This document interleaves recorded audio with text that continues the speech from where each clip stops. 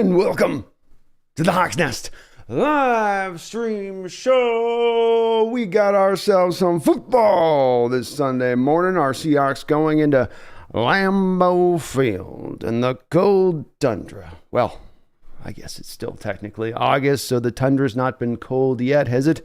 It's kind of more in a post-frost, permafrost, whatever they call that.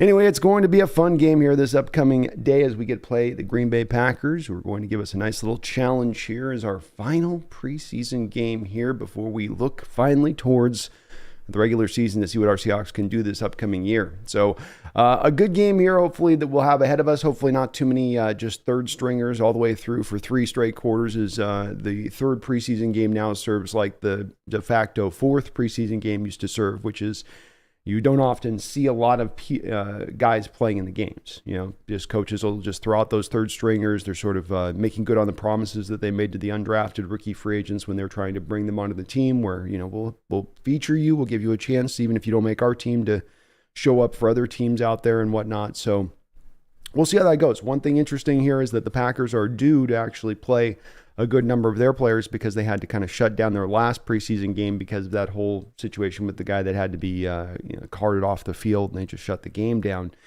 And so they're definitely going to be playing a little bit more of their regulars, I guess, which will give us much more of probably an interesting challenge in this particular matchup. But just looking again for some of these guys to lock in both in the rotations and those guys trying to make the roster. Obviously, receivers, one we're going to be paying close attention to in this game. I would expect we're not going to get a lot of Bobo here, as not only is he, I think, assured to make the roster here, but you're looking like you might need him some here as we head in the season with some of the injury situations we're dealing with. But we'll get Matt Landers back out there, Aesop Winston. Let those guys kind of battle it out. We'll see if Cody Thompson get out there with his injury that he was dealing with on his side of it. Appreciate you guys tuning in today. Please hit that like button if you could for me. I would really, really appreciate it. Hope everyone's having a good morning. Of course, you guys got to bear with me on this. I'm waiting for the coffee to fully kick in, but it's hard. I'm not a morning person. I'm a night owl. You know, if you're not a morning person, you're a night owl. It's one of the two. So I'm getting up to speed this morning. The engine's slowly cooking up here. Let me say what's up to everyone here in the chat here before we're just about to start. I don't have my share of issues here to begin things, of course, which is good. Come on now. Come on now.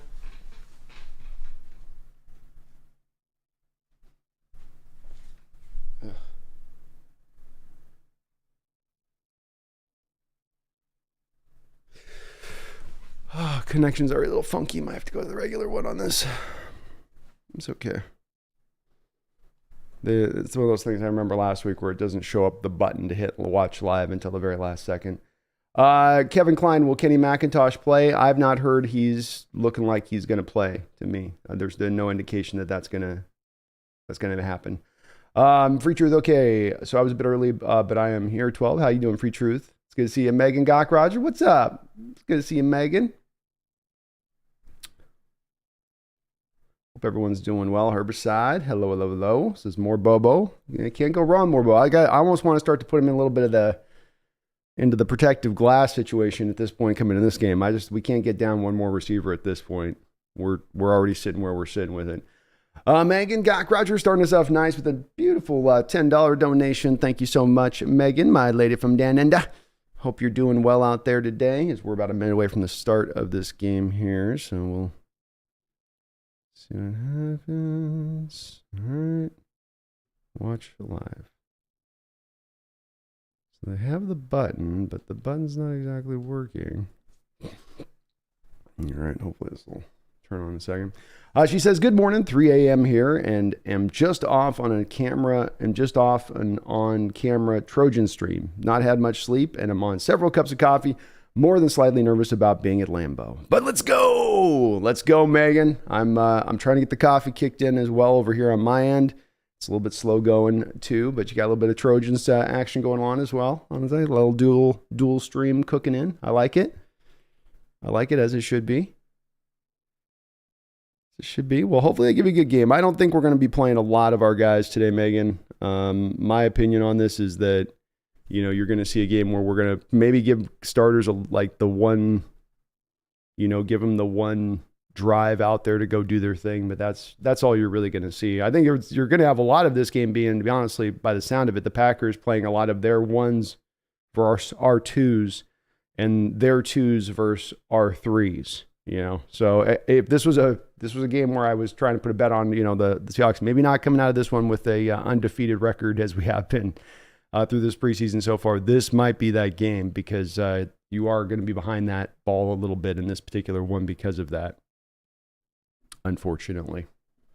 But Megan, thank you for the $10 donation, and I hope you're waking up well. I'm going to be up. Give me another hour, I'll be fully up and going then. You know what I mean? Give me another good hour, I'll be in my mode. Free True says if we can't stop them, it does not matter what we score. Sorry, you were talking to them in the chat there. And Utero, what's up? It's good to see anyone know if it's only during preseason you don't get to watch Hawks games on NFL Plus. Well, the thing with the Plus thing is that to watch it live in Utero, I believe you can't watch any of that stuff live with the Plus thing, if I'm not mistaken. It's the YouTube one where you have to actually be on that one to watch the deals. Space, what's up, man? It's good to see you. New Blacks, hello. Ran the cut. Deadshot Killer. Says, sweet shirt, Brandon. I'm trying to get some new shirts out there. I'm looking for some new ones. Got to refresh my... couple of those are getting a little bit old and tired. I was noticing in my closet. And I was like, oh, okay, we gotta retire some of these. It's about time. It's good to see you, Snail. Hawks looking hyped out there on the sideline. It's good to see. And I don't think McIntosh has been practicing, no. Herbicide says, I used to be a night owl, morning person now. I don't miss it. I've attempted Herbicide many years to make the transition to becoming a morning person. I've really given it a good, honest go. And I've just never been able to quite get there for whatever reason. No matter what I do, I just can't seem to change the internal clock. I've probably been doing this for too many years.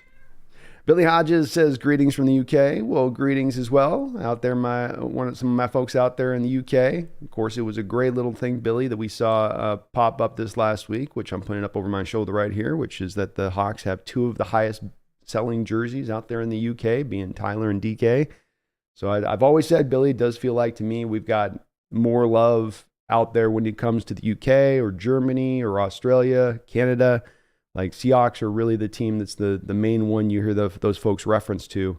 And it's just good. I love it. That's why I say we're worldwide, man. We're worldwide, this fandom.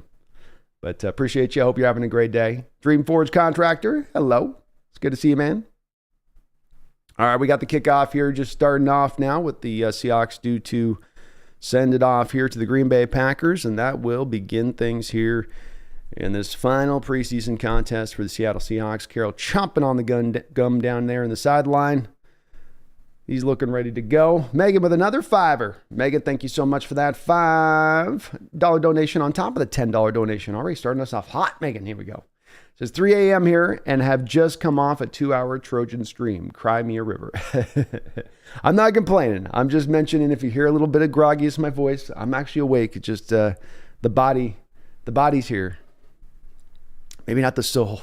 All right, we got Jordan Love under center now here with a 3 wide receiver look for the Packers to begin things. And we are going to get a penalty flag as it looks like we got a full start here by the Packers. But thank you, Megan, for the double dono. No, I'm doing good today. I'm actually pretty hyped up for this game, too. So I've had worse ones where I don't get to bed till like 3 and try to get up early. But I was actually relatively okay last night in that respect of things, you know. Hope you're having a good morning, though. Trojans looking good this year.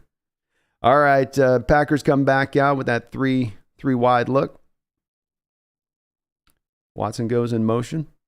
Gibbs going to be to Dillon. He's got a little bit of room right up the middle there. Bounces off a tackler and is drugged down after about a 14-yard gain. A.J. Dillon there, just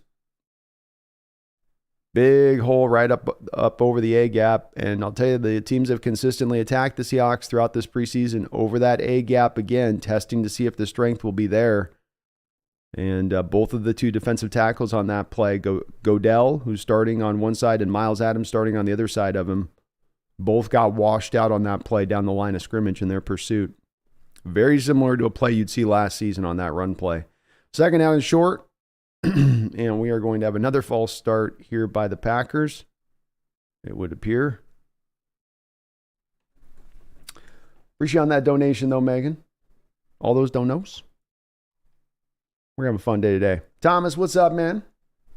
I think the Trojans probably had like a... Yeah, did they play today? Oh, maybe. Yeah, if you are local, you don't need to do NFL Plus because you can just see the game. Go to Seahawks.com. You can just check it out from there. 14:06 to go here in the first quarter. Love back under center. 2nd and 6. The give's going to be back to A.J. Dillon here. Seahawks do a better job on this play. Another A-gap run that they are able to get figured out. Tyreek Smith, looked like, was in on the tackle on that play. What happened on this one? Miles Adams did a better job there of holding the ground. Nicely done.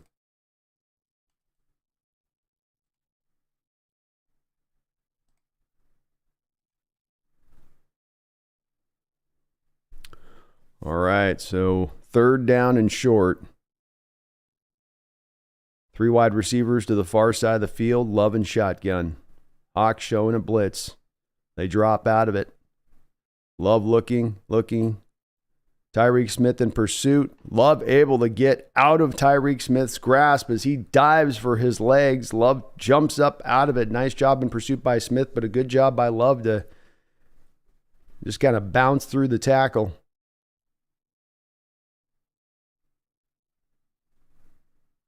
Tyreek almost had him. Almost. Just couldn't quite get that leg out there. Couldn't get the arm out there long enough. 12:48 to go here. Love back under center. 2 tight end look here this time now.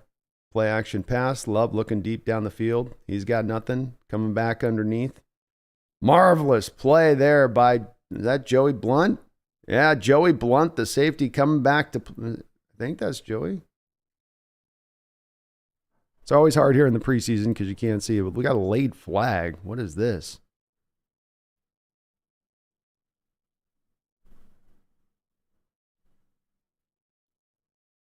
What is the flag on here? This was very... Oh, they're getting him for taunting. Hyped up, you made a play. Too hyped up, you made a play, buddy.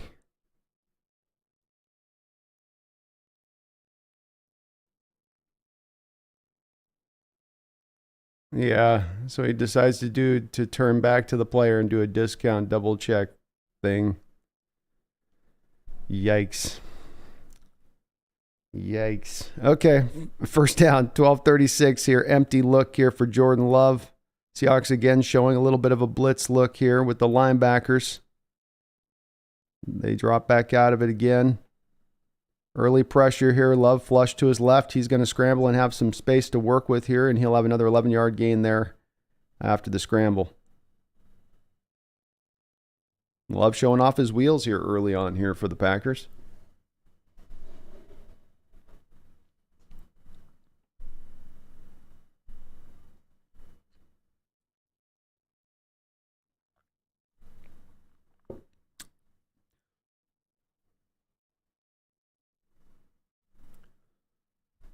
Packers on the 38-yard line here. The Seattle Seahawks come out now in an I formation. Seahawks counter with the 3-4. Flip outside to Dillon. Good job in pursuit by the Seahawks defense. O'Connell was there first, and then Devin Bush finished off the play for just about a 2 or 3 yard gain. Nice job there by Tyreek Smith, occupying 2 blockers on that play, forcing the tight end to come back to Tyreek, which left the linebackers clean.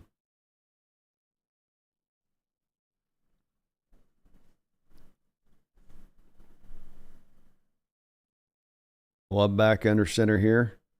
3 wide receiver look. They're going to run a fly sweep out to the edge.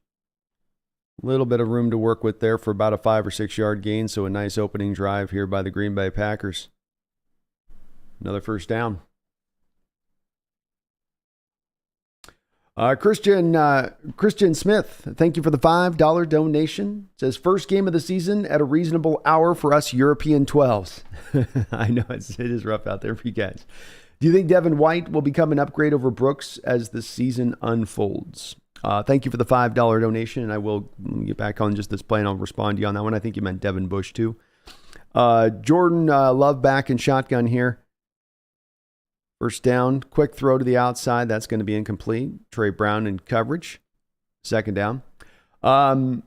This is Christian more of a hope for me than it is a certainty of me knowing what is going to happen. I'm hopeful that Devin Bush can rise up and overtake Brooks, because I just do like Brooks as far as when it comes to what he does in the run game as a hitter, as a tackler, but I don't like as much. I really, not even don't like, I almost kind of get close to just about hating what his instincts in coverage and how much he struggles back there.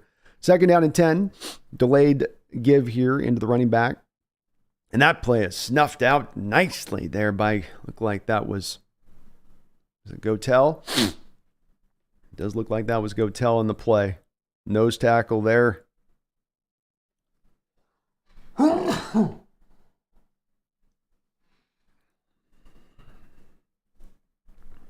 Yeah, that was Gotel. Gotel just being immovable at the point of attack, then breaking off the block to go get the tackle. That's how you want it done, and he's a big man, isn't he? Whew. He's got some huge arms. I think his arm's as big as my torso. Love back in shotgun now here. 3rd and 4. Tip back inside. Mike Jackson in coverage. Jackson played it well there. Jackson dropping off in coverage, and might have been a little bit of contact. It's bang bang. It's bang bang on that particular play there with the receiver. But good job by, you saw Jackson on that play dropping into his bail, right? So probably playing a little bit of the man match or cover 3. Then the receiver runs the under route there to attack that coverage. Jackson jumps on top of it on that route and doesn't just sit back in the coverage and allow the easy completion. Field goal is going to be up and good here on 4th down, but the Seahawks have to feel okay about the way that drive ended, considering they were kind of struggling to get much stops there for a second there. But overall, not bad there. So 3 points given up on the board there to the Love and the boys, but a couple nice plays by the Seahawks defense, and Jackson there. Impressive there on that spot, able to jump in the route. Trey Brown also looking good there in coverage 2 plays earlier. Christian, though, I just feel like it's an upside thing. And Christian, you might have had a Freudian slip on that, by the way, because we might end up eventually making a trade for a guy like a Devin White down the line on this. But I think Bush has got quickness and speed and a more instincts that have more of a potential there for me in coverage with this team than I think Brooks is going to have. Because with the issues with Brooks, to me, and maybe I'm just being biased with it and really too set in my ways and my feelings on this, but this stuff goes with me back to I watched both of the last 2 years of tape with him when he came out of Texas.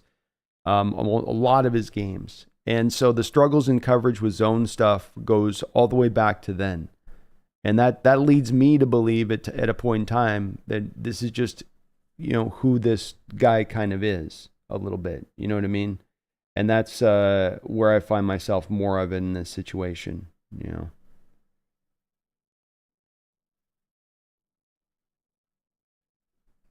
But thank you, Christian, for the $5 donation. I do appreciate it. I hope you're having a good night as well. I got to hold on and blow my nose 1 sec.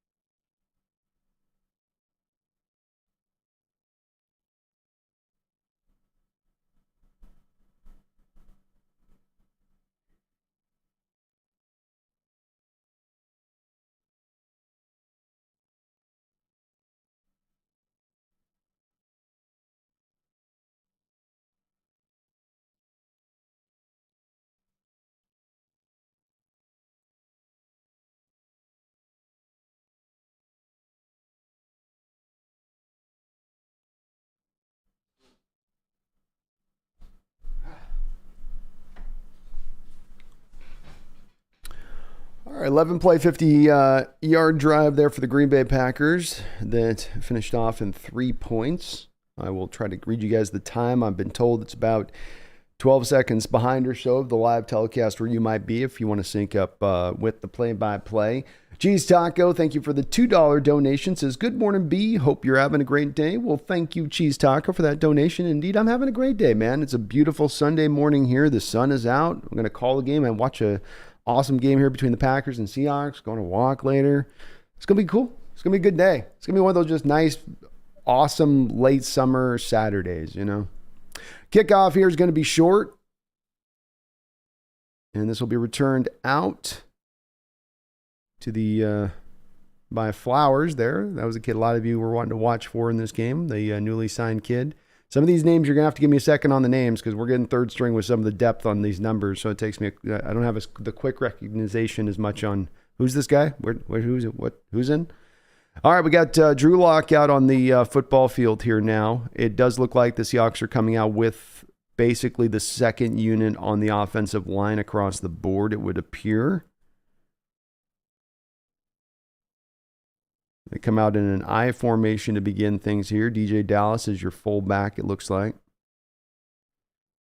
The give is going to be in here to Charbonnet, and he is quickly drugged down in the backfield after a gain of about 1. Packers are rolling their first stringers. So this is a bit of what I talked about at the front, where they're starters, you have second stringers, your second stringers, their third stringers, because they didn't have that game they played last week. So it's going to be a tough task here for the second string unit, and Drew Lock as well here. It's not awesome for him here in this situation when he's going to be dealing with on this. All right, second and long now. Lock in an empty formation. Packers bringing a blitz. Lock quickly gets it out to Landers. Landers catches it for about a 3-yard gain there. Maybe. Very short gain. And this will bring up third and long. Cheese Taco, Christian, Megan, thank you for all the donations. I do appreciate you. Hope you're having a good one as well. Keldon, what's up, man? It's good to see you. Hope you're doing okay today. Hope you're not like potentially mourning any kind of potential issues that could be going on there with your team that I shall not mention at the moment. Drew Lock back in shotgun now. Third down, 3 wide receivers. Packers got a lot of people around the line of scrimmage. They're looking to bring a blitz. He drops back, lets it rip, and puts it on in there to Colby Parkinson right on his body for a first down. Drew Lock, a little reminiscent of that touchdown throw a couple weeks ago where there's not necessarily a ton of separation there. He's just showing off the hose and then putting it right on a spot there with Colby Parkinson, right dead set in his chest where the defender can't really make much of a play on it. Beautiful throw there by Drew Lock. First and 10 now, 41-yard line, the Seahawks. Lock looks like he's changing the play. Packers showing a lot of head pressure looks here a little bit. Start this drive off. Lock potentially reacting to that. The give's going to be in here to the running back. Charbonnet kind of runs up behind his left guard, nowhere to go. Just kind of sticks his head down and keeps the legs churning. Gets about a yard or so. See the difference there between a Charbonnet and a Walker on a creativity standpoint, don't you? A Walker there is going to try to bounce that out to the outside, see if he can go find a bigger play on the outside. And Charbonnet, you're going to have a guy that just kind of sticks it up into the hole there a little bit more. Not that that's a bad thing, just different styles of runners.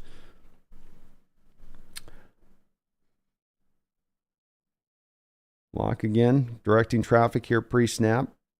Second and long. Play action pass, dropping back to throw, looking, comes back over to Charbonnet out in the flat. Charbonnet with a nice catch as he's got to reach high up away from his body a little bit there, but is able to get a nice little gain out of it.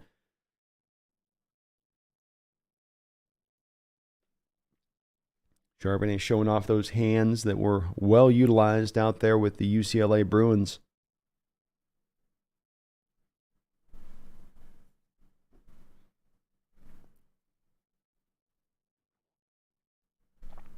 Third down. Lock back in shotgun now. 3rd and 3.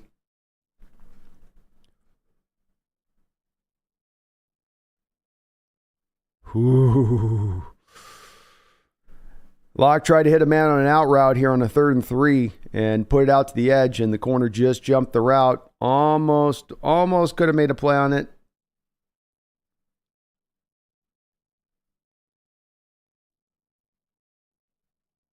Locke got that out just a little bit late there on that throw. And he knows he might have, that was a dangerous toss right there. If you see there, the ball's got to come out right when Bobo's starting into his outbreak there. It's such a short route. There's going to be such small separation. And if you as a quarterback even wait a half a beat long, you just wait that extra half second. It gives the guy a little bit of more of the chance to then close on the ball. Whereas if you throw it as right as the guy's still not even getting to the out portion of the out route, then you're going to be a little bit more safer there. So guy was kind of squatting on the route too, but those are kind of throws I'm looking for Drew Lock to be kind of avoiding it more often than not here, if possible.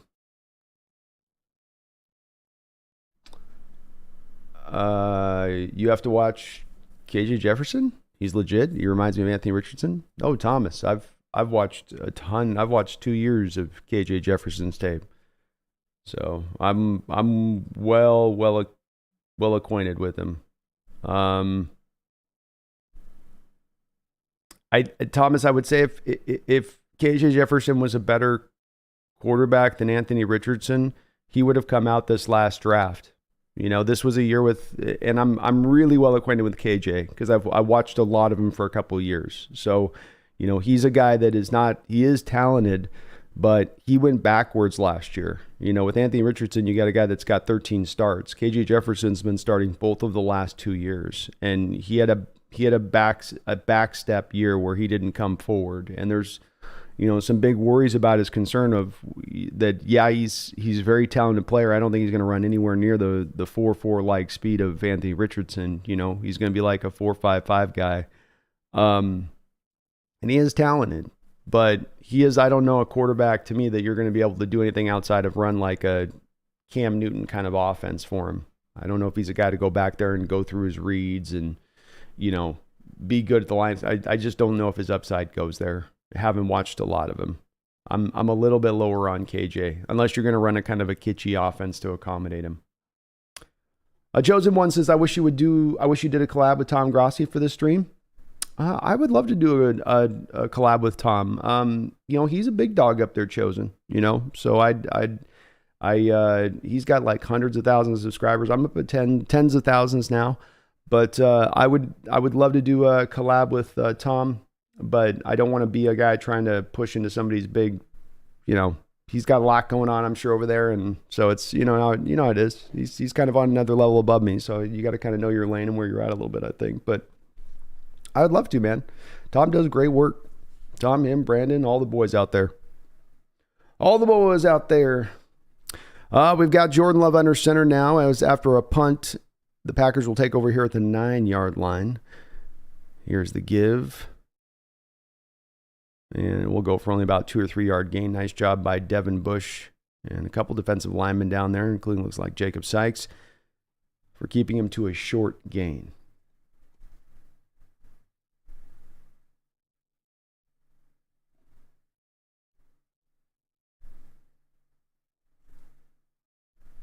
Brian Myers also with some confidence about KJ Jefferson. Okay. Well, I'm open to having my mind changed. He's just one of those rare quarterbacks where you've watched because people thought he was going to come out last year. So I watched all of his tape the prior year. 2nd and 7 here for the Packers in shotgun.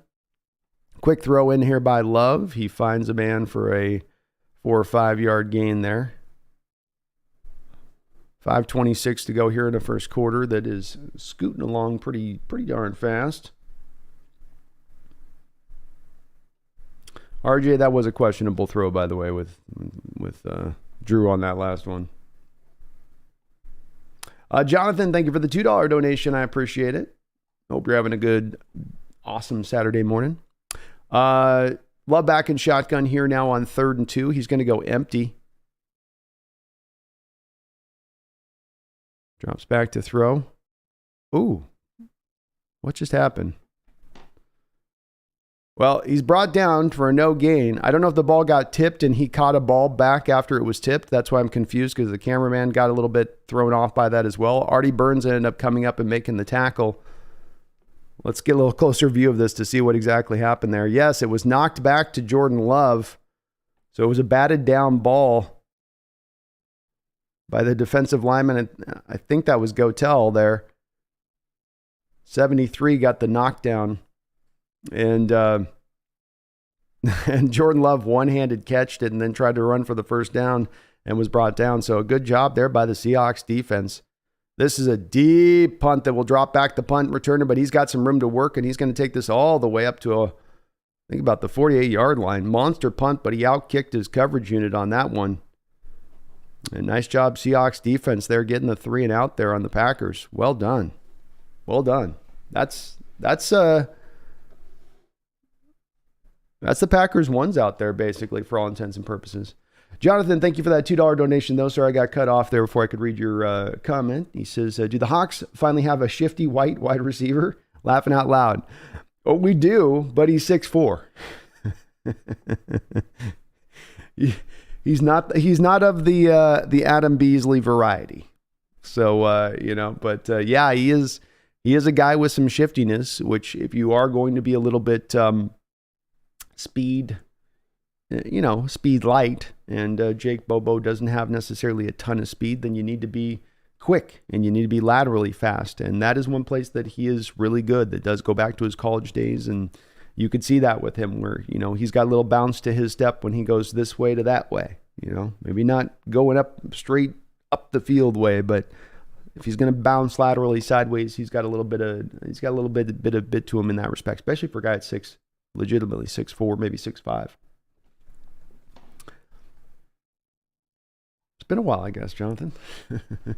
Sanchez, thank you for the $2 donation. I appreciate you too as well, man. It's good to see you in the chat. Hope you're having a good Sunday. Says, congrats on 13,000 subscribers. I owe you money. Oh, man, no, not at all. You don't owe me no money, man. You're always very kind on the donos. And yeah, it's been really awesome. As I always say, man, it's just been awesome. I have no other word for it, but it's been a great year so far. 13,000 subscribers. We're going to be well ahead of our goal for the year where I was looking to have us hit. And it's good to see, man. Feels good. 13's a nice round number to run into. So I feel mighty good about it. Just Tags says 73 is Perry, I think. Thank you for the help on that one, Just Tags. On some of these numbers and names, I'm not exactly sure always of, what I'm seeing. But this is why this kind of game for some is, it's the third preseason game. There's just backups in there. And you can find guys in here these are the guys that, whether they end up a backup or not, you're watching guys in this game that are going to be fighting for their football life at times, and they're you literally usually always see a player already giving his all in the field, but you're going to be getting everything from some of these guys on these plays as they're still fighting to want to still play this sport, even if it's just to get onto the practice field. And that's what makes these kind of games to me really interesting, even above not necessarily seeing your starters or the grade A stars of the team. We got a little false start here by the Anthony Bradford. Got a little jumpy here on Seahawks first down. Little jumpy. Jared G says Cole Beasley. That's what I meant, Cole Beasley. I think I was mixing him up with another shifty white wide receiver. I forget. I think that was Adam, somebody else. That was that Tampa Bay kid I was mixing him up with, Jer. See, it's morning. It's definitely morning. All right, we've got Drew Lock back out here with a two wide receiver look here. I think DJ Dallas kind of lined up as a wide receiver as well, going in motion. Pitch play, Al wide is Zach Charbonnet. Packers defense rallies fast to the ball out there. Not a lot of room for Charbonnet to have here. It's been basically a lot like that for him this preseason so far. Seahawks had this look like initially blocked up pretty well, but they just couldn't get to the block. The Packers rallied up. Second down and 14 now here for the Seahawks. 3:33 to go in the first quarter. 0-0. Play action pass. Locke's going to have somebody right in his face. Manages to get it back to Parkinson, who slips and falls after about a half-yard gain. That was tough. Good job by Drew Lock just to get the ball out of his hands there. A lot of quarterbacks, I think, in that situation just would have taken the sack or thrown it away. That lineman was right in his kitchen. Parkinson just couldn't quite keep his feet. 3rd down and 13.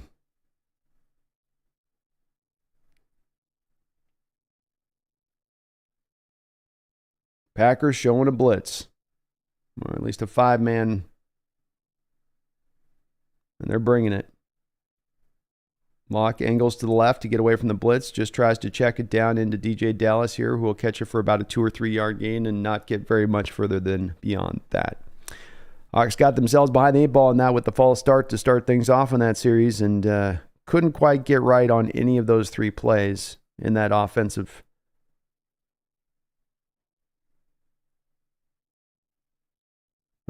set. So 4th down, bring back out Dixon for a punt. Oh my goodness. We got ourselves Sanchez coming in hot with a $100 dono. Dickinson with the punt, just barely gets it off there, almost blocked. This will go back into the end zone, and this will be downed. Nice punt, though. He just, he had that pressure on him and still got that thing down inside, almost inside the 5 there. Sanchez, thank you for the $100 donation, my friend. I appreciate you on that. Very, very, very, very kind of you this morning. Just appreciate the hard work you put in. Looking forward to the season. Let's go, Hawks. Put in lock. Well, I think we're going to get a good. Long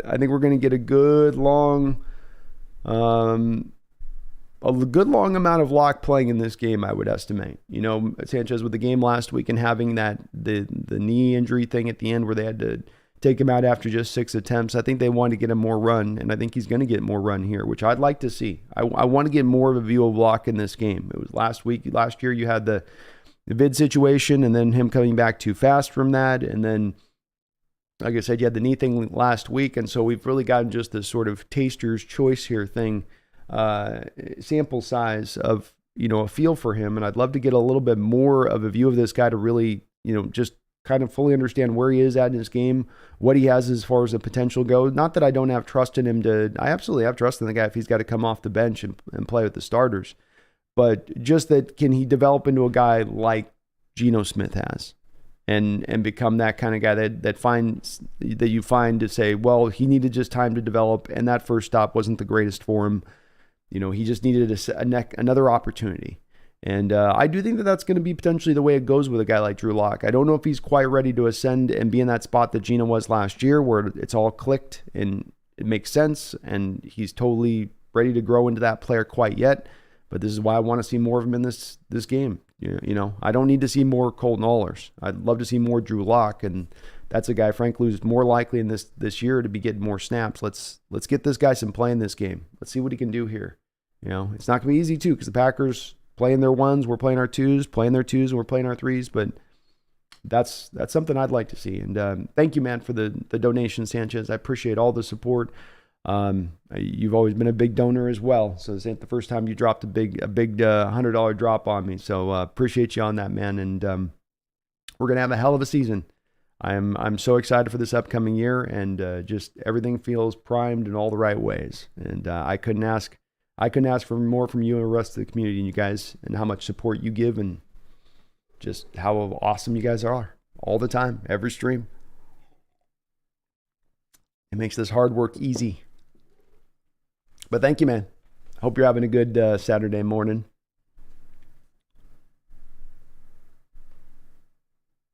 All right, Jordan Love back under center now here, as the Packers will take over at the 20-yard line, 1:54 to go in the first quarter. Seahawks bring up a late man into the box there, but the Packers running away from where that man was entering into the box for a nice little gain of about 6 yards. Kobe Bryant on the tackle.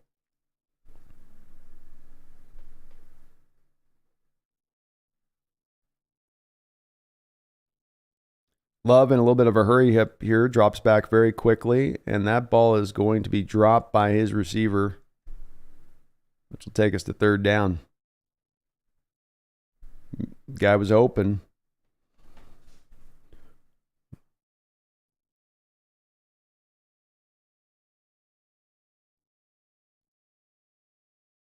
Man, I don't know about Kobe Bryant at safety. 3rd down and 2 here for the Packers. Love back in shotgun. Seahawks creeping some men down near the line of scrimmage. Love fakes it, goes out wide, and that'll be a 1st down. Little 2-yard gain on a little throw out there into the flat, but that's to the rookie Musgrave. But that's all they needed. Love's going to come back out and hurry up again here in shotgun. 3 wide receivers. Looks off his first read, back to his second read. Boy, moves out of pressure there. Ball's thrown. I can't tell whether it's going to be complete or not. Looks like they're calling it complete. Was that Derek Hall there at the top?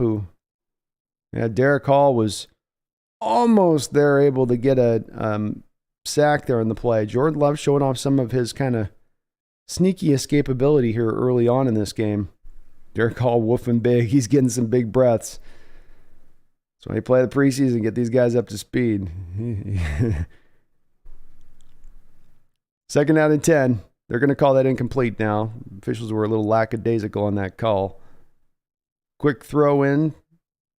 About a 6-yard gain on an in-cutting route on Jackson there. Like there's some good pressure again by the Seahawks on that play. This will bring us up to a 3rd down, 44 seconds to go here in the 1st quarter. Love and shotgun, 3 wide receivers. He's going to hand it off here. And it gives the running back, who just manages to keep his feet, for a 1st down.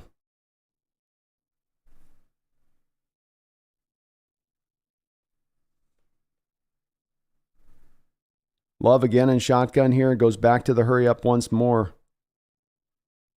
Again attacking Mike Jackson. Jackson in off coverage playing bail. And they just hit him with a stop route, basically comeback route.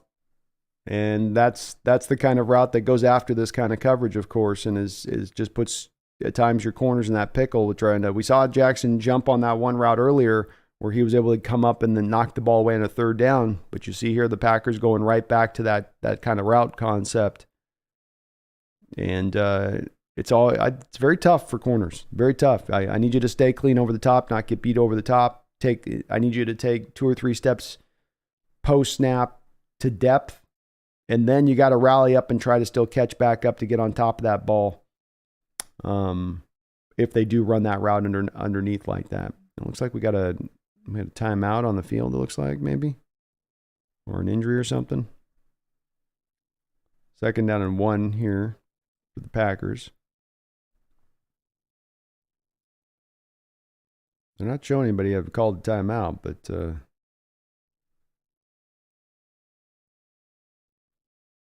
Love back in shotgun here. 2nd and 1. He's going deep. He's looking deep, and he's got a man wide open. Oh, Mike Jackson is able to knock the ball free. Jordan Love kind of underthrew it. A little bit too much air underneath that ball for Jordan Love, which let Mike Jackson catch up. Oh, man, and the Packers really on a back-to-back sequence there got after Jackson there. Boy, Watson just straight dropped that thing. That wasn't even a tip away.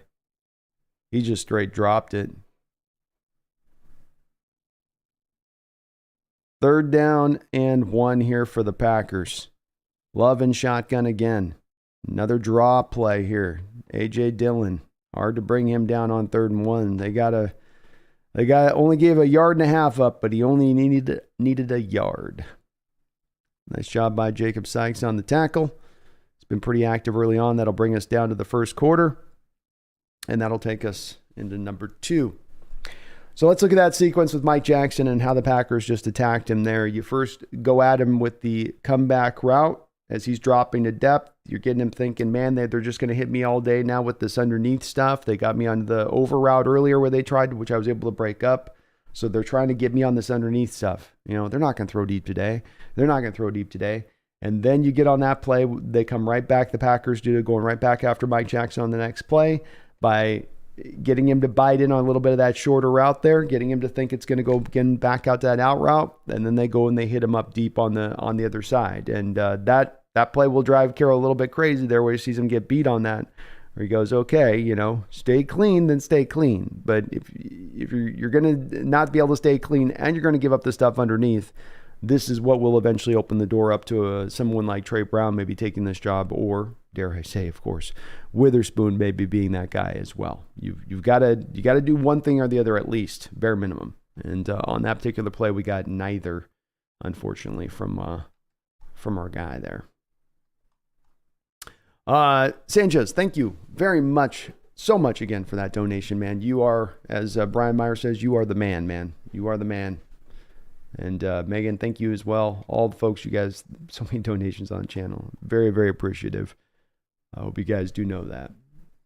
Digging Hawks, Hall is looking good. Derek Hall is looking very good. I think we got ourselves a fun player here too. Another edge that's just different in his own right. We got a kind of more of a pure, not a pure power edge. He's got some twitchiness to him too, but he's really got that power at the forefront.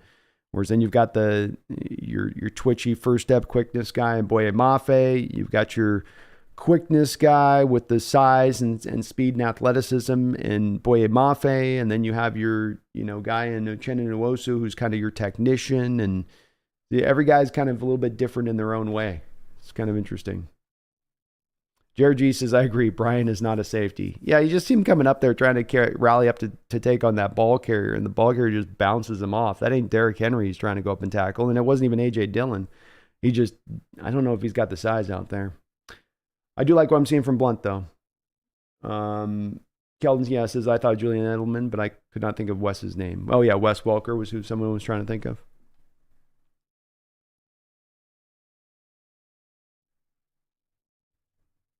Fumi says, they're just dinking and dunking on us. These 3 to 7 yard passes and runs are killing us. Yeah, they're a little tough right now, that's for sure. Tough. All right, Packers are on the Seahawks side of the field. First down and 10 to start off this second quarter. The give is going to be to A.J. Dillon, who's going to try to bounce this wide. Good job by the Seahawks rallying up there. Artie Burns initially was up there to make a play. And keep getting him lateral rather than allowing him to get north and south, which is, of course, what you don't want to allow A.J. Dillon to do. But good job there by Artie Burns. He's had a really good preseason. Wasn't the guy that made the tackle there, but he made that whole play take longer so that the rest of the defense could get over to it. Second down and 8. Dillon back in the backfield again. Love under center. Play action pass. Love's looking deep. Oh, my God. Seahawks defender just ran right past Love. He didn't even pump fake him. He just, jumped up in the air for the hell of it. He just, had a cheerleader moment there. Go Hawks. Flying right past him. Who was that? What are you doing?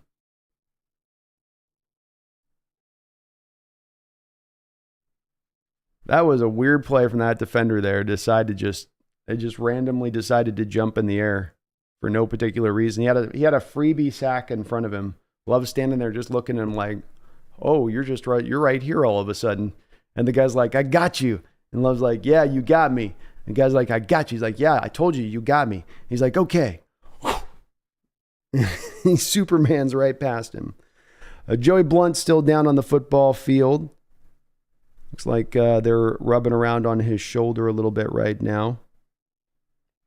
Snail, thank you for the $2 donation. I appreciate you on that. It says Cam Ward is the best quarterback in next year's class. And what's good about this is you got no WSU connections. You're just saying this with an unbiased, complete, clear, standpoint and view on it. I think what I love about this quarterback class as much as anything, Snail, is that everything with this, where guys are ranked and who's going to go where and what is all so very fluid in its setup right now. Caleb Williams and Drake May are pretty much as certain to be, Caleb number 1 and then Drake in the top 5. After that, you don't know which guy's where and what guy's what. And that, in my opinion, there's people mention KJ Jefferson or Michael Penix or Bo Nix or any number of these names we can go through where these guys can be anywhere from end up pushing themselves up in the first round range to dropping back into the 4th round. It's going to be this year's tape which will really determine it. And that means if you can go out and ball this year, if you're a Cam Ward, you could potentially push yourself maybe into that type of discussion. I mean, he's going to have to really, really ball out to get there with it. But he's one of those guys in that scope, in that range, where you look second to 4th roundish, feels about right. But I don't know, man. He's gonna have a hard measure, Snail, to beat out Caleb next year. It might be a tough go for him on that one. You know what I mean? A little bit too tough. A little bit too tough to get it out there on that one.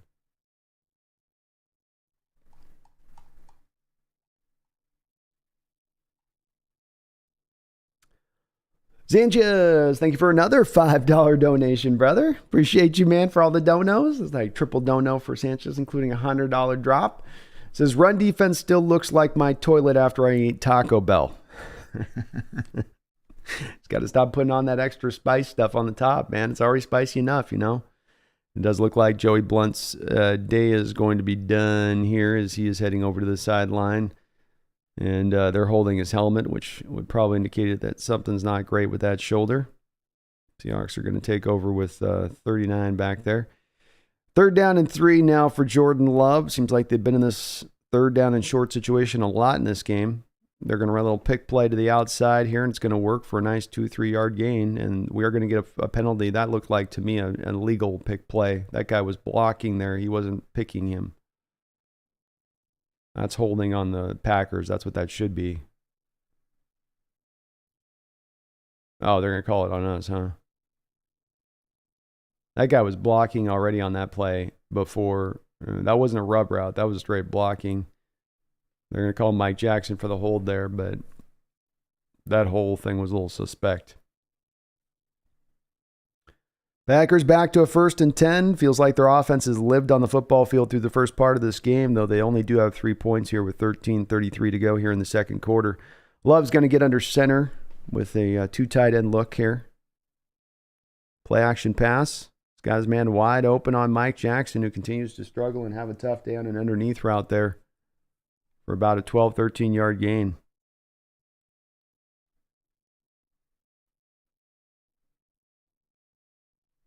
Jackson playing the left side, normally plays over there on that right. I don't know if that affects it there. But you can, as you see with these cut-ups, when I talk about that bail technique, dropping into depth, watch the corner post-snap and what they do. Watch what they do where they flip their hips and they drop back to depth. That's him dropping to the bail, which then can get attacked by that in-cutting route. 1st down and 10, play action pass here for Love. He's looking underneath, and he will attack underneath here to the tight end, who is wide open for a 13-yard gain. No one in coverage for the Seahawks anywhere near the rookie Luke Musgrave on that play, and this will put the Packers down in a 1st and goal situation.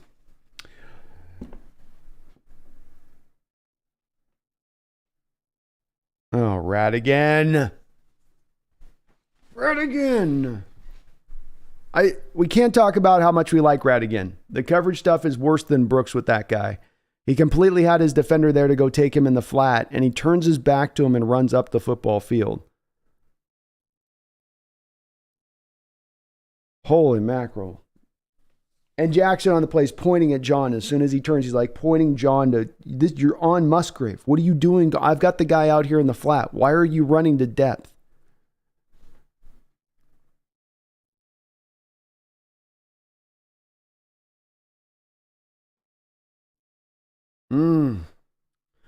Thank you, though, Sanchez, for that $5 dono. Appreciate you, man.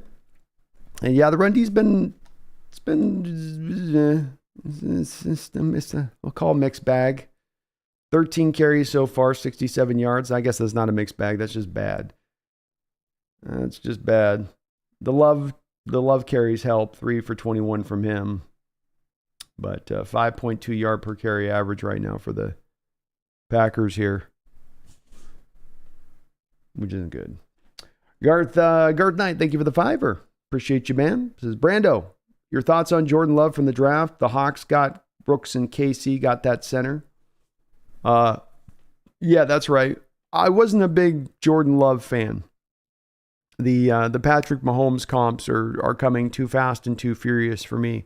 Much like it started to happen with the Russell Wilson comps, where it's just everyone starts to pick this one guy that every new quarterback looks like. I didn't see it with Jordan Love on his tape coming out of college.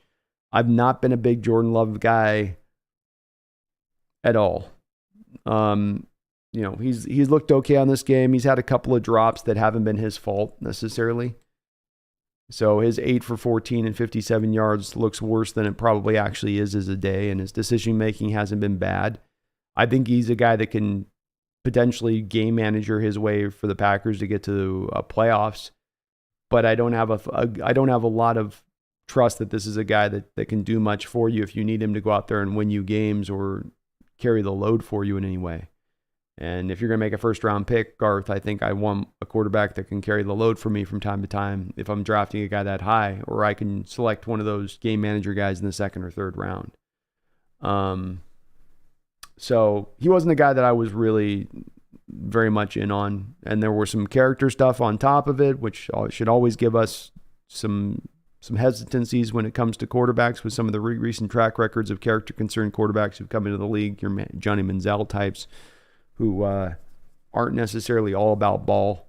They got their head up in the clouds a little bit in other places. I don't know if that was Jordan, but I'm not saying he was to that extreme degree. But just that I put it all together in a basket of he's got raw skill, not a refined passer. You're going to have to work a lot on his game. Yeah. First and goal here from the 6-yard line for the Green Bay Packers. Jordan Love under center. He's going to try to throw a fade route here. And he's going to have an easy touchdown completion. Mike Jackson on Christian Watson. Watson caught that ball like it was no problem. Touchdown Packers. 9-0. Mike Jackson maybe having one of the roughest days I've seen for him as a Seahawk here today right now. Just head never got back around to the ball. Got his arm out to kind of hopefully blindly knock the ball away if he happened to stick his arm out at the right time.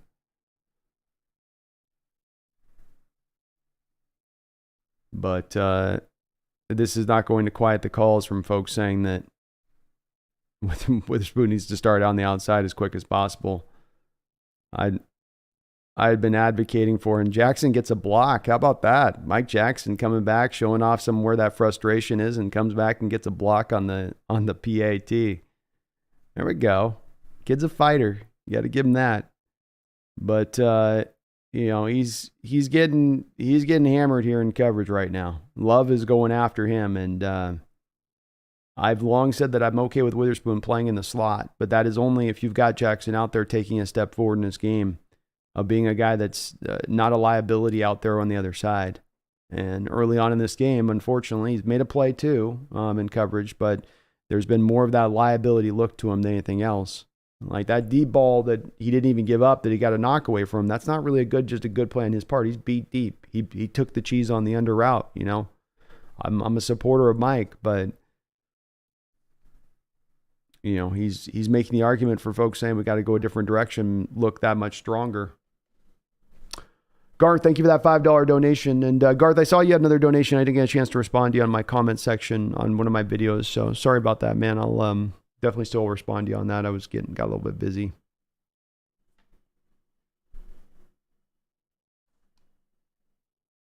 Ben, any chance we get the feeds split screen with your commentary in the Twilight Zone here, and got to choose between the two?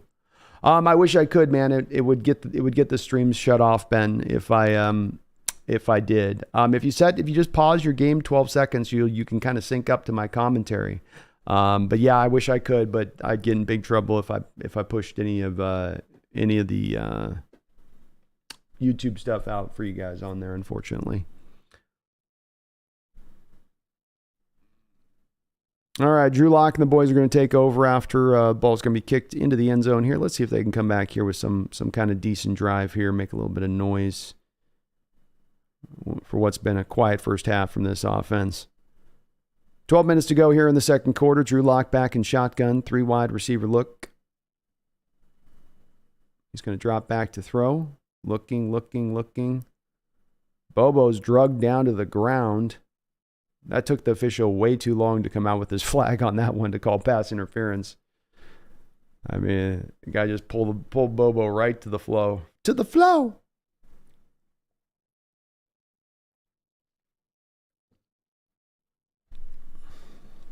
It's a 4-yard pass interference, but it's the point, I tell you. It's the point. It's the principle of it.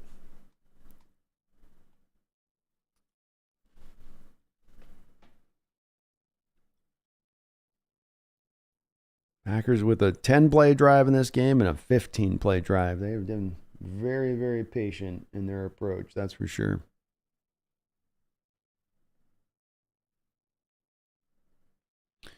All right, Love, play action pass here on first down. He's going to flip it out to Colby Parkinson in the flat. Parkinson's going to get chopped down for about a yard gain there. I think that's Valentine there for the Packers. He's had a very good first half for them. Been very active. Locke's going to come back out here and now hurry up.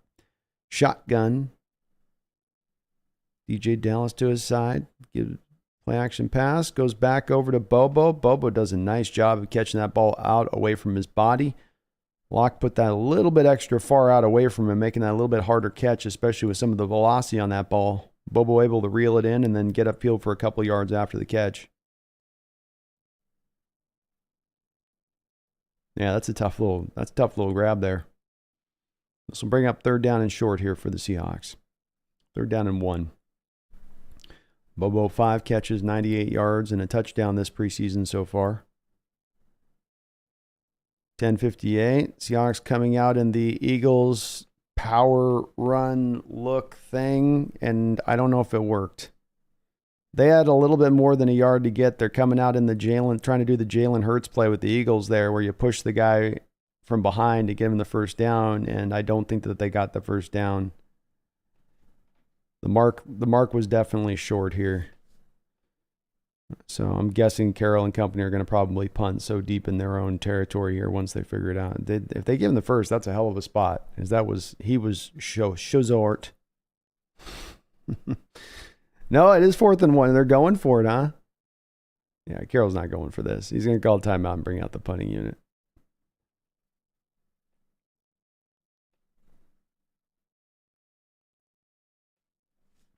Randall McDaniel, thank you for the another $5. Appreciate you, Randall. And it's good to see you in the chat, man. It says, seems like Jones and Dillon a decent comp for Walker and Charbonnet. I think both our guys more talented, but still a good comp. Shifty guy and the hammer. Yeah, I think that's a relatively good comp. I don't think there's a lot of teams that are not working hard, but have built their running back room 1-2 punch with this kind of combo in the league. Surprisingly enough, I think more teams would be looking to kind of have this sort of setup, and you really don't necessarily see that. Everybody's got usually a little bit of a hammer, but it's usually Randall, not at least the 1-2 thing that we've got. But I think that is a good comp. Yeah, I do, like you say, I believe that they're both more talented. Purely talented than those guys. Jones has been really good the last few years, but I do think that they are more talented, but I think that that's a good outlook for what we want to try to accomplish here. You don't want to have to make your Thunder guy, and Seahawks are going to punt here now on 4th down. Oh, Dixon got hit. That ball was almost blocked. Hopefully Dixon's okay. He had the guy run right into him as he was kicking the ball. Seahawks coverage unit here did not a good job.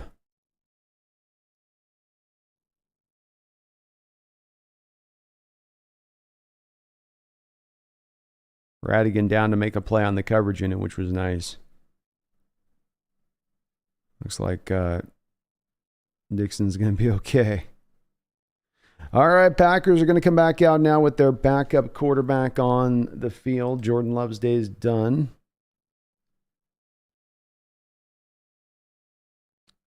First down and 10. Here's an early give. Nice job there by Ben Burke-Curvin to get the tackle there. Emmanuel Wilson for the Packers was trying to get free, and this is Sean Clifford, the Penn State product. The guy that once beat out Will Levis at Penn State. Never was able to quite really get himself on track to becoming a prospect. I think the Penn State thought he was going to become out there, but nonetheless, a guy with at least Some good talent. Packers here and now kind of an I formation look. Seahawks come out pretty heavy front.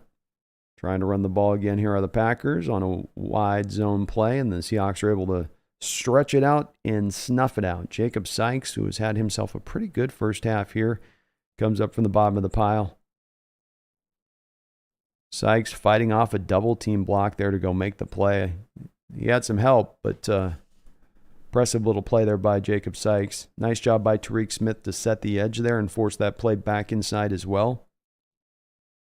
He's looked pretty good here in this. Somebody's got to get outside. Artie Burns. Some confusion here from the Seahawks. They got a mismatch to the Packers with a safety on a receiver to the far side. Pressure, quarterback gets free. He's got some room to scramble, and he'll take it for a gain of about 13, 14 yards. Some miscommunication on the Seahawks defense there prior to the snap. Not sure of where guys were lined up or what guys were trying to do. And the Packer quarterbacks have been able to hit the Seahawks defense here with their legs here in this first half.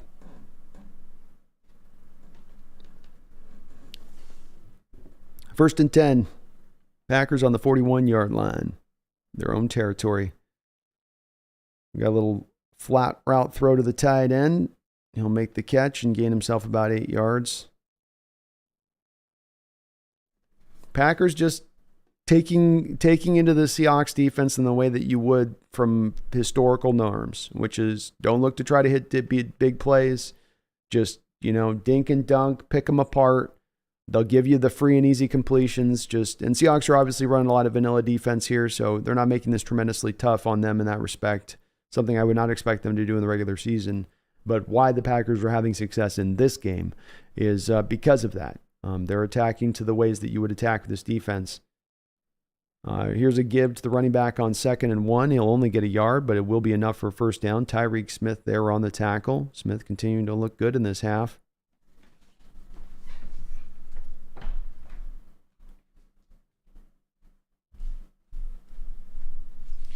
Make sure I had some coffee going there. First down and 10. Seahawks defense feels like it's lived on the football field this half. Clifford in shotgun, 3 wide receivers. Seahawks bring a rare blitz. It's going to be a little bit of another out route throw there. Very good job of rallying up by Kobe Bryant there to help out, though. Play looked like it could have been trouble with the blitz as the throw was attacking right where the blitz was coming from. But Bryant came up from his safety spot and was able to bring the man down for only a very short gain. Nice job there by Trey Brown to press that a little bit too. 2nd down and 8. 6:25 to go here in the second quarter. Packers are going to run trips to the far side of the field. Clifford in shotgun, give to the running back. Another nice carry here for the Packers.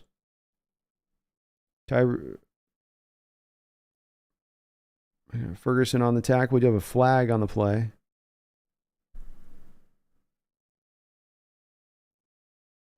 There's going to be holding on the Packers. We'll bring this one back. Too bad, so sad.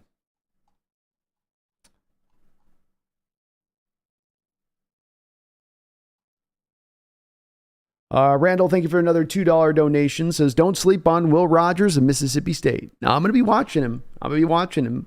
He's a bit of a dart thrower quarterback for me a bit, But, he's in that group too, Randall, where you got to keep an eye on him and see what he might be able to do this year. And all these guys can step forward. If he goes out and lights it up, he can step forward.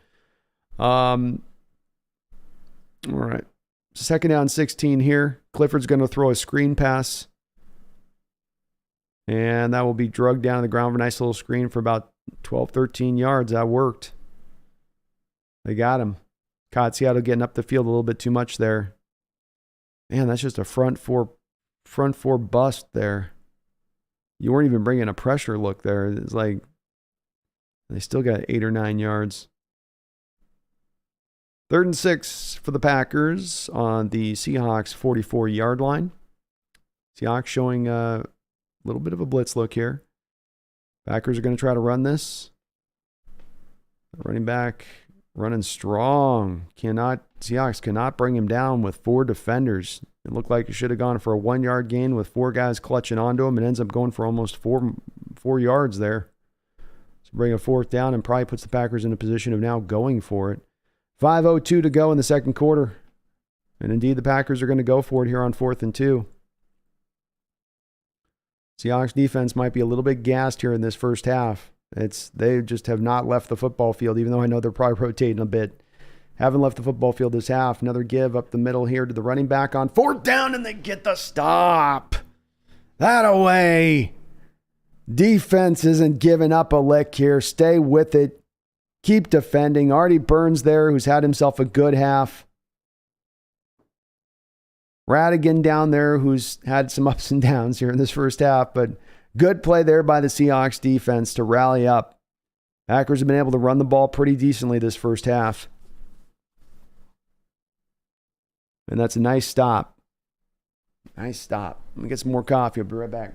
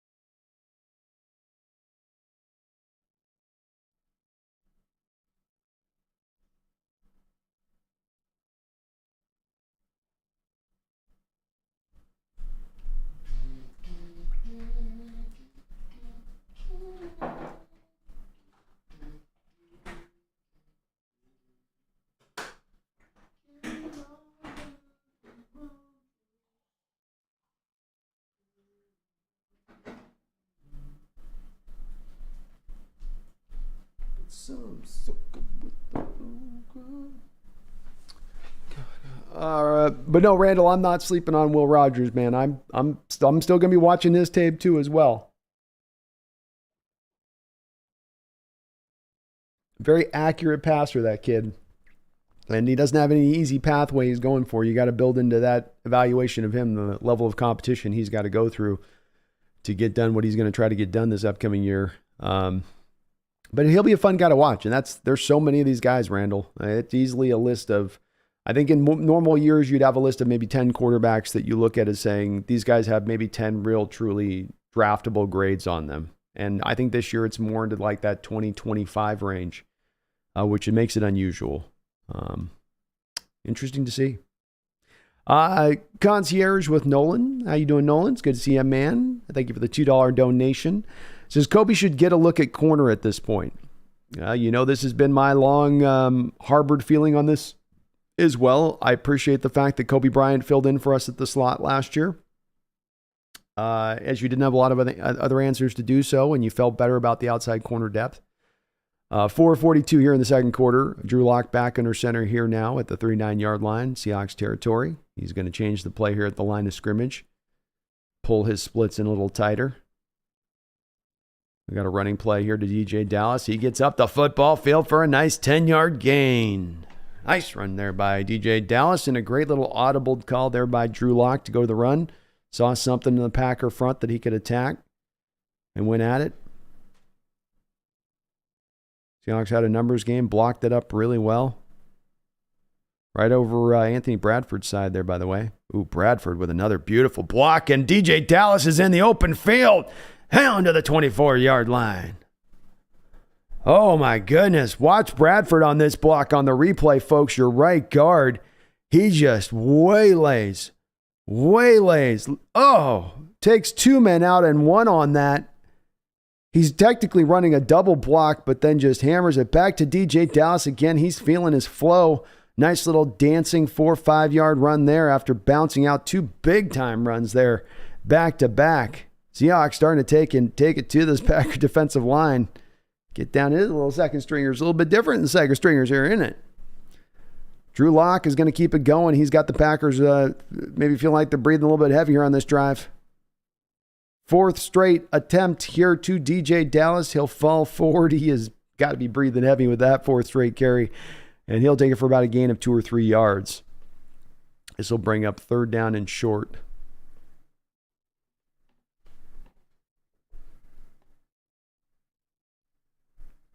.308 to go here in the second quarter. Dallas getting some high fives and breathing heavy. Can't blame him. So Dodrick Thompson now in the backfield. Lock under center. 3 wide receiver look. Winston goes in motion. Play action pass. Lock looking. He's going to let this drift deep out to Jake Bobo for a touchdown. Jake Bobo. More Bobo? Yes, please. That's right. The undrafted rookie free agent continues to tear the top off this preseason period with a touchdown to the back corner of the end zone, and Drew Lock showing off a little bit of touch, a little bit of velocity, a lot of ball placement right on the spot there to Jake Bobo.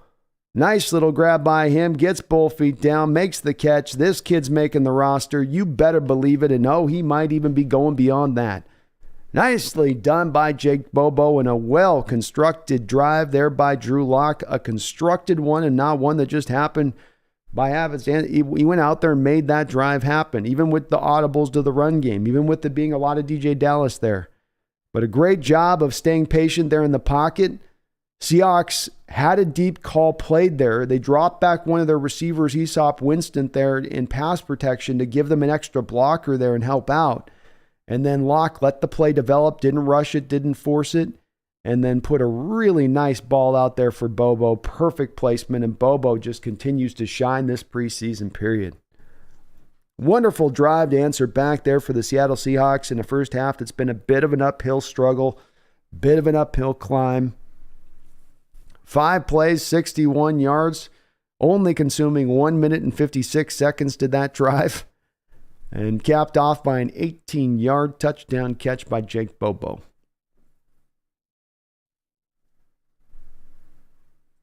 Bobo continues to be so impressive. Had another catch earlier in this game that was harder than that catch even. 7-9, Seahawks down by 2 here to the Packers. 2:46 to go in the second quarter. This kick will drive ball back into the depths of the end zone, and Packers will take over the 25. Nolan, though, I'm with you on the thought of maybe giving Jackson a look at corner, and I think you did what you did last year to help out the slot, and it's good to have him at the safety to give yourself some position versatility there. Especially, I mean, look, if we've got a guy Joey Blunt here, if he has something like a collarbone or something. Now you're gonna feel like it's good. We got this guy some depth there if we need to call upon that. Hopefully we don't, but now we have it to do if we need to. 1st and 10 here for the Packers. Clifford's going to start out in shotgun. Coming in with a 2 tight end look here for the Packers. Seahawks showing a 4-man front. Handoff here is to the running back. He'll take it wide. Seahawks do a pretty good job rallying around the ball, but it will still be about a gain of 5 there on an outside zone run out of shotgun.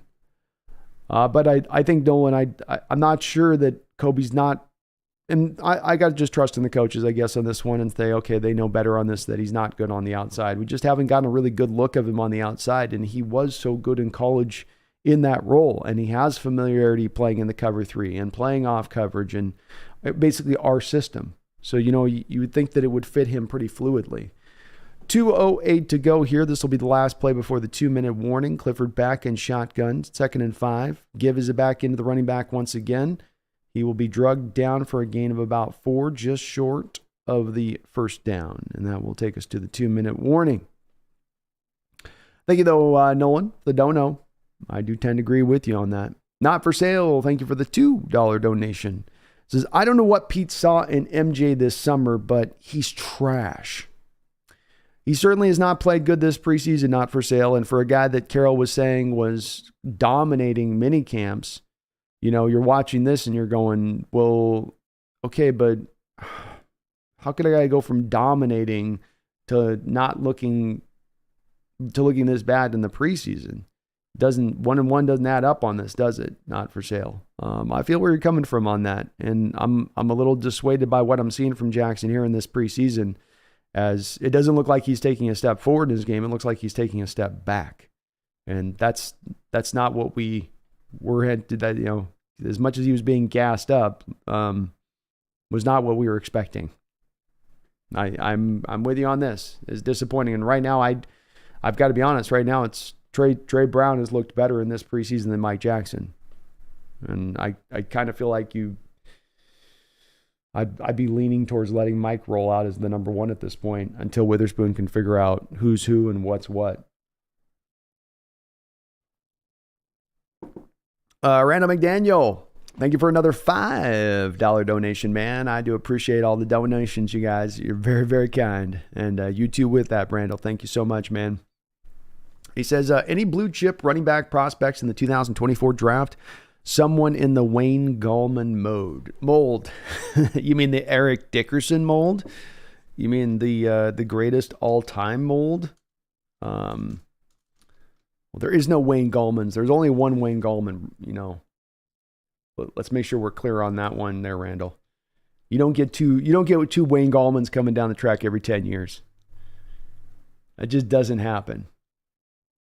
That just doesn't happen.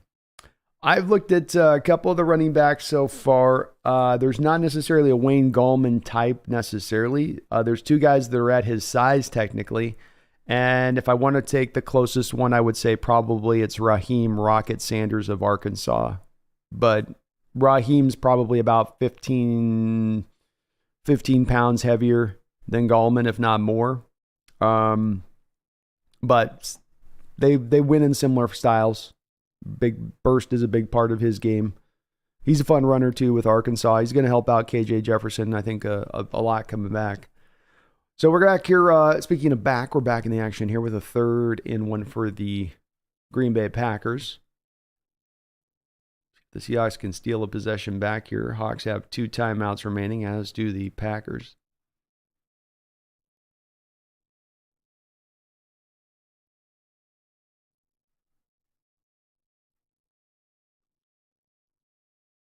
Third down and 1.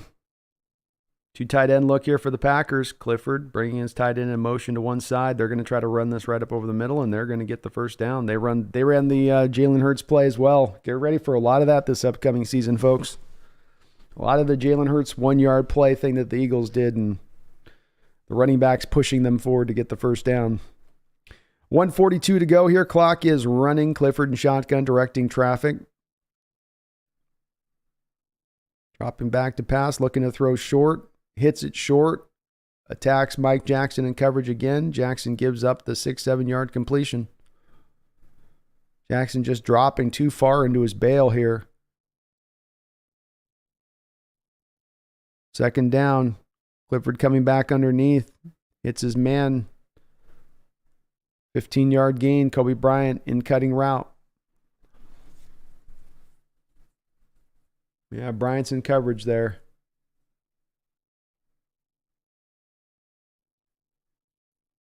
First and 10.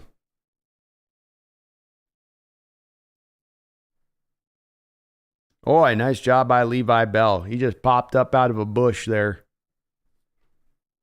Running back looked like he was about to go for some yards, and all of a sudden Levi Bush just literally like he came up out of the ground itself and materialized.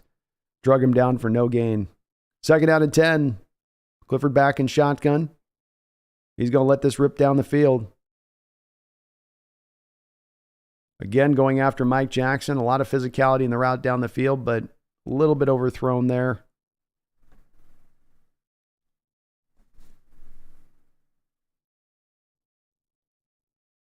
Oh, boy. Mike just does not look comfortable back there right now. His hips on that play, he went from flipping his hips one way to flipping his hips back the other way, as though he was anticipating something different as a route.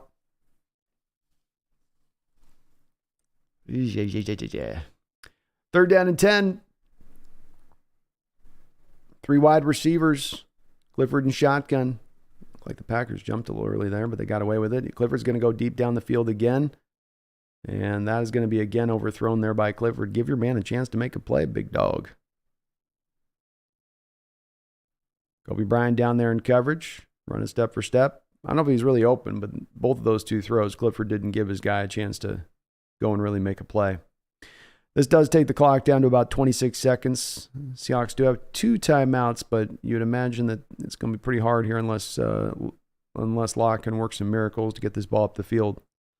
Seahawks are going to try to block this punt. They're bringing everybody near the line of scrimmage.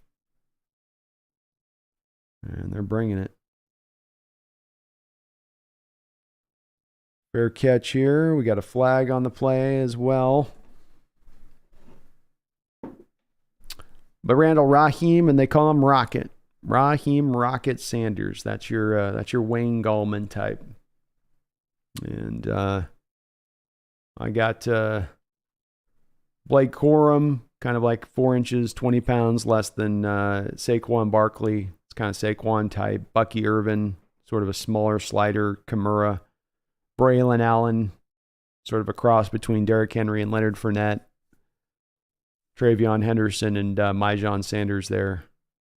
Myon Sanders at Ohio State are the other running backs. Those guys I've taken a look at so far here. So the flag will take Seahawks half the distance to the goal. Long portion of the field here. I'd imagine they just run this ball out.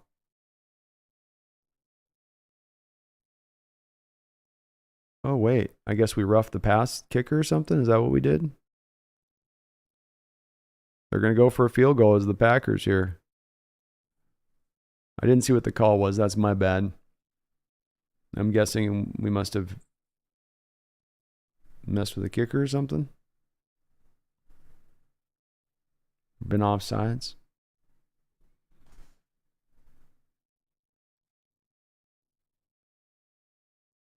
Offsides. Well, this could be a bad penalty if you're offsides on a punt, putting him in field goal range. Packers are going to go for this kick because they got the wind going with them down on that end of the field, it looks like, with the flags.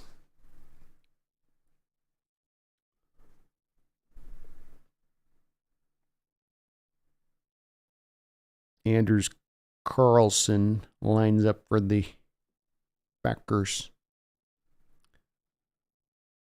Kick is up, and it's good.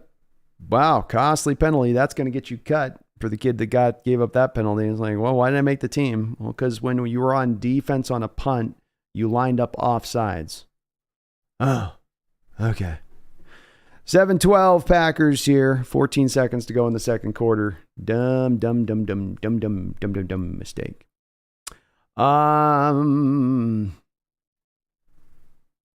William Leonard, thank you for the $2 donation.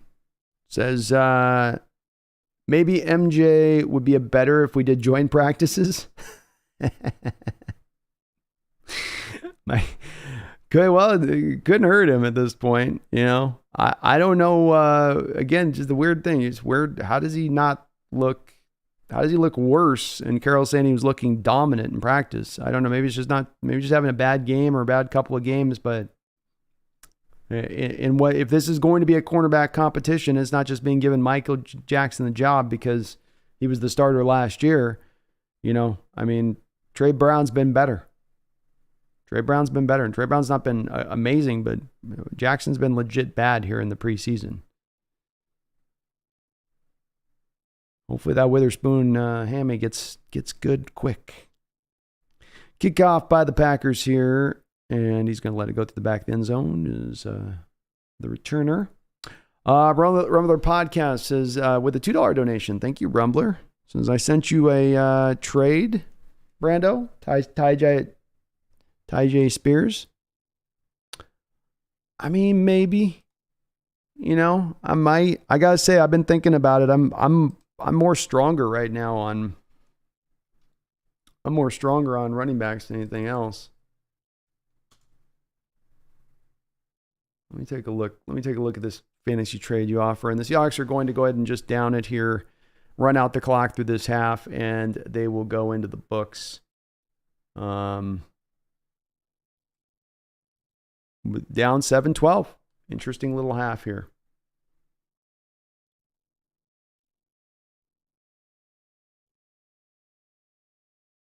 Yeah, look and see how I'll have to check out the trade afterwards, man. I don't know what's up with this. Sometimes, there's the proposed trade. Let's see.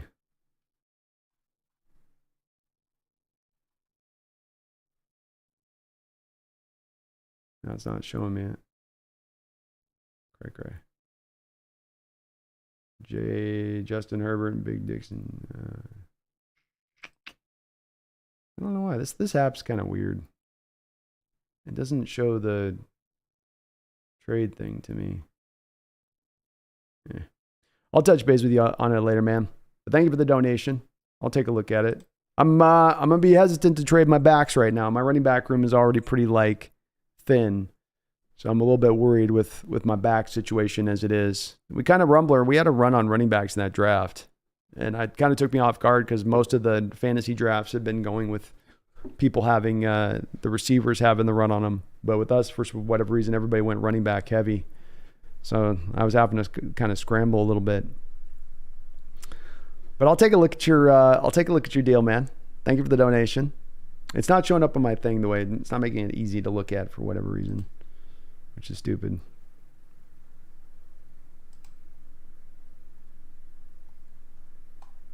It's not showing. Seahawks Gaming, thank you for the $2 donation. You bring up another interesting suggestion, I think, in this situation as to maybe a point of consideration that I haven't been as opened up to that I should maybe. And that is, says Artie Burns playing well. Maybe him as cornerback too. And Seahawks Gaming, I mean, if you want to talk about who's been the best corner in this preseason, who's overall played the best from the first game now through the third game, it has indeed been Artie Burns. I would guesstimate to say that he's probably going to be your highest rated. Maybe Brown will have him beat because of the interception and stuff a little bit. But he has looked every bit a guy that should be in this contention. Certainly you could make the argument right now, if it's not him, it's Trey Brown 1, Burns 2, and Jackson 3, at least is the play that we've seen on the field. Maybe it's completely different in practice, but what we're seeing on the field is not that. The Jackson should be your number 2. So I'm open to Burns being there as well. I've long said I want to keep the cornerback depth where it's at on this team. I'm not looking to move guys, and then let's let the cream rise to the top. Let the competition bear out who's the best, and then let them have the job at that point. That's the main thing I've looked for in this situation. And I will say, if Jackson's out there now rocking the number 2 spot, it's not going to feel like that's the way that this played out with this competition. It's going to feel like, well, maybe the team's just a little more comfortable with him out there than the unknown, maybe, I guess, a little bit or something with that. But great point on your part, Seahawks Gaming. He should be in this discussion. He's been all over the place. Good tackler, good in coverage, smart player from what I've seen from him.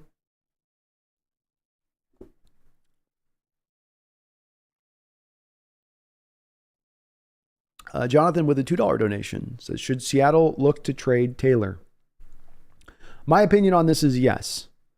And maybe I'm looking at this a little bit too much through the lens of hot stove league in it. And, sometimes fans have their ideas about what's trade value. But my opinion on this is that Darrell Taylor's trade value right now is at its highest it's ever been with the team right now, and maybe as high as it will ever be outside of him coming out this year and, continuing to build upon the performance from last year. Now instead of 10 sacks, I'm going to get 13 sacks. Well, that would obviously push his value to a higher point, and Seattle could be in the spot then next offseason to where now you have a guy with 13 sacks who you're able to move in a trade, and you're able to maybe get a little bit more. I would, rather than take that gamble, lean into saying, no, instead of doing that, what I want to do is try to see if I can move him down now for the maximum compensation I can get right now. And I don't know what you can get exactly. And I'm not going to be moving him just for the sake of moving him. I want to make sure I'm getting that return back in the trade, Jonathan, right? I don't want to just flip him for what's going to be a late 3rd round pick.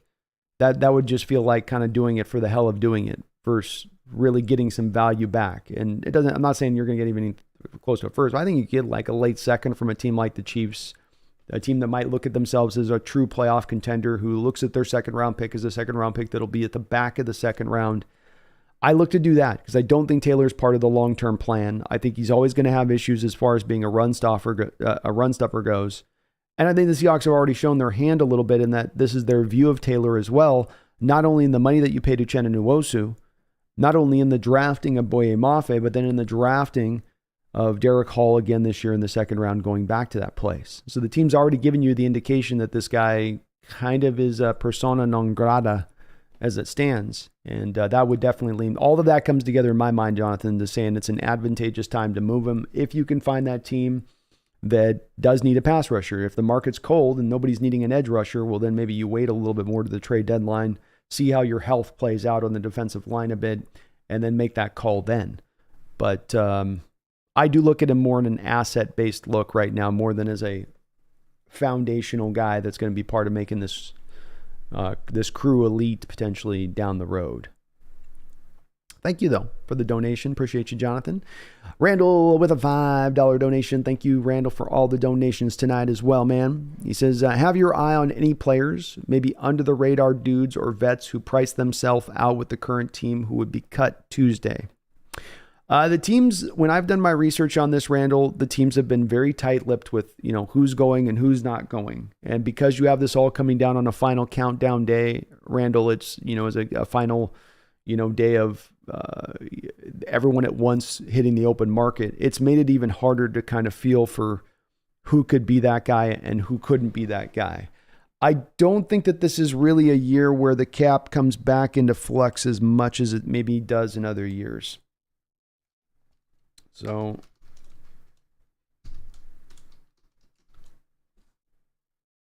if we look at this, and thanks for the donation again.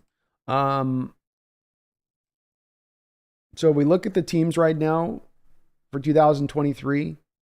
Browns, Cardinals, Cowboys.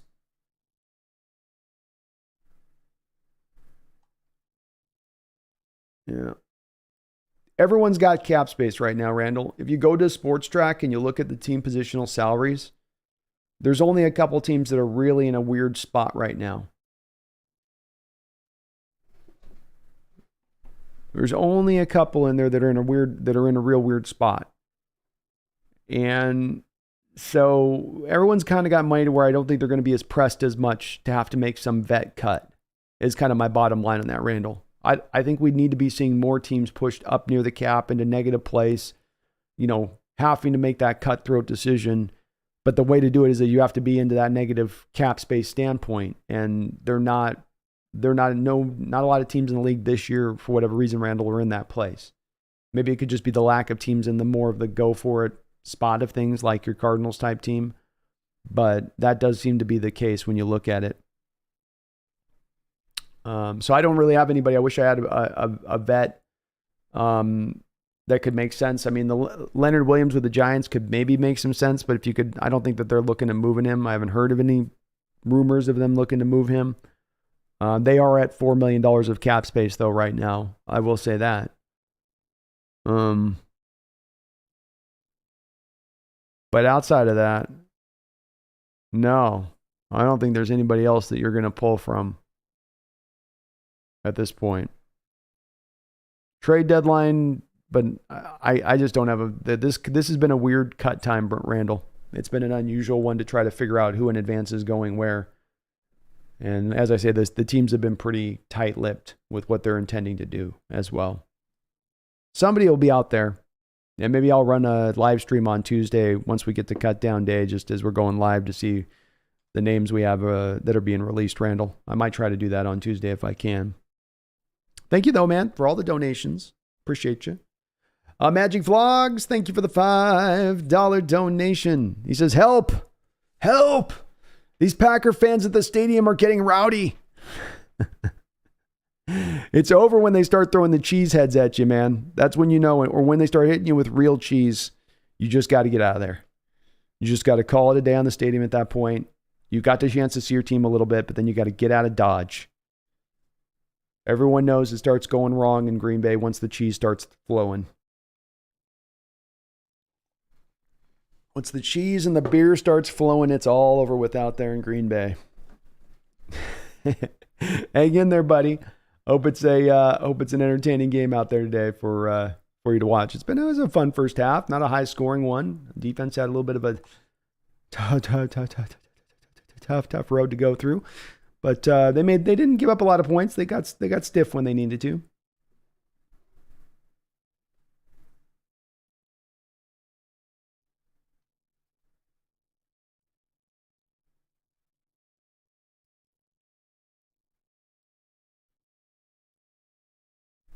Nick Doc says, Brandon, follow up on a Taylor trade. Who do you see as our set of edge rushers after cutdown day is done? Well, I think that you would be going, obviously, you got Boye Mafe, Chenanoso, Derek Collar, obviously you're set in there. Tyreek Smith has earned his way. He would be number 4, and you'd carry 5, who at this point, the number 5 would be Levi Bell. And you would be rolling with, that would be your group you'd roll with if Taylor wasn't here. There's not been any rumors of a Taylor trade. We're just speaking, of course, completely hypothetically here. DB says, are we all smoking the devil's lettuce? No one in their right mind is giving up even a 4th for Taylor. Not so sure about that, TP1. I'm not so sure about that. I don't know that the track record for guys that are at his place of being, he's an efficient pass rusher. He has limitations to his game, but he was the most efficient pass rusher on this team last year. And a team's going to look at that's maybe analytically driven or, smart in their processes, TP, and they're going to say, okay, we're a team that's going to be a playoff team that's going to be playing from ahead a lot. We could really use an extra edge rotational rusher into we've only got 2 frontline guys. We don't really have a third guy, like they'd be in our situation where they'd have an Uchenna Nwosu and a Boye Mafe, but they don't have a Derek Hall. And so they're looking for a guy that can be that fill-in guy to come out. And a guy that is efficient as he is as a pass rusher through his first couple of years definitely would get a 4th-round pick. That's a minimum. That's a minimum. And there's the thing with this TP1 is you don't have to really guess on this. You can go back and look at trades of edge rushers who've had the kind of production he's had and when they've been moved in trades, and that's what you tend to get.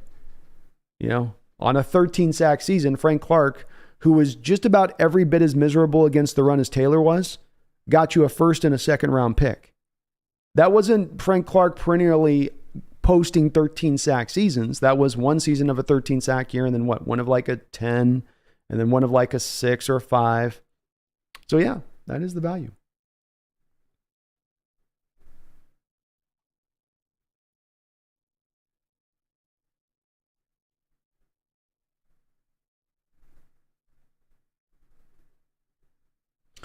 B-Tech says, sorry I joined late, but when Jordan Love drove down for the scoring, did our starters play? No. I mean, outside of technically, I guess, Mike Jackson, you weren't having your starting linebackers weren't out there. No. All backups. And their group was starting their starters on the other side of it, I'll say. Mark Harpercourt, thank you for reminding me that. Please do, if you guys can for me, please hit that like button. It does help out this channel tremendously. Helps me grow. Helps me show up on all the algorithms, all that good stuff. So if you could for me, please hit that like button and sub on up as well. If you're not subbed on up, I would appreciate it. Ryan Meyer's cut down is going to be crazy. And it's hard to predict this year because this is a one-off.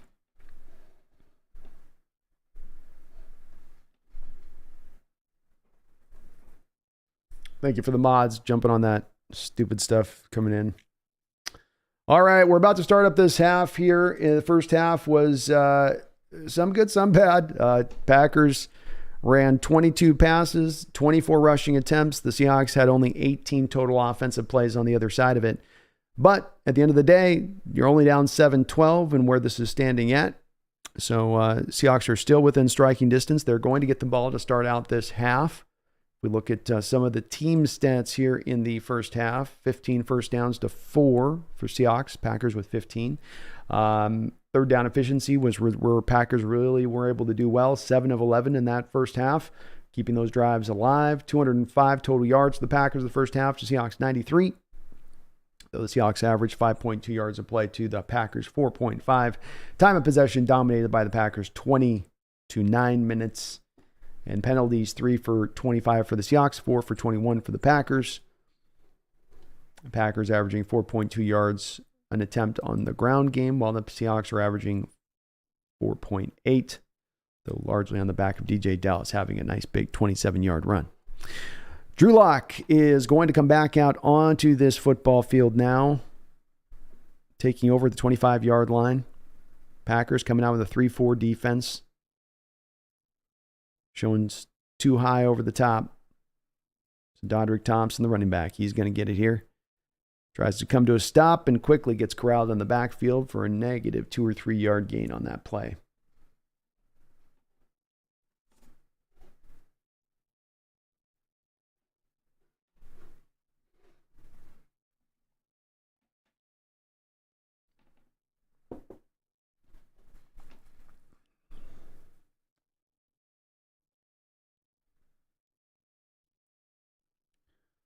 Seahawks have Oluwatimi at center here. Somebody to keep an eye on. He's been playing a lot of this game, which is good to see. We're going to get some good tape on him from this.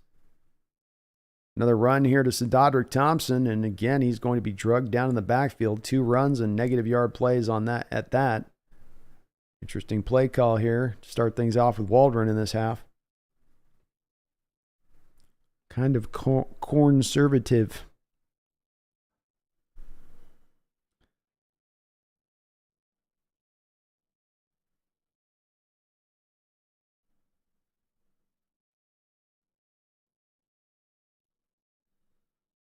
Drew Lock and shotgun. Needs 12 yards here on 3rd down. Packers just showing a 4-man front.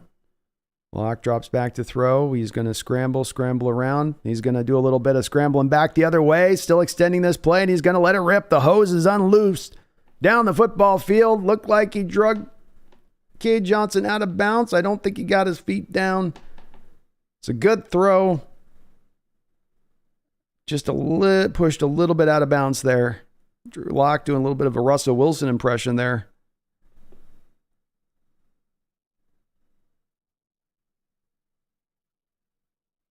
Oh, boy, yeah. Cade Johnson just couldn't quite.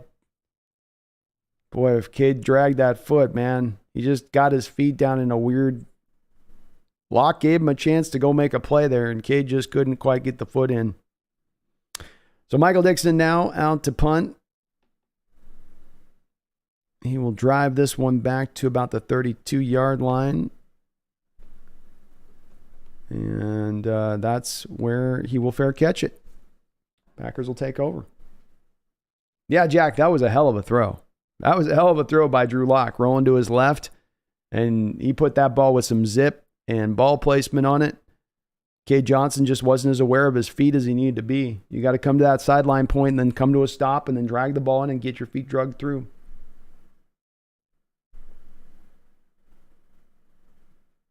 Texas Killer says out here in Texas, they won't even show the game, just Chiefs, Browns. Texas Killer, I've had a frustrating part with this too. You know, the NFL with this whole, you know, they make the fans have to like search around to go find games, even locally in this preseason period. And I don't understand at times why the NFL makes their product hard to find the games on for fans. It's really frustrating and silly on their part. You want maximum eyeballs. It's just preseason. Why do we have to, you know, I need like the secret password and I need the ring with the you know, it's got the encoder on it. WTC says, what about Travis Gibson with the Bears?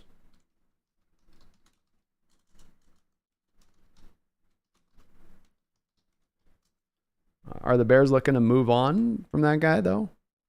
I mean, they're not in a bad cap situation. I mean, he's a name, I guess.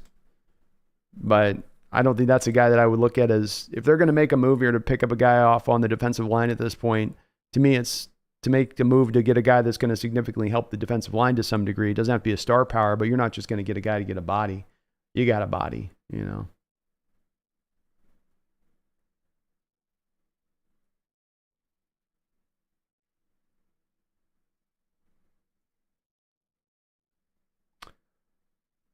Mr. Isaac, how you doing? It's good to see you in the chat. Tiger Town, I'd like to see Jonathan Taylor on the Dolphins. That'd be fun. I just don't want him in the NFC. So if he can just stay out there in the AFC, that'd be good for me. Let's not give him to the Eagles. It's not the Eagles. In Tiger Town, I don't think the Broncos got the assets anymore. They've given up so many draft picks over the last couple of years. I don't think that they find themselves sitting in a place of, making that kind of move. Though he would help them. I agree they'd be a good fit for him. But I don't think that they would, I don't think they'd look to him. Rumpler Bro, I know toe drags are instantly hard, but isn't Cade's whole speed appeal supposed to be possession style receiving? Come on, man. He's got to get the foot down there, or at least try to make more of an effort. Great job here on first down to rally up and make the play. Is that Akata, the safety coming up there? Nice job. Akata shot the gap, came downhill as a defender there and got in the backfield and made the play. He just flashed right up there. Great tackle, too. Second down and 12. 12:48 to go here in the third quarter. Clifford back in shotgun. He's going to try to throw this over to the flat. And it's actually about a negative half yard. That's a whole negative yard play there on the throw. Good job of early pressure there on Clifford to force him to throw that ball faster than he wanted to.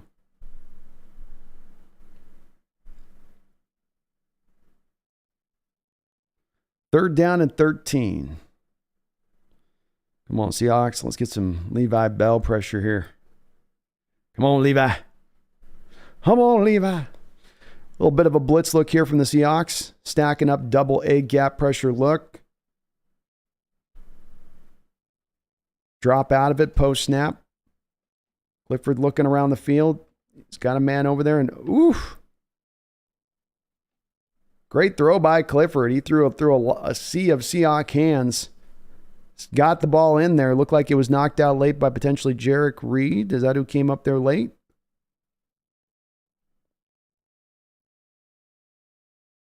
Yeah, I just think that the Packers receivers have been kind of selling on their quarterbacks in this game. I think that's another. I'd register that as another drop if I was a Packer fan. Good throw by Clifford there, but that will be a 3 and out there for the Packers. Nice job defensively by the Seahawks.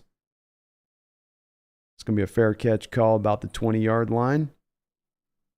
Well done. Well done.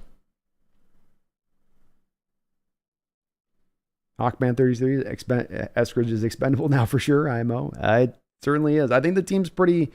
This has been an odd situation with this Hawks, man, because I think the team is, in a strange way here, kind of just going to keep him because the suspension kind of worked in the favor of it being advantageous for them to do so, because he's not going to cost him. He wasn't going to cost him a lot this year, but now they basically almost get him for like $1 million for the 12 games.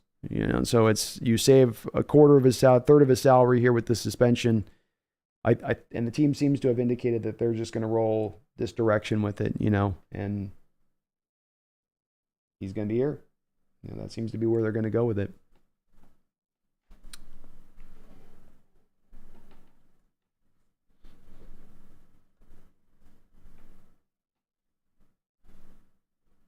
Fumi, Artie Burns, Jaron Reed looking good. Jarek Reed, you meant. Yeah, Jarek looking good.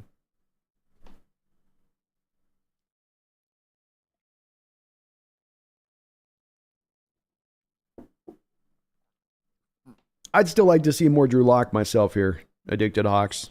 Drew Lock needs some run. I need to let's get this guy some gameplay. He may be a guy we got to call upon this year. We're not going to be calling upon Colton Ohlers. So let's get this guy what he needs, which is some playing time. Let him roll. And Artie Burns, man. Artie Burns having a hell of a game here for the Seahawks. Making a case not only to be making the roster, but as somebody else was saying above on this, a guy who maybe we should be putting in more consideration in for that starting cornerback 2 role.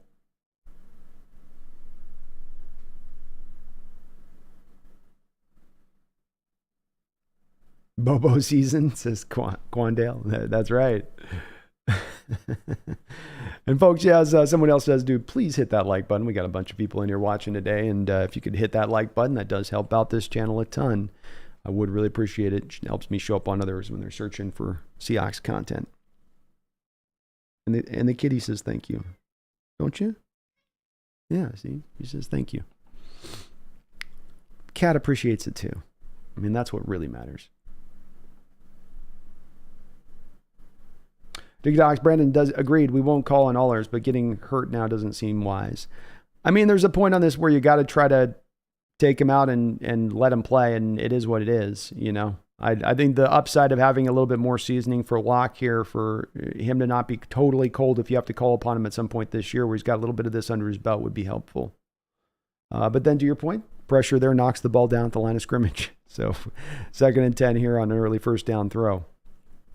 I hear you're saying, though. I mean, the line is what it is on this and all that. But, I mean, hell, last week he had Charles Cross in the game and had a guy roll up on his leg with your number 1 left tackle in. You know. Empty look here for Drew Lock now on 2nd down and 10. Packers showing a blitz. They're going to bring a little bit of a delayed blitz. And Locke's going to throw that behind Esop Woodson back there a little bit. I think he got a little bit Bailey in the pocket there. Feeling pressure wasn't quite to him at that point.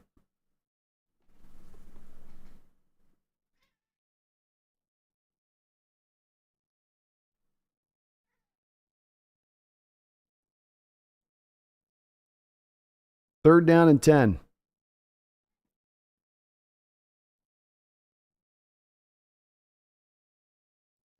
Lock and shotgun. Packers again showing a little bit of a blitz look here.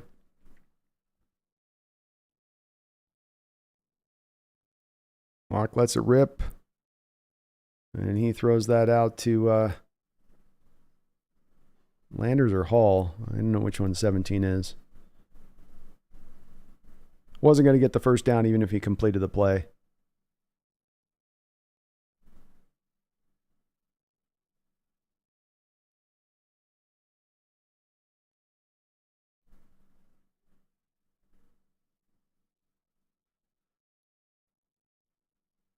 Tough series there for the Seahawks. Quick 3 and out. Strange play calling to start this half off. First, we're going to just do running, and then we'll just do passing on the second drive. This punt's going to give the returner some room to work with here. Seahawks coverage unit comes up onto it, though, really nicely and gets it figured out.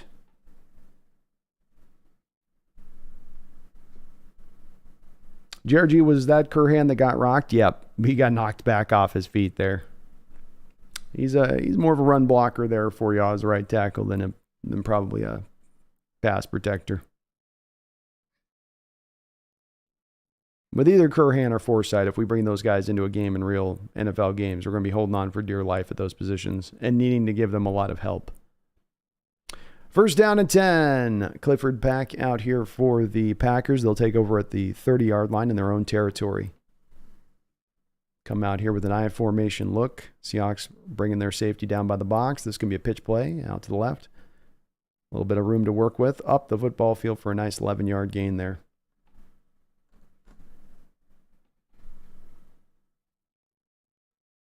Rumbler says, so if we keep Eskridge, is it highly unlikely that both Bobo and Landers both end up on the 53-man roster? Because my mentality is keeping those two at all costs right now. I'm like, yeah, I think the Eskridge thing is going to happen. So Eskridge is here at this point. Bobo's on the roster at this point for sure. I don't think Landers has done enough to earn a roster spot. He's got 1 catch here in this preseason. Maybe he does more in this game to do it, but I think there might be another receiver they go to instead of that if they go to another one at this point, even over Landers. Jarek Reed with a nice tackle out here in the flat. Takes the man right down for a for a negative 2-yard gain, but a great tackle there on a little throw to the flat there by Jarek Reed. It's back to looking a little bit like he looked in that first game in this game. Kind of all over the football field a bit.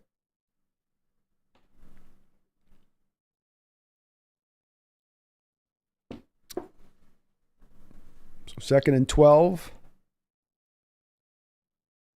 Packers in shotgun, 3 wide. Clifford going through his reads, through 3 reads, back to another read, looking around. And Artie Burns again with very, very sticky coverage out there on the play. Artie Burns making his case here as he was right right in the grill of the receiver on that play to break it away. Could have been on the line of being a PI, but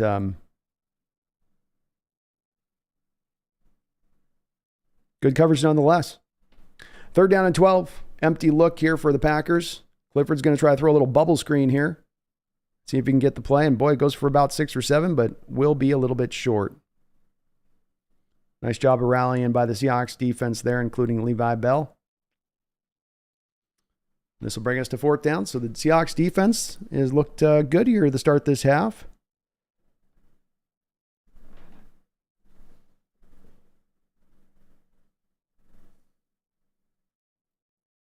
But Brandon, do we look to pick up a good second-string offensive lineman after cut downs?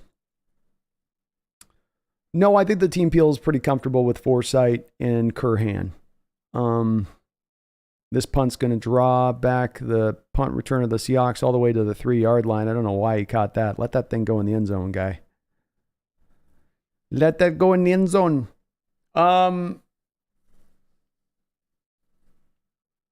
What was I just answering? Yeah, so Addicted I think that they like these two guys probably better than I like them. Curran gives you flexibility of being able to play the guard position as well, which they're going to like. And then there's not going to be a guy available on the market that's going to be necessarily any better than what you have. Who's going to, in this day and age of everyone valuing tackles, who's going to just let a tackle go for a backup tackle that's really good quality? There won't be a guy available. I have more confidence you can get a defensive lineman, a 0-tech, 1-tech run stuffer than you could find a starter at that, than finding a guy that could even be a quality backup tackle at the cut deadline. I just don't think teams let those kind of guys go. Texas Killer, what about Cody Thompson? Cody Thompson is a guy that I would probably put, to your point on that Texas Killer, ahead of Matt Landers at this point. He's got more familiarity here with the team. They know what they're getting out of that guy a little bit more. He's a guy that when Eskridge goes on his suspension early on, I would say it would be Bobo and Thompson that are the likely 4 or 5 on your roster at that point. Fumi, yep, Matt LaFleur is still the Packers head coach.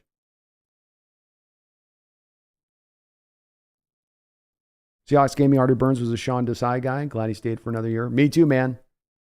I've long looked at him as insurance. Insurance for injury, but also insurance for maybe poor play if that was to show up. That you have a guy to call upon that's just not going to be, back-end roster fodder, but a guy that actually can come out there and give you something if somebody does fall off in that way, like we're seeing a little bit with Mike Jackson. But he's looked good. And Sinkfoot, yeah, Artie can tackle him passes. He can defend passes. Good, well-rounded player. Former first-round pick. Let's not forget that. This isn't just a try-hard guy, overachiever, limited physical skill set. No, former first-round pick. Dig Doc says, Brandon, good point. A good second-round string offensive line player is a unicorn right now. Yeah. Yeah, I think in this league, with how much they put up at a premium at that and how injuries can hit you at that position so much, I think even a team with depth would still go, no, we'll keep him. We like the insurance. We want to make sure we're going to be okay on this. But I don't have a lot of confidence in these guys either. Quick throw here by Drew Lock. Gets batted down at the line of scrimmage. So this will bring up 2nd and 10. Seahawks gone 5 straight passes here. Definitely trying to throw. I think what we need right now is a 97-yard throw to Jake Bobo on a 9 route. I mean, that's what we need to do. We need to just let Bobo take over here. And I think the Seahawks indeed have taken Bobo off the field, by the way. His day is done after that touchdown catch. They said, we've seen enough. All right, we got to give here into Cedrodrick Thompson. Little hezzy there by Cedrodrick Thompson. Gets the defender to stop his feet, which helps Dodrick to then get a little bit wider to get out there. And a nice little 11-yard gain. I was going to chide him there for a moment on that stop. Don't stop. Keep going. But he was able to get that defender to kind of get clipped up on the hezzy there a little bit. Nice job. A little subtle piece of running there by Thompson. He's looked good here through this preseason. So Seattle gets out of the shadow of their own end zone now. 8:49 to go here in the third quarter. Packers up 12-7. Play action pass. Drew Lock, every time he's done that rollout to his right, he has had Packer defenders in his face. This time, 2 of them Not even in a way of they're closing in on him, but he has no opportunity to even get a throw off, as they are right there. Been a good job by the Packer defenders on whatever keys they're reading on that. They're picking it up very cleanly when they can kind of shoot that and get in the backfield. 2nd down and 10 for Drew. He's going to go empty here now. 5 wide. Packers got a 4-man front. 2 high on the safeties. Quick throw here by Drew Lock. Nice toss there into Cade Johnson, who will make the catch. Pulled down to the ground, but a nice little 6-7 yard gain will make this a 3rd and makeable.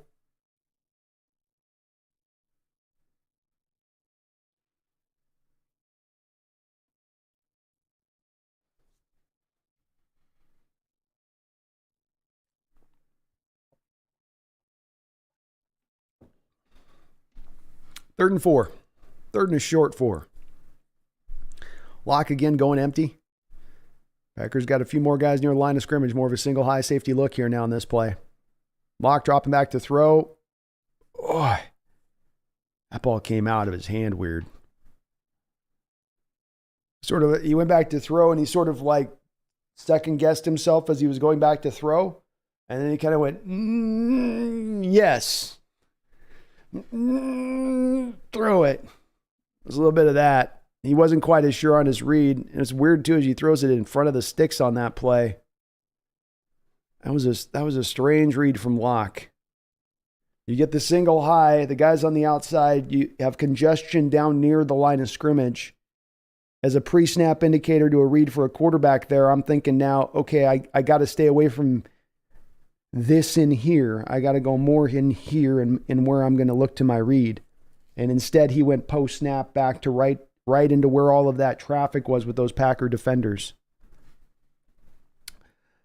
Bubba with a nice punt here, and Packers will receive it with no real good return, so we'll go to commercial break on that. Snail, thank you for the $2 donation. I'll get back to your comment in just 1 second here and get some more coffee.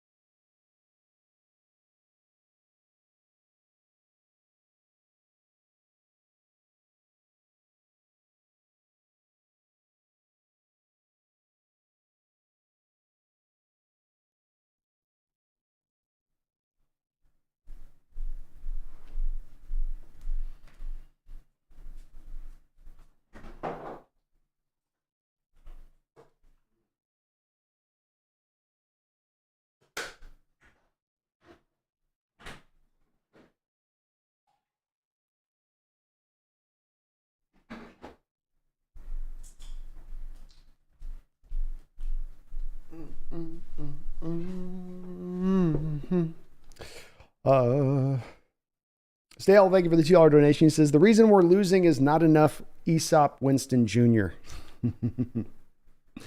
Maybe not. Maybe not. Maybe that is the missing ingredient to this game and the lack of offensive success. Could be.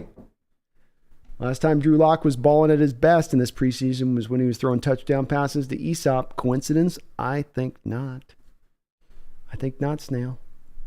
Thank you, though, man, for the dono. Appreciate you. Ron Duffney, how you doing? It's good to see you in the chat. Flying Bobo says, feed the Bobo beast. Flying Blind says, I said Flying Bobo instead of Flying Blind. Flying Blind says, feed the Bobo beast. Hate him.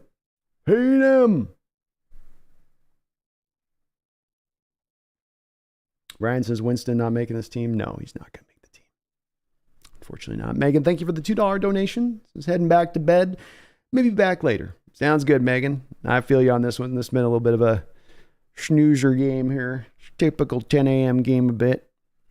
7:50 to go in the third quarter. Seahawks defense back out on the football field. Looking to bring a little bit of a backside blitz here on this play. And it works. Nicely done there. Levi Bell on the front side. Arquan Bush closing in on the back side. There is a corner. The 2nd and 10. I didn't know they had Ted Thompson retired there in Green Bay. Huh. Interesting.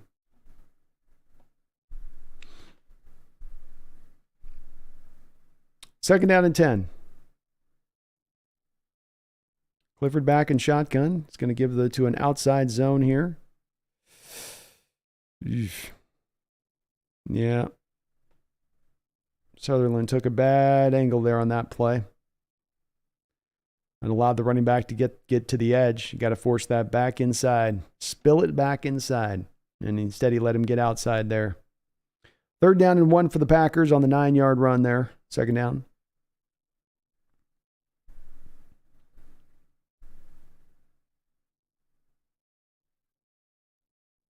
Seahawks showing a single high look here. Another give up the middle. Oh no, read option keeper. Nice little play out there by Jarek Reed. Well, he's looking quick and twitchy here, as advertised in that department of things. Quarterback keeper had the cameraman and me fooled on the play with the fake give. But he did not have Jarek Reed faked.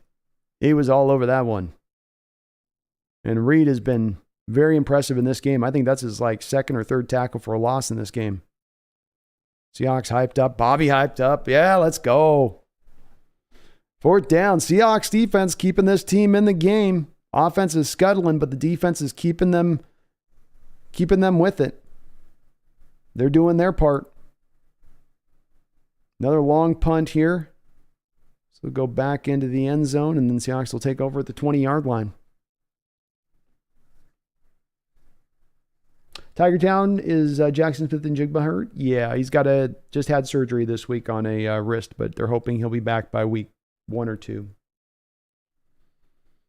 Fumi, Jarek Reed, and Artie Burns are showing off a bit. They are. Yeah, they've been both very impressive players in this game.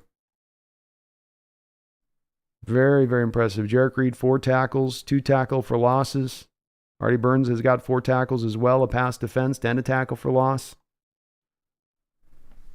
Very, very good. Drew Lock comes onto the field now. He is 9 of 17 for 56 yards. He's played this whole game, 1 touchdown. It has been a bit of a struggle. Not all his fault. The pass protection hasn't been great. The play calling's been a little bit dodgy today from Waldron as well, I would say. 1st and 10. The give is going to be to Dodrick Thompson. He bounces this outside, and he is going to get upended there by the corner for a short gain. Looked like he had some space to work with, but then was taken down in the open field. We do have a flag on the play. Looks like it's going to be holding against the Seahawks. Repeat, a 1st down. Foresight with the hold.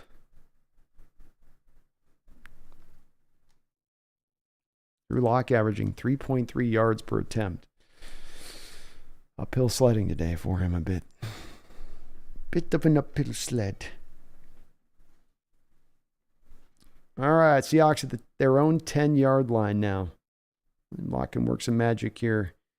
He's looking at a too high safety look. Drops back to throw. Looking to quickly get rid of it, and he does so. Down to that Herbert. Tight end, about 4 or 5 yards.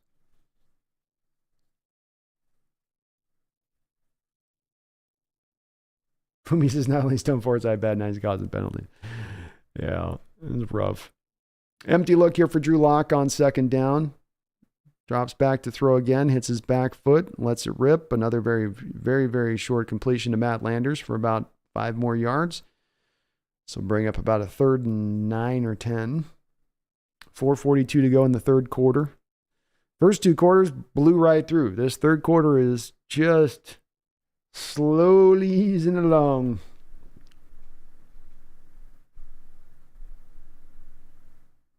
Yeah, Jared G, the offense just doesn't have any life to it today. There's no kind of spunk. There's no energy. 3rd down and 8. Lock going to go back in shotgun here again. 3 wide receivers to the far side of the field. Dropping back to throw. Coming back underneath. I don't know why Locke is so short, heavy driven in all of his throws today. I mean, he's not throwing to the sticks on third down. I'm sure the coverages had dropped back to depth there. Maybe there just wasn't anybody open.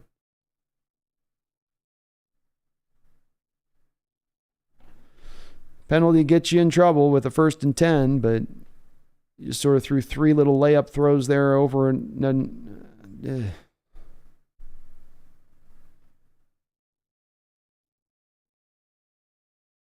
I think the Seahawks, did Bush get hurt? I didn't see him get hurt.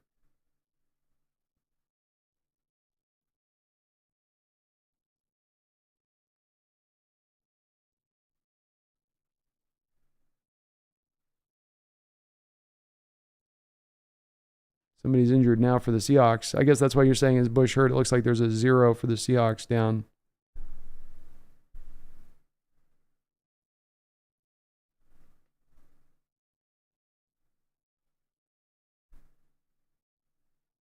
Do we really have Devin Bush down on kick punt returns? Is that Bush? We have Bush down on punt returns on a 3rd preseason game. Why in the hell do we have Bush on punt?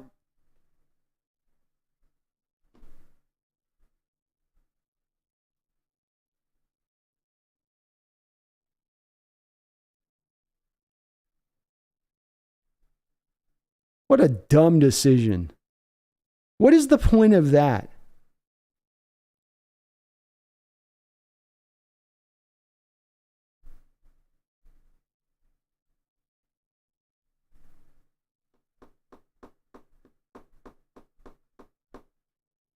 Three-hour rest is what happened to Blunt. I think he had something going on with his shoulder.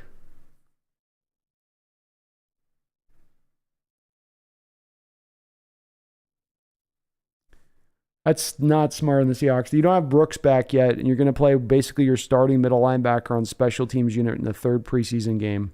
For what upside? Here's a give to the Packers. They're going to bust out with maybe their longest run of the day here for 17 yards.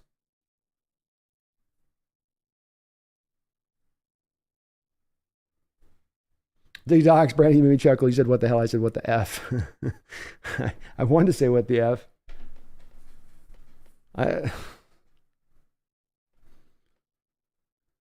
It's just, what? You know? We need Bush for the first game. Like, I don't think Brooks is going to be ready. I hope, like Herbicide says, I hope he is ready. Packers on the Seahawks side of the field here quickly after that run. They're going to try to rally back up on this one. And he will be taken to the ground. Jarek Reed, nice play there, along with a couple others there for a short gain. Yeah, they were doing 3 hour that when they were looking at Blunt, they were doing the whole rub the shoulder under the arm pad into the shoulder thing. So it looks like something in there.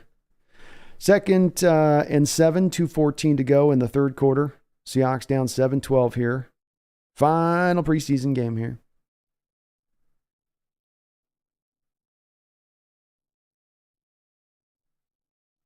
Give us up the middle.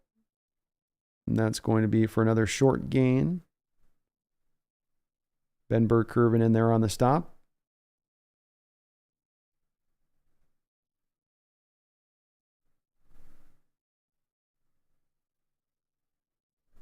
Mark Mason, remember my Boba over under 0.5 game big impact super chat? Not looking so bad now. No, you're looking pretty smart, Mark. Looking pretty smart.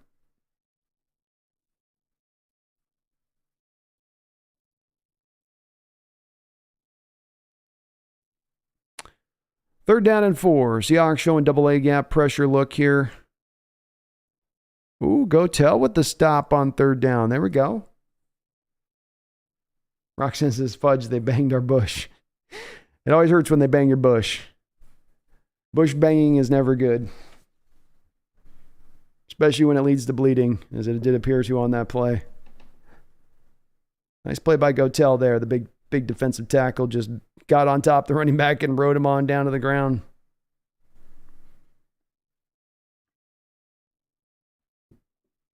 "47 seconds here in the 3rd quarter to go. Packers going for it on 4th down. This has got to be a keeper. Come on. Why didn't we put more people over the line there? We just gave him the keeper there. Depends on the spot. but it looks like they're giving him the first down on the mark. And just as I know it's preseason, but this team looks apathetic. They're not playing with a lot of energy today.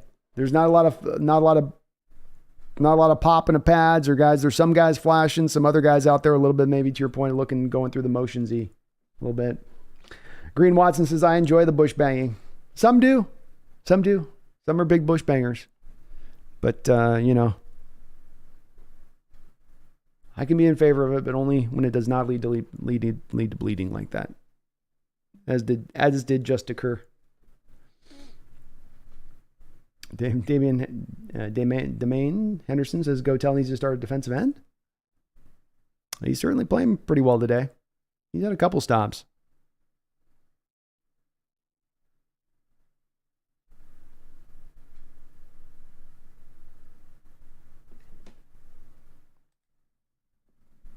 Packers today with 34 rushing attempts.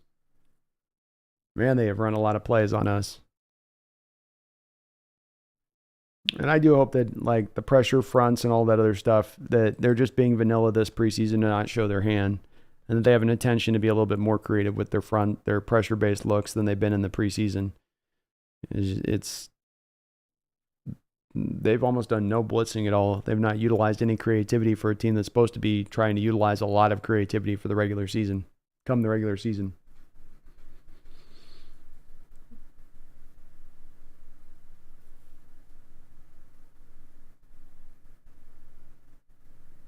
Sir Chandley, Brandon, do you see every draft pick making this team this year? If not, who's out?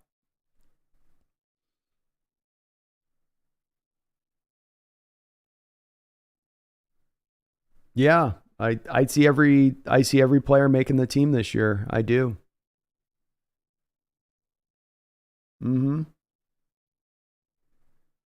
I can't even think of one right now that's like Sir Chadley on the edge of not making the team. Everyone's on it.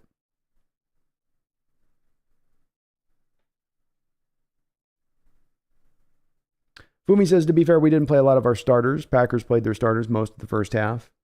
Yep, that's true. I'm not as worried about necessarily losing the game if we lose it, or the Packers doing what they're doing offensively in the way of, like you say, you're a little bit behind it today in the way that they were going to play that. But as somebody else said above, the energy hasn't been really great, especially offensively speaking. But sometimes these games happen when you're playing backups across the board. New Black's defense actually looks like we're on play out. Yeah, I can't knock the defense too much. I mean, they've allowed some drives to bleed out here, but at the end of the day, you're going into the fourth quarter with them only having 12 points for the game. And an offense, as somebody else said, over the course of this game, that's generated, 4 first downs. So you've kept the defense on the field for a ton of time through some of the offensive ineptitude that's existed, which is going to wear a defense down even with guys rotating guys through, right?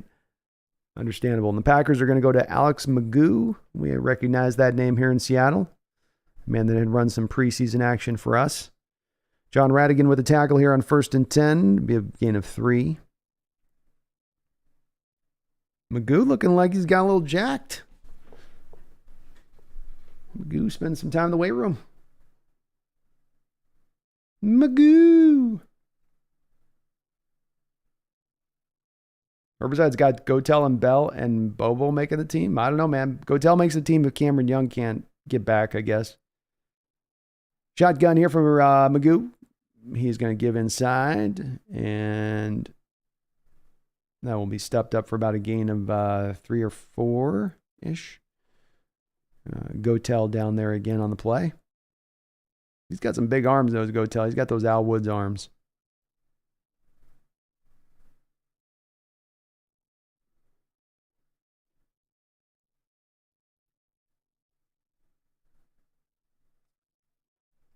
Demain Anderson says this 2 defensive linemen, 5 linebacker set is trash. I'm not a fan of the 2. I'm not either, man. You know me, I've been railing on it for a year. It seems to be this new commonplace front that's going to be starting to be implemented in the NFL, or has already been implemented in a lot of places in the NFL. I don't really get it. It doesn't seem to me to be one that sets your defensive line up for a lot of natural success, as it creates a lot of natural open gaps there, defensively speaking. But a lot of these coaches are hot to trot on it, I suppose. So you're gonna see a steady diet and dose of it into the future. Riverside, they're killing us with the clock. Yeah, they are. They've just, the offense of the Packers, even though it is only 12 points of the game, they've lived on the football field here. They built a house. They got a second garage. The RV's over there on the 2-yard line. All right, 3rd and 7, Seahawks showing that double-A gap pressure blitz. Same old blitz. I wonder if they drop out of it. Oh, no, they brought it this time. There we go. Magoo's got it, though. And we got pass interference on Seattle. This will be a first down.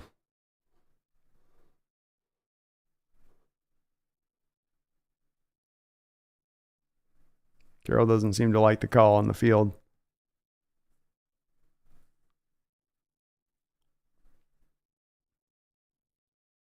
Multiple officials pulled their flag out, so multiple guys saw it.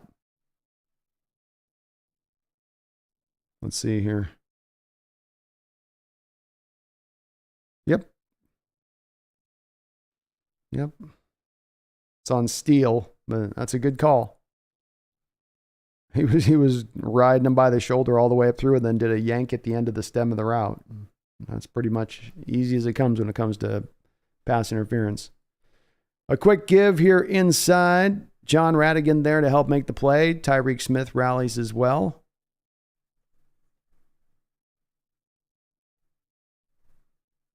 Good play.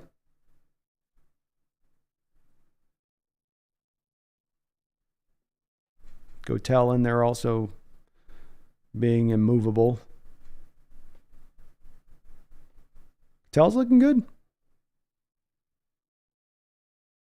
Solid. 2nd and 11 now. Back under center here. Play action roll to his left. And he's going to complete it, but the Seahawks defense is all over that play. That was a Archon Bush there with the tackle after the catch. Nice job there for a no gain. This will bring up 3rd and 10. Seahawks would be an important stop here if they can get it. This would still keep, if the Packers go for that field goal attempt, this would keep them within still a touchdown range of tying it even. 3rd down and 10. Magoo back in shotgun. Double-A gap pressure from Seattle again here. This time they drop out of it. Quick throw there by the Packers. Completed. This will be 4th down and 2. See what the Packers decide to do there. Boykin in coverage.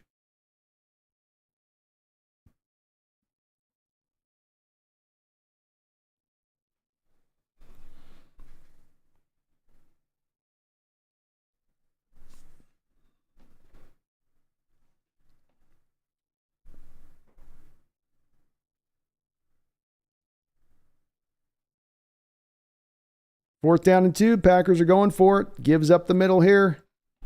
Seattle drags him down. Looks like they're marking him short based on the early spot. Both officials coming in with a short mark.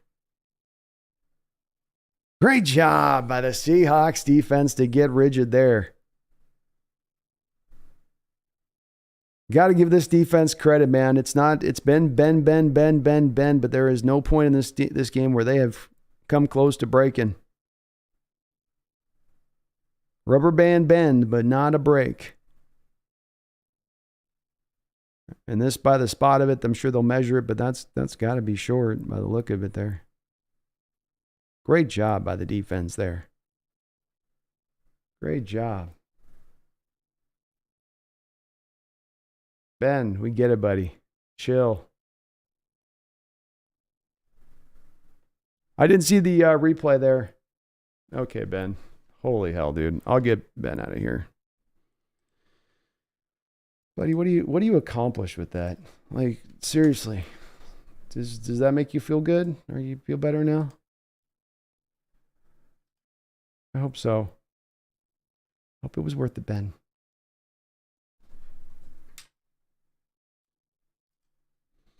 Gotta get back to it.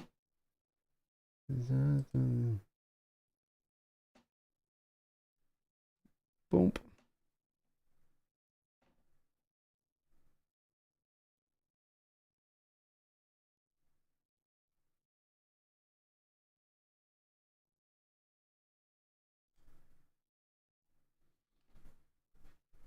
Yeah, no more Ohio rage. Gotta get back to it. Not going away. Should have been done long ago.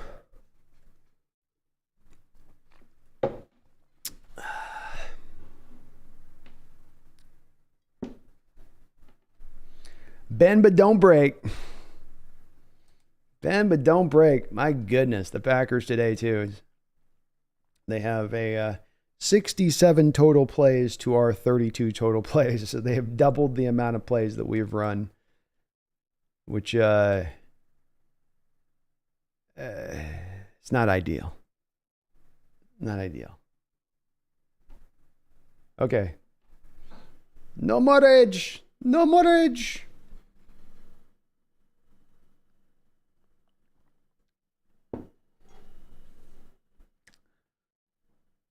What's the smell? What's going on? Offense, not a lot to offer. Bobo, a great catch and for a touchdown. Defense doing all they can to try to give the offense a chance. It's probably about the best way to sum it on up. Play action pass here for Drew Lock. He's looking to take a shot. And he's got a man. There we go. Enough of this dinking and dunking stuff. Snail, who'd you say? We got to go to Easop Winston. He does so there with a nice 20-yard rip down the field. 11:28 to go in the fourth quarter. Let's see if that maybe gives a little bit of a life to the Seahawks offense. Drew Lock's going to come out in a little bit of a hurry up here. Brian Kennicott, thank you for your kind words. Quick little give here to Sadodrick Thompson on the draw for about a 3-yard gain. Have a great day. It says we're just conserving our energy for these last drives. That's right. Can't win the first quarter. Can't win the second quarter. Can't win the third quarter. When can you win it?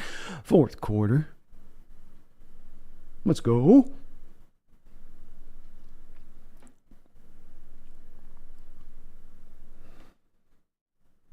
All right. Lock up and shotguns. Got 2 running backs on either side of him here now. Play action pass. Looking, flips it out there to Sadodrick Thompson for about a gain of 1. Not a lot there to be had. Come on, don't go back down to check down city, Drew. Uncurl the hose. His hose is kinked. That's the problem today right now. We've got the lock hose kinked. It's kinked on Dink and Duncan. You're not a Dink and Dunker, my man. You're a let it rip kind of guy. Come on, where's the gunslinger? 3rd down and short. Lock's going to try to run for this and maybe get it. If he doesn't get it, we got to go for him 4th down at this point. He's close to it. Good hard run there by Drew Lock. He had to grind his way out to get there for it. And Addicted Hawks, remember, no OT in preseason. We will be tied. That will be how we are finished.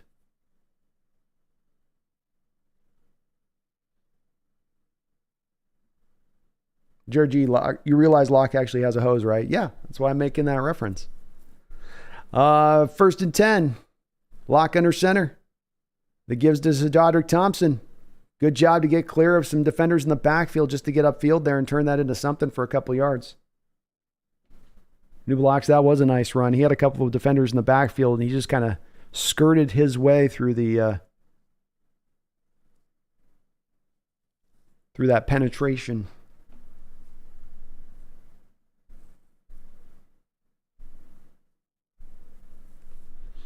All right. Lock back under center again here now. 2 tight end look for the Seahawks.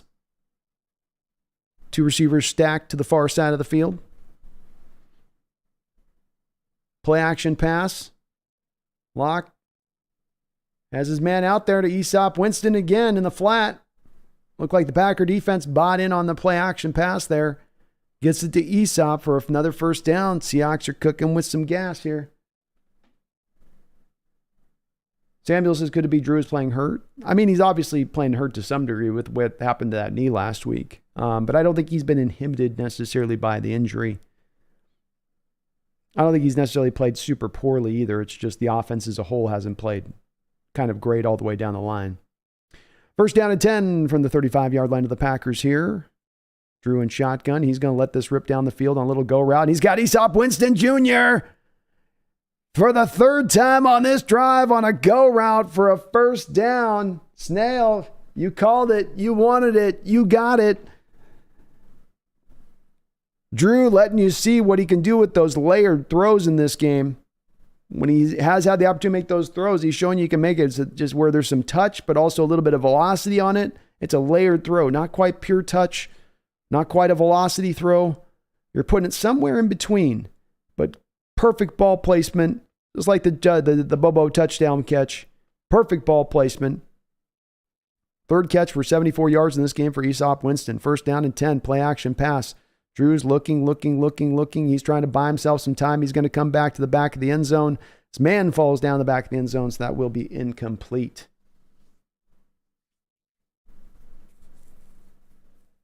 $7:23 to go here in the fourth quarter. Second and goal, Seahawks. Lock now 16-25 for 150 yards on the game.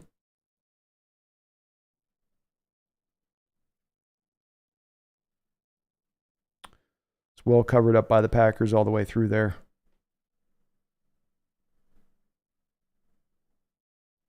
Second down and goal. Goal line formation here. The give is going to be to Sajadrick Thompson. Not a lot of places to go there on that one. Seattle's got like their fifth tight end in there. Canella in there now. Is this 4-down territory here for the Seahawks? You have 7:05 to go, all of your timeouts. If this is stopped up, you can theoretically do a field goal here. Trust the defense and lean in. I think Carroll would do that. But you got options. Let's make it all null and void, though, and just score on third down. How's that sound? Third down and goal. Seahawks on about the 2-yard line. Two wide receivers to the far side of the field. Lock and shotgun. He's going to give off. Gives the ball for a touchdown. Right up the middle to Sajadrick Thompson. Great play calling there. Caught the Packers off guard. Waldron, after having a day struggling with his play calling, was really ahead of the Packers defense on that particular drive. Nicely done there by Waldron and excellently executed by Drew Lock as well. Sajadrick Thompson with a nice run. Drew gives him the ball and gives him a little pat on the back there as he hands it off to him. You got this, buddy. Go get him. Get him, Tiger. Nice touchdown there, though, for the Seattle Seahawks, who in a game where they have no business and no right to be on top in this game, they find themselves nonetheless up now 13-12. They're going to go for two. Drew under center here. Two receivers stacked to the right side of the football field. Easop goes in Winston, goes in motion, play action pass, throwing out to Sajadrick Thompson. He makes the catch, and he is going to moonwalk his way in here for a 2-point conversion, and surprisingly, this Seattle Seahawks team in Lambeau Field has silenced the Lambeau crowd. Not a voice can be heard, not a whisper said, as the Seattle Seahawks have come into the title town, grabbed their belts, threw them on the floor, and just stepped on them and spit on them and say, "Not today, Green Bay. Not today."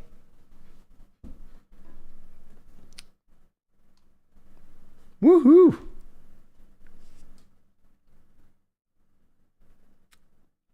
And Brian Kennicott, I'm going to have to do a double check on Oluwatimi in this game. I think that'll be a good breakdown for this week on the All-22 stuff. I'll be doing some videos this week that we'll be releasing out extra on some of that stuff. So I definitely, with us having now our first chance to get a full look at him through the game, he's looked pretty good in the moments I've kind of taken a side glance to him, but I need to do another double check and really kind of be concentrating on him specifically to see how he did in this game. But he looked good in the little spots I saw. Sajadrick looking good, man. He's going to be a practice squad guy for us, but you do feel good about that, being a guy in your practice squad as your number 5. I feel okay about that. Feel all right. Beautiful drive. And Domain, I like Gotel, man, too, as well. We'll see if, he's kind of more than a defensive end, isn't he? Domain, isn't he more of a nose tackle? One tech? Isn't Gotel more of that? That's where you kind of want to roll him. Brandon Taylor, thank you for the $5 donation. I appreciate you on that, Brandon. I hope you're having a great Saturday afternoon now. We're in the afternoon phase of things. It says, depth is good, but Charbonnet, Dallas, and Thompson don't have the ball carrier vision that Walker has. Can't wait for his sophomore season. Go Hawks. Well, indeed, to your point on that, Brandon, I made a move. We did our fantasy draft, our Hawks Nest fantasy draft a couple of days ago, and I think it was either the third or fourth round. I made in my selection of that, my one Seahawks player that I brought onto the team, the one guy I grabbed was Kenneth Walker. I am buying in on this guy having a 1,400 yard season this year. I'm putting my money where my mouth is because he's on my fantasy team. So I feel like he is going to be that guy. I think he's not quite understood. He's been a forgotten about guy. And this is going to happen when you stack as good a team up as we put together here, as talented as a team as we put together. There's going to be these guys that are really good that you just kind of forget. Oh, yeah, he's on the team. Oh, yeah, we've got that guy that had as good a rookie year for a running back as we've had here going back since maybe to Kurt Warner just about. And, oh, yeah, he is here. And you're right.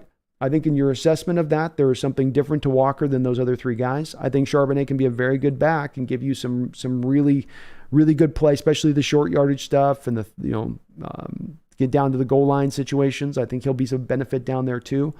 But Walker's going to be the man. Walker Brandon's going to be the guy to make this thing go. And yeah, well said, man. Well said. Thank you for that donation. I'm hyped on him as well. And go Hawks, man. There ain't going to be no sophomore slump with Walker. You know, they say that the guys in the NFL on average, that these elite backs that are really good, they usually tend to have their best season in their second year. For whatever that's worth. All right, Seahawks defense comes back out. Let's see if they can hold up a lead for the first time on the day that they have now. 6:38 to go in the fourth quarter. Packer quarterback Alex Magoo is in shotgun. He's going to give the ball to the ball carrier who fights his way through and is drugged down. Gotel once again with another tackle out there. Gotel making it happen out there on that defensive line. 4-yard gain. TikToks, Brandon, do a breakdown on Olu, but don't do a breakdown on Bush covering punts. No, I won't be doing that. All right, we've got 2nd and 6 now. Magoo dropping back to throw. He's going to have a little bit of room to work here. Tries to scramble out and away, and he's going to get a little bit loose for a second before he's finally drugged down to the ground. This will be a little bit short here on 3rd down. Red A says, canceled all my streaming subscriptions, so this entire season will be living and dying with the Hawks Nest chat. Much love, y'all. It's about to be a hell of a season. Let's go, Red Ace. All right, man. Well, thank you for making me your destination spot here, and we're going to be rocking it all year long, every single game. You better believe it. 3rd down and 1. Magoo back in shotgun. 3 wide receivers, running back to his left. He's going to give it in here to the running back, who will have an easy first down. There was some nice little hole there for about 5-6 yard gain there. Riverside says, pick 6. I can feel it. I can feel it. Domain says, no, bro, our outside is weak. We need him at the end. Starting a 250-pound defensive end for speed is going to kill us.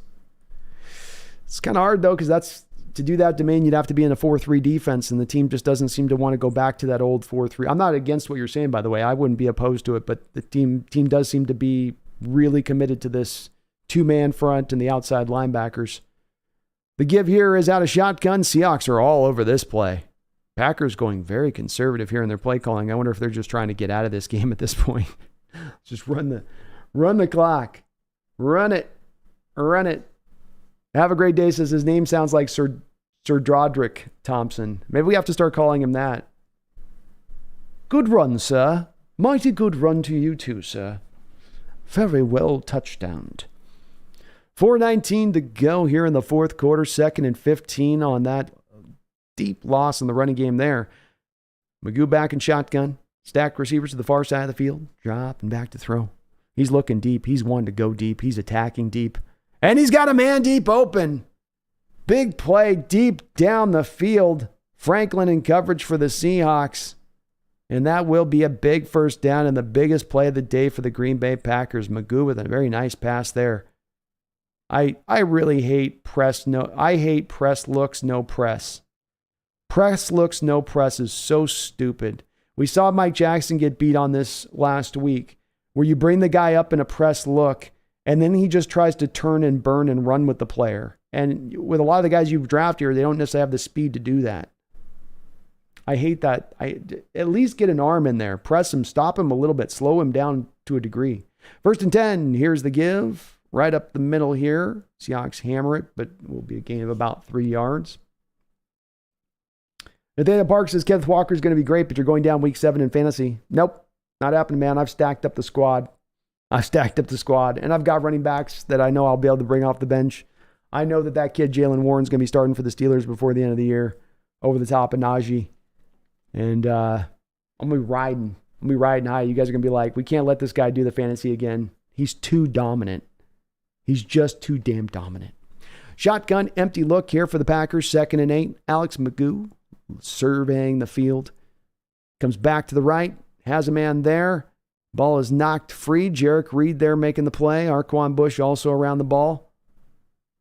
3rd down and 8. There we go. This is getting fun now.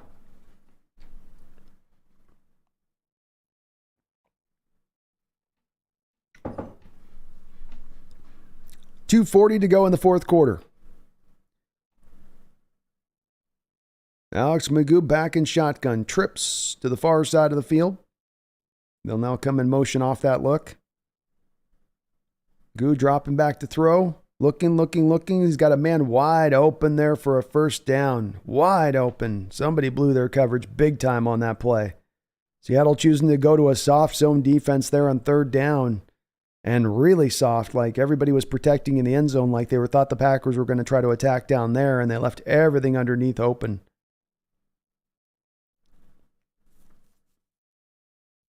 First and goal from about the 2-yard line.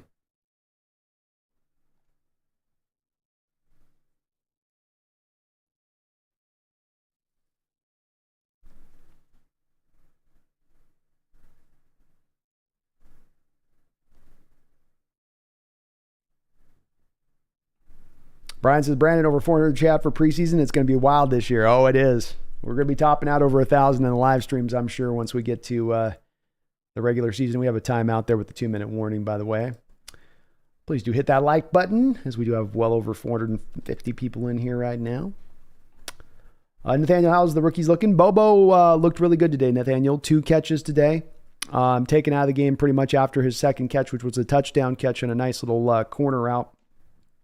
But the more, I think, impressive catch was the earlier one where he runs a little bit of an out route and Drew Lock throws it out away from his body and throws it with a little bit of heat on it as well. Able to pull back away from that, make the catch there on that play as well. He's solidified himself on the roster. Gotel, the defensive lineman, has looked really good and active throughout the whole course of this game, I would say. Tariq Smith has again looked active. Not a rookie, but a young guy. Charbonnet was in there for just a little small bit. I haven't been able to concentrate too much on Oluwatimi. A couple snaps he's looked pretty good on, and he's been basically playing the whole game out there for the Seahawks. Jarek Reed, safeties looked really good in this particular game. He's been flashing all over the place, I think. Who else rookie-wise has been doing? I mean, Aesop Winston Jr.'s look good.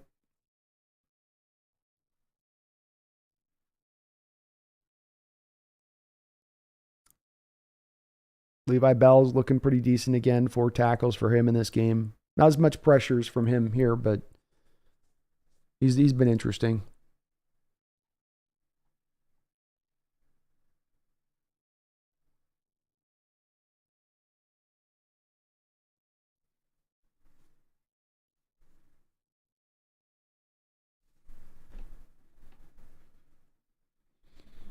Nate says, watching this defense has hurt me. I really hope the starters do a better job of playing good defense. Yeah, I mean, Nate, we're into the depths of the ranks at this point. You know, you're into the final preseason game and you're into the 4th quarter.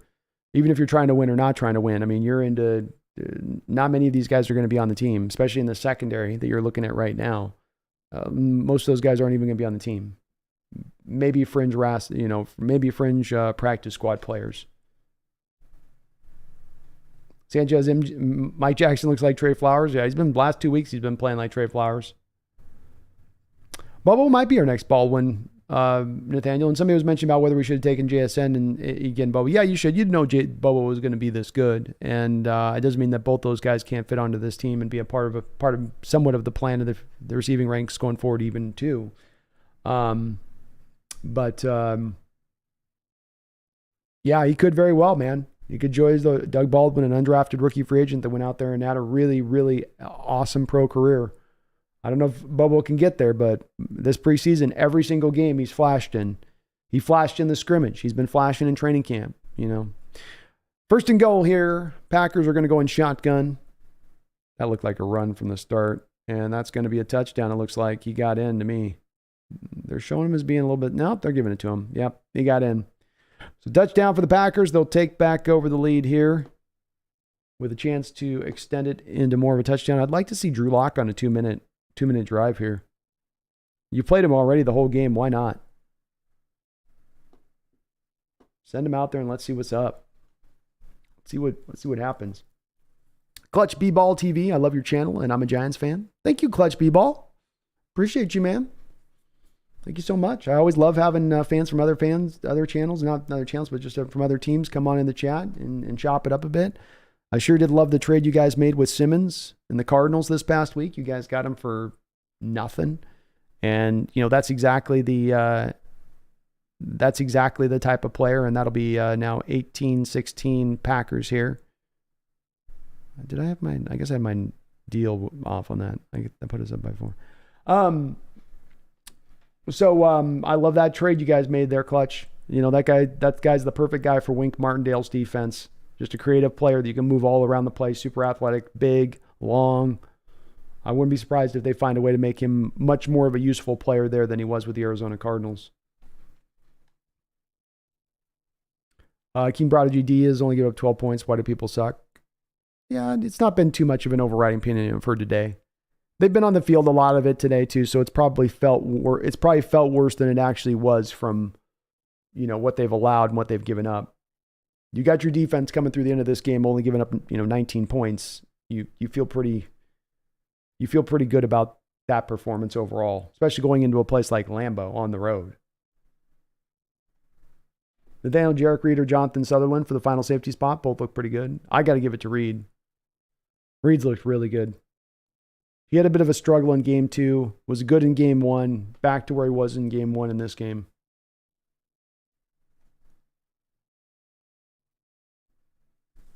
Clutch B-Ball, yeah, the Cardinals are a mess. They are a mess. I mean, they're doing, so I can't hate on Clutch because I'm a big proponent of the teams that if you're going to tank, lean into the tank. If you're going to decide like we're not going to be good this year, then offload what assets you have to get what you can get back in returns for that and turn this whole thing around.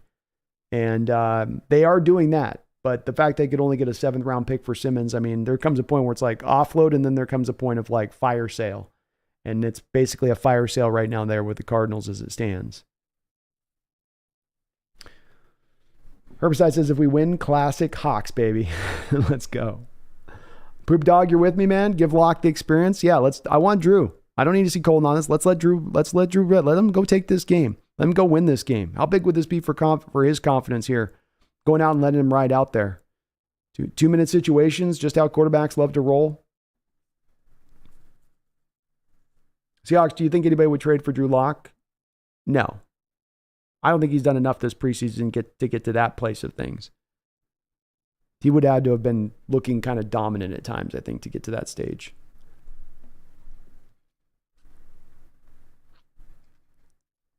$1:56 to go here. Seahawks, we'll have the full complement of their timeouts. They are going to need a touchdown. Here's the kick. It'll go into the back of the end zone, and they will take over at the 25-yard line.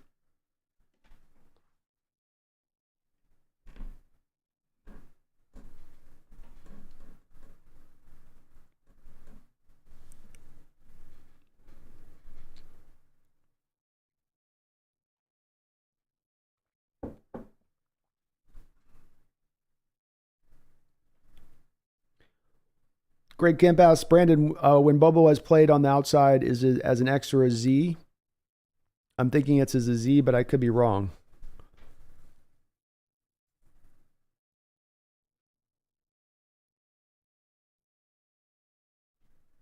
Allers is going to come out here on first down and throw a 5-yard pass for a completion. This will bring up 2nd and 5. I think he's been as an X, actually, but I can't say for sure on that, Greg. I have to go back and look at the tape. But he's been playing on the left side as a receiver most of the preseason. And then the left side guy is usually the X. The Z is on the right, strong side. 2nd down and 5, clock rolling, 1:30 to go. Allers is going to step up and try to run this, and he's going to get himself a first down. Clock continues to roll. Come on, get him set up, kid. Get him set up.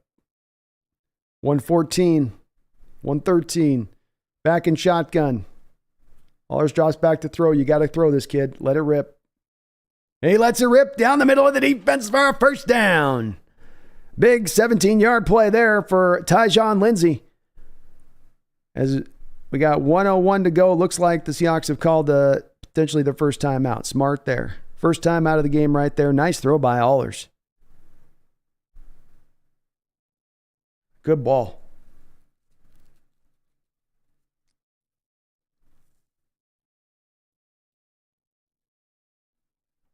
How can you not love Allers, man, Jer? He's fun.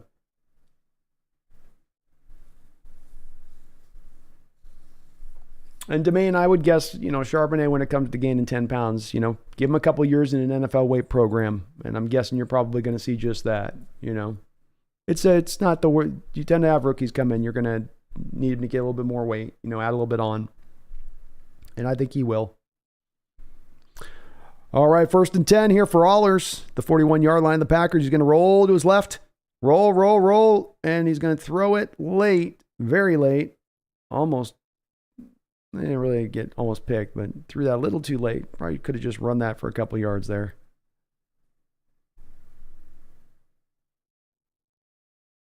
Yeah, he tried to do that a little too late on that one.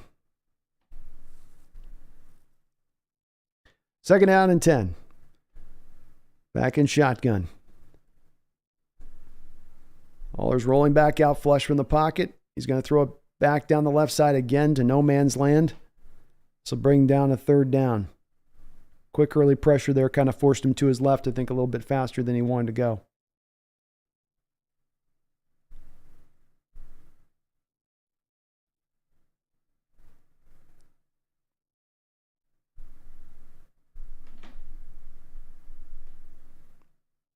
Third down and 10. Allers in shotgun. 2-down territory, no doubt, for Seattle. He's going to try to run. Checks it down to Sadadrick Thompson. Makes the catch, and he's going to get out of bounds. First down. Greenslayer says, enjoyed your play-by-play. Appreciate the play call. Was watch one earlier, and they just yelled wanting money. Oh, jeez. Yeah, not me. That's not my deal, Gray Slayer. I'm always going to be, I love doing the play-by-play. I'm trying to get better at it too. So appreciate you for that. Thank you for the kind comment. Allers back in shotgun here. 43 seconds to go. 4 wide receivers. Sadadrick to his left. Scanning the field, looking. Drops it back down to Sadadrick, who tries to make a one-handed catch and cannot bring it in. This will bring in 2nd down. Domain says, I'll be here with you every game. I'll even say, hi, Brian, every chat.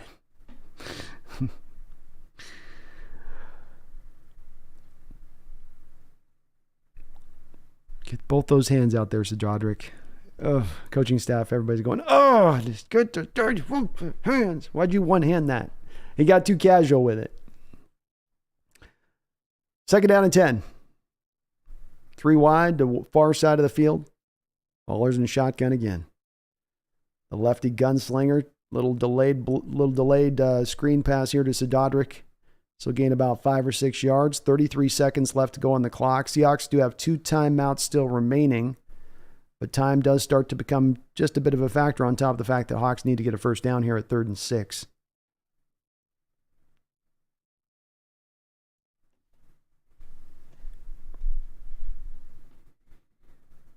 Seahawks on the 26-yard line of the Packers. Back in shotgun here again. Allers looking, checks back underneath again here to the running back, and it will be a first down. Tulapapa makes the catch. Seahawks will call a timeout. Easy for them to do that on that play there. You want to stop the clock there for sure after that. You got a first down, 27 seconds. Allers is going to have to try to get this ball a little bit more pushed up closer to the end zone here as you're getting down on timeouts and you're getting down on time. Still like this throw from him here. Just an easy, quick little first down gain. You're a 3rd and 6. Got to get the first down there. Smart play by Allers.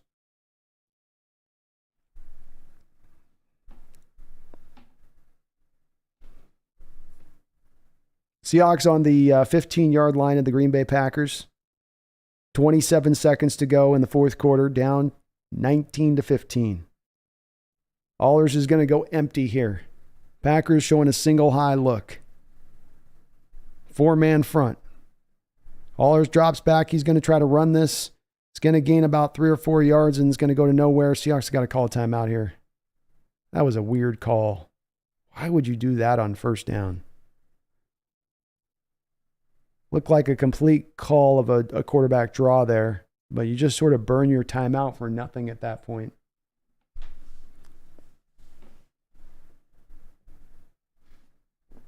Greg says, thanks, Brandon. That means Bobo's playing in the spot and making plays they expect DK to make this year, which would be an interesting film watch for sure. It is, yeah. That is the interesting part with it, and I think you like to think your guys with the size can play the X because they can handle the physicality on the line versus Tyler, that you're going to want to try to give him a, Tyler's always going to be in our Z spot and he's always going to be off the line. 3 downs to get this thing in. 22 seconds. Allers back in shotgun. 4 wide. 2 on each side of him. Drops back to throw. It's going to flip this out and throw an almost interception there, but the ball bounced. Why are we not trying to get this into the end zone? Does Allers not have a 14-yard arm? Like they're running out routes over at the sticks here. You're not in dink and dunk mode here, buddy. You got to go we got to get this in. We got to let this rip here. Poor throw there by Allers. That was just, ugh. 19 seconds to go. 3rd down and 7. Allers dropping back. Looking, and he's going to throw a pick. And that is game right there. At least he pushed it in the end zone. I'll give him that. At least he tried to, throw it in there. They pick it, and make a play back there, throw something back there. So the Packers will come away with the win here. Hard-fought game by the Seattle Seahawks on this one. Good job by the offense to show some life, and Allers with a nice little drive down there at the end to get him up the football field, but just kind of ran out of time. And the play call is a little weird there in the end, but not a bad drive for Allers, who's been cold all game coming off the bench. You got to run a 2-minute drive at the end. Not too bad on his part.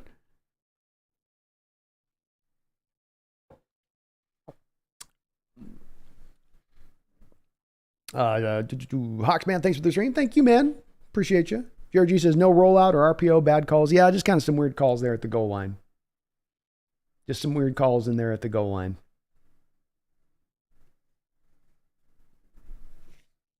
But a fun game there. Turned around there at the end a little bit on offense, found a little bit of life there with Drew Lock, which was nice. Free True says, thank Brandon. Thank you for a quality stream. Thank you. Appreciate everybody checking out the stream here today. Do me a favor and please hit that like button. We'll be doing some post-game discussion, of course, here in a second. So anybody who wants to stay along in here and hang out, please feel free to do so. We're going to be talking about this team and this game and what went on and how it all boiled down. But overall, I feel pretty good about this Seahawks performance.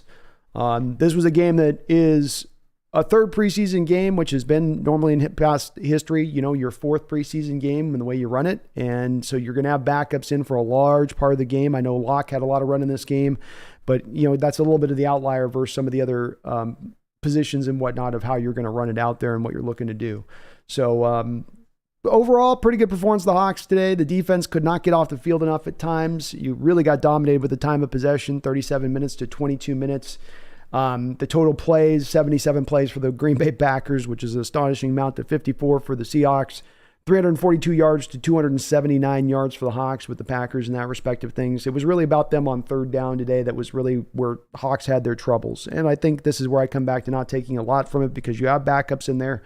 And then you also were, it was very clear throughout this preseason period that you were playing a lot of vanilla defense. You were not attempting to do a lot of and not a lot of defenses are. That's what you're going to typically see in the preseason.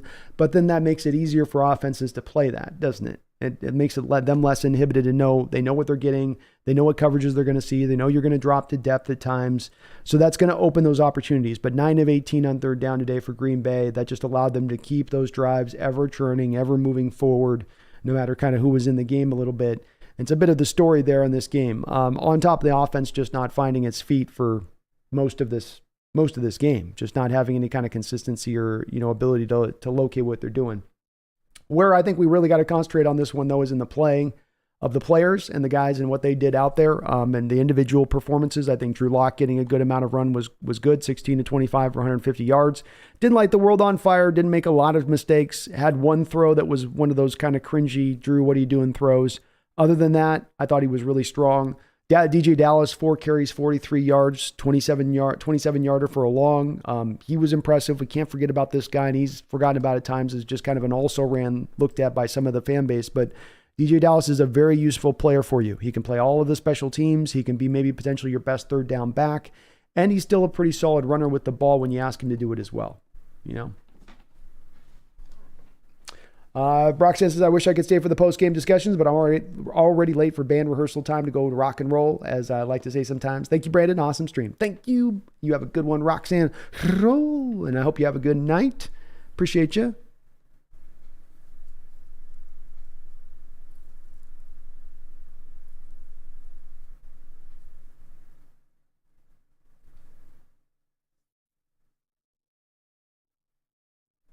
Jesse says it was first stringers playing against second and third stringers for half the game. Well said, Jesse. Absolutely it was.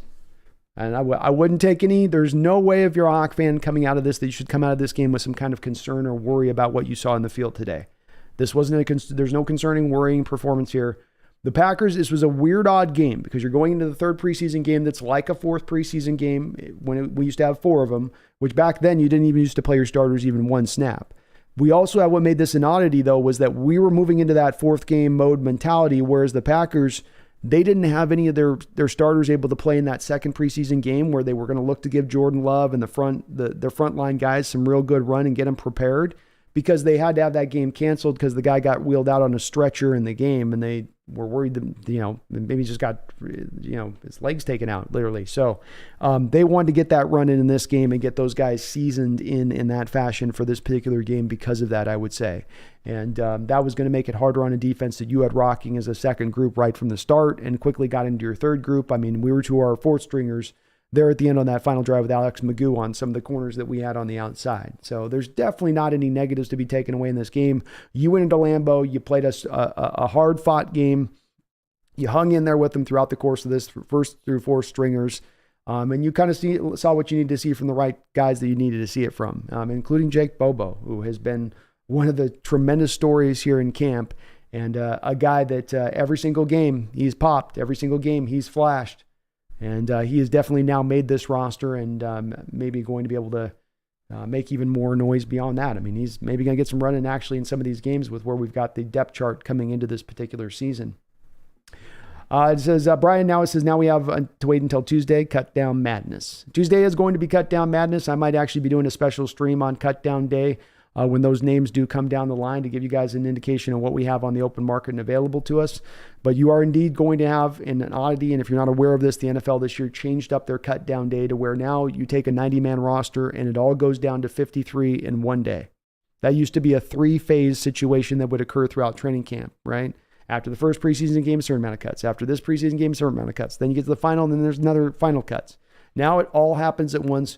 We're going to have something like 1,400 players hit the open market all at once, all on one day. It's going to be bedlam. It's going to be chaos, but it also means there's an opportunity there for a team like our Seattle Seahawks to go into there and go find maybe some value, especially a team with a little bit of money burning a hole in their wallet potentially to go out there and spend and find that guy if they should so want to do so. Texas Killer says, time to dip and take care of my girl and our baby. Thanks for the stream and the commentary. Green Bay always gives us problems, and I'm used to bad play calling already. But at least we beat Dallas.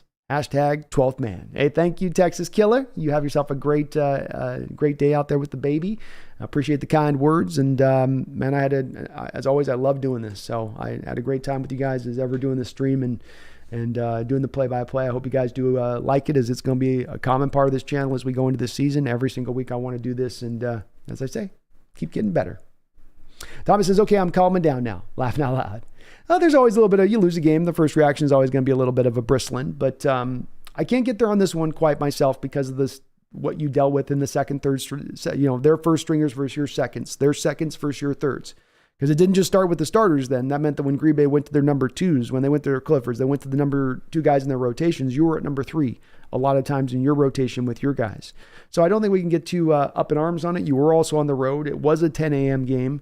There were some impediments here on the front end that were going to make this more difficult. But I think a solid overall performance. And how about, the grittiness of that defense? Offense wasn't able to get anything done today and really move the ball much throughout 3/4 of this football game, yet they hung in there. They didn't give in. They didn't falter. They kept staying as strong as they could, stringent, and keeping that Packer defense out of the end zone to give you a chance to come back and win this football game. I know they had at the end, they kind of gave up that last one, but can't put this on the defense.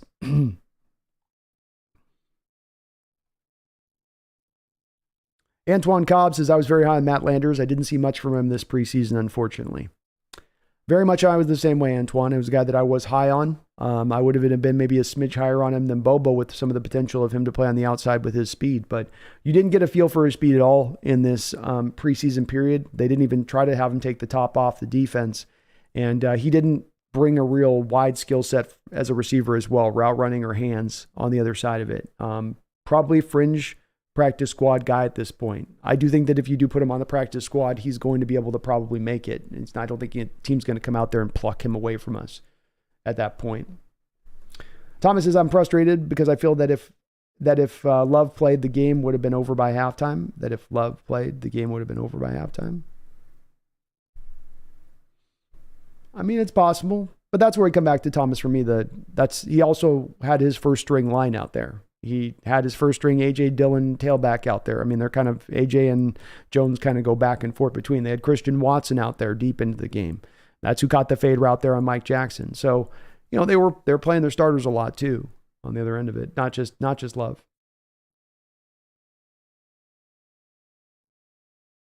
James says our defense gave them 6 points by penalties on third down. Yep.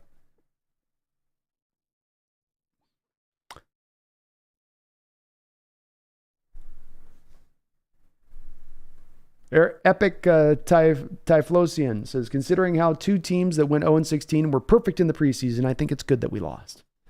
And we just get out of our system. And we get back in the W column for week 1 here with the Rams. Turn it back out there.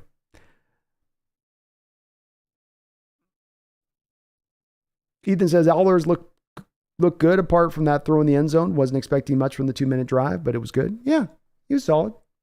Hard to come off the bench like that and come in there and First drive, you got to come in there for a game. Georgie says also, if we pulled MJ in the second quarter, we would have won today. Maybe. Jordan Clark says, awesome seeing Bobo make the roster. I always love seeing UDFAs make the team and get noticed and hopefully make a name for themselves and hopefully in the future get paid from it. That would be ideal. That'd be awesome to see from Bobo. It'd be great for our receiving corps if we can get a cheap young kid like this for the next couple of years who's actually productive on top of it. Nothing better than those 3-year rookie contracts that are undrafted rookie free agents. That's mighty nice.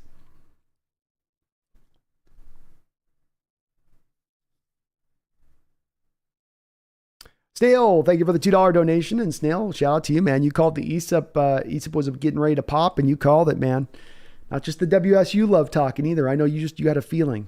I thank you for the $2 donation, though. He says, with injuries, Bobo and Aesop are the clear 4-5 receivers right now. Bobo certainly definitely is. Aesop maybe has an inline path to getting there. We can't forget about Cody Thompson, Snail. I know he didn't get a lot of play in this preseason, but that might be a guy that the coaching staff has a little bit more of a high feeling on in where he is in his game versus Aesop. But Aesop was productive today, 3 catches, 73 yards. He had that touchdown catch with Locke. I mean, those guys certainly were on a kind of a cohesive same page situation going on there between the two of them. But it is going to be probably down to Aesop and Thompson at this point. Those are the two guys that seem to have separated themselves. Ethan, I like Sadodrick Thompson a lot too. Feel good about him as our 5th running back. He showed me some things. Free Truth says, I think that if, and that's a big if, this was a regular season game, the energy would have been better. I agree. To me, and the energy wasn't horrible, but there wasn't a ton of life offensively to you, and you weren't super physical offensively speaking out there, especially with your line in the run game. But it's with there being so many backups. Dixie Hawk says, Brando, Christian Watson, what's his sister's name? Sister Christian?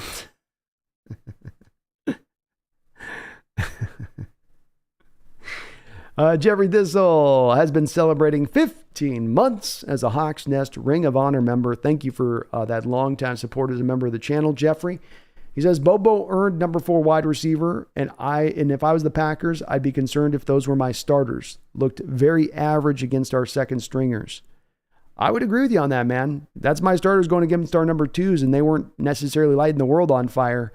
You know, they were carving out some drives, slow rolling their way up the field, dinking and dunking against a vanilla defense. And even then, you weren't able to put up a lot of points on top of that at that point. I'd agree. I'd be a little bit concerned if I was more on the Packers side of this than from a Seahawks perspective, given who you were starting versus who we were starting. You know, did we have one, outside of maybe Mike Jackson, did we have one defensive starter out there? Yeah. Seahawks, I love beating the Rams and the Cardinals. It feels good, but I mainly want to beat the Niners. Yeah, I want to beat them all of them. Snow Tiger, hi Brandon. Hope you're doing good. I'm doing great. Hope you are as well. I have a little bit of a concern over offensive play calling. It was strange and vanilla on third downs, unable to do rugby push, no attempt of trying anything new. The play calling I would offer Snow Tiger really on both sides of the football throughout this preseason has been pretty vanilla. How many fly sweeps did we see?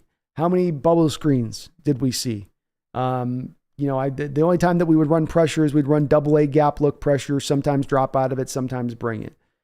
Everything was kind of vanilla across the board. This isn't an oddity, though, for preseason. And it is that there are coaches out there that will go hog wild, and they're not worried at all about, I can't show my hand, I got to be careful, got to keep everything. Then there's other coaches that we don't care. We're going to run all of our stuff and work on it. I tend to be a guy that thinks that you want to try to work on this stuff a little bit. If you're going to run more complexities and, defensively, you're going to try to do more pressure-based packages and that type of thing. But maybe there's something to be gained by not showing that stuff. And you want to keep as limited amount of tape as possible on the books so that you don't have anything sort of given away. But yeah, I agree with you. I think both offensively and defensively, it was very vanilla today. There wasn't a lot of extra.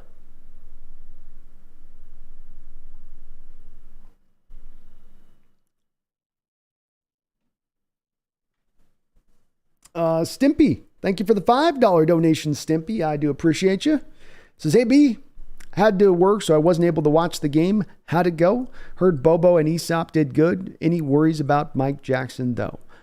Big worries about Mike Jackson. I've been a pretty big proponent of Mike Jackson, but this last 2 games have been 2 of the worst performances I've seen him put on tape as a Seattle Seahawk. And that he's doing this in preseason after supposedly having his strongest offseason with us since he's been with the team is very discouraging, and it's got me pretty worried. I don't know how you can say at this point Jackson's earned the job over Trey Brown, for instance. Say nothing of once Witherspoon gets back, him having more of an opening now to maybe going and taking that job if Jackson's going to be playing at this level. He got picked on today. He couldn't stay clean over the top. He couldn't stay clean underneath. He gave up the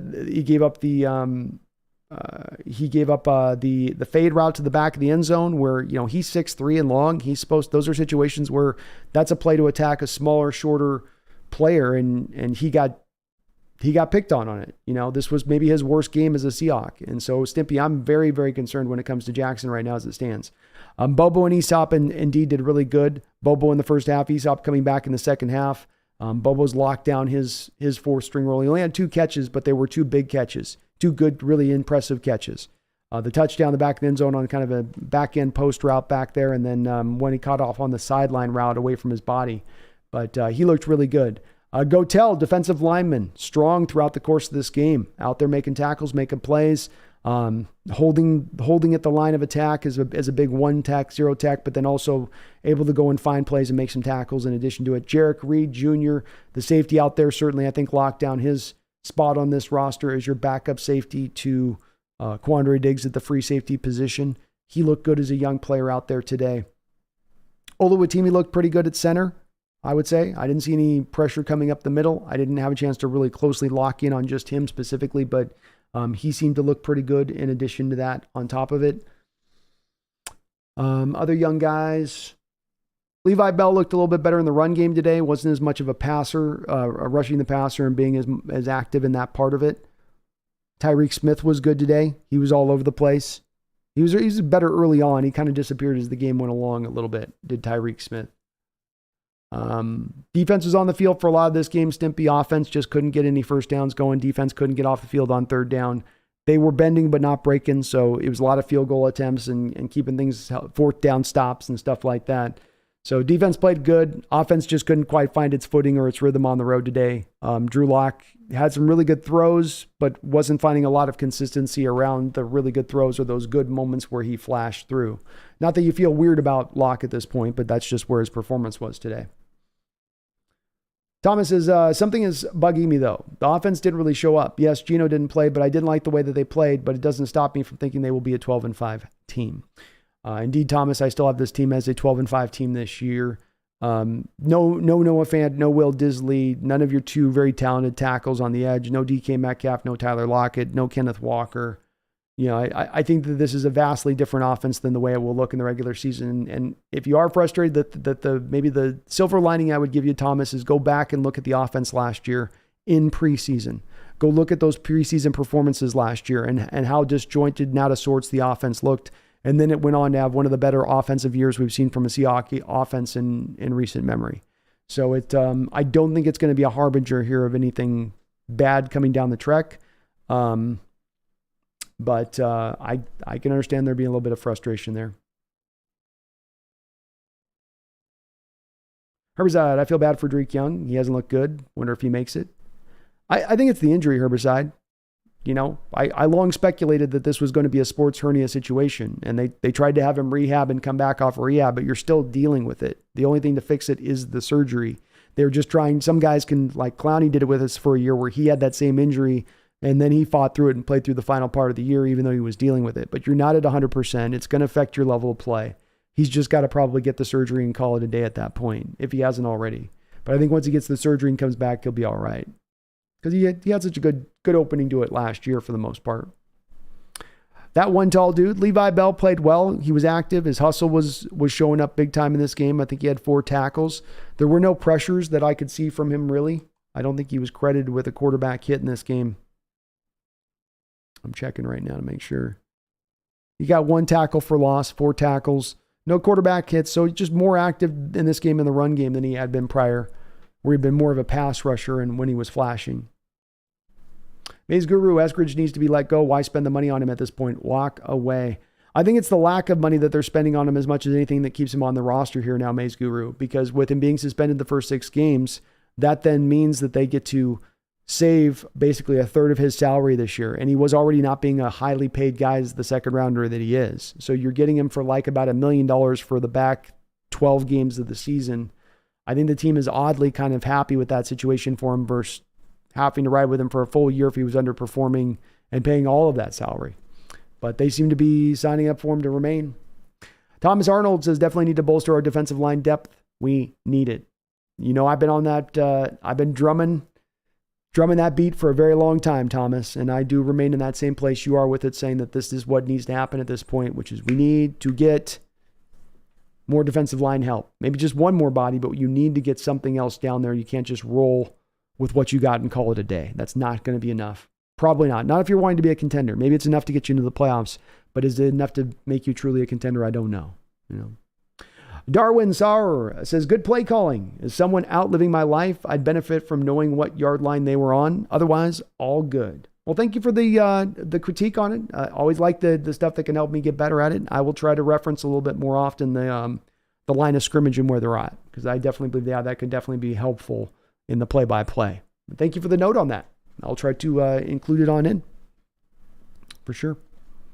Thomas, Michael Jackson scares me. Teams will throw and will not throw in Woolen's direction. Hopefully Spoon will get healthy quick. Yeah, that's the thing about this, is if Jackson isn't good, the problem with him not being good is that not just that you're not good, it's that now you're really going to get picked on because teams aren't going to want to throw at Tariq Woolen's side of the field.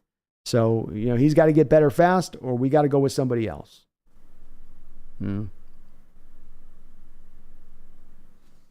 Greedy does this, says, I'm encouraged considering their firsts were just barely better than our seconds for the whole first quarter. Good point. 100%. JJ says, besides Allers' interception, I think Allers gets handed the reins after Geno is done down the line and Locke gets traded. Thoughts? I don't know that there's much of a trade market for Drew Lock, JJ. Who's the team trading for Drew Lock at this point? He didn't have much of a market in free agency when he was out there. And if he was going to go, I think he would have gone at that time for a team to pick him up who could sign him for $4 million and then wouldn't have to give up any draft capital to pick him up at that time. I like Allers, but he's going to be your third quarterback on the roster. He's going to be a practice squad quarterback at this point. I don't know if he's your future either necessarily. I think he is a little bit limited with his arm. I like his mobility, but the arm is a little limited with him. But he's also a very young guy. So we'll have to kind of see. But I do think, like TJ says, 15's going to the practice squad. And I'd be happy to put him there. Addis, the gamer, says, so glad Prez is back. Hopefully he stays healthy for this season. I think he's the key to this defense being its best version, Addis, to your point on that. I want to see him play too. He's a fun player to watch. You traded up so much to bring him in here. You'd love to finally get to see him on the field for a full run. But I think this defense, to get to its best shape, to its best state, to get to its highest rating, highest ranking, to give up the least amount of points for this upcoming season, Jamal Adams needs to be on the football field for a predominant amount of the time. I'm hopeful he is. Fingers are all crossed. We'll just have to see how it plays out with that one. Gibson says the same. I saw regression from MJ. He hasn't looked like a starter. He was the weak link out there at times as well. Yeah, he just looks, I don't know if he's lost confidence, but this is not even the Mike Jackson we saw last year. Mike Jackson wasn't bad last year. Michael Jackson wasn't getting beat on like this last year. As somebody else referenced earlier in the chat, Gibson, it looks a little bit like Trey Flowers. I mean, he's got the Trey Flowers syndrome going on, where just he looks completely lost. And it's strange.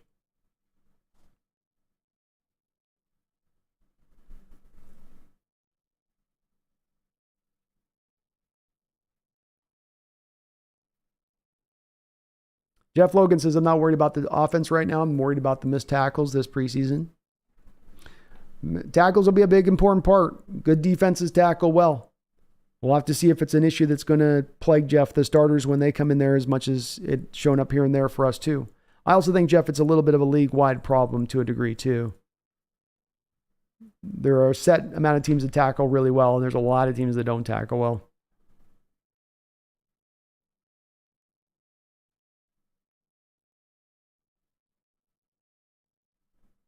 Greedy does. Anyone know how good Cam Young is? Haven't heard anything about him.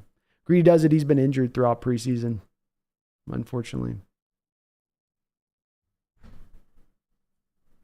Cameron Robinson says, I'm sticking with 13-4.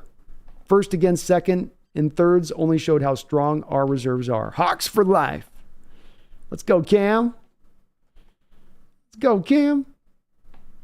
That one tall dude, thank you for letting me know how Levi Bell did. So with his performance today, do you think he will make the 53-man roster? Unfortunately, I don't on that tall one dude. Levi's in a little bit of a numbers game here. You're not going to carry more than 5 edges. 5 edges is what you're going to carry. And so that means Uchenna, Boye, Darrell Taylor, Derek Hall, and then Tariq Smith. I don't think Levi Bell's done enough to beat out Tariq Smith. They're going to want to go, I think, with that instead. Can he make the practice squad or not? We'll see on that. And I like Levi Bell's game, I do, but I like Tariq Smith with his upside a little bit more than Levi Bell, who's probably where he is as a player to me. I don't know if there's more growth coming from Levi Bell as a player, but it's a tough decision. Kid's done a lot this preseason to feel like he probably has earned a roster spot, but Tyreek's been there step for step with him, in my opinion. And yeah, that's just tough. That's a tough call. That's going to be one of the tougher calls to have to make on this roster as far as who to cut and who to keep.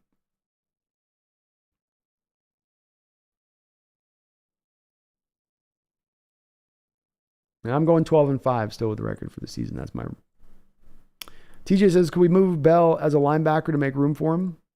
I mean, you could theoretically, but you're removing one linebacker that you could have kept that would have been more of more of a legit linebacker that's a traditional linebacker. Can he really play that? I don't know if he can or not.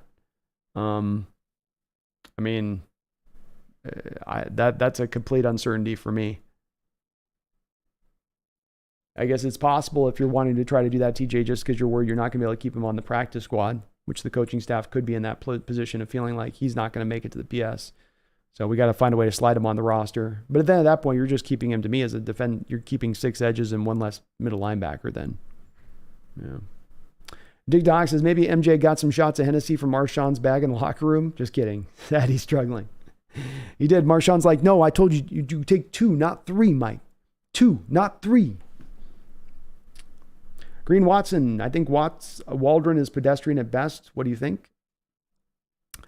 I would struggle with that one, Green Watson. Number one, he came in his first year and he didn't have a quarterback that exactly fully bought into running the system the way he wanted, nor did he have, I think, Coach Carroll in that first system running the scheme the way he wanted to have it run.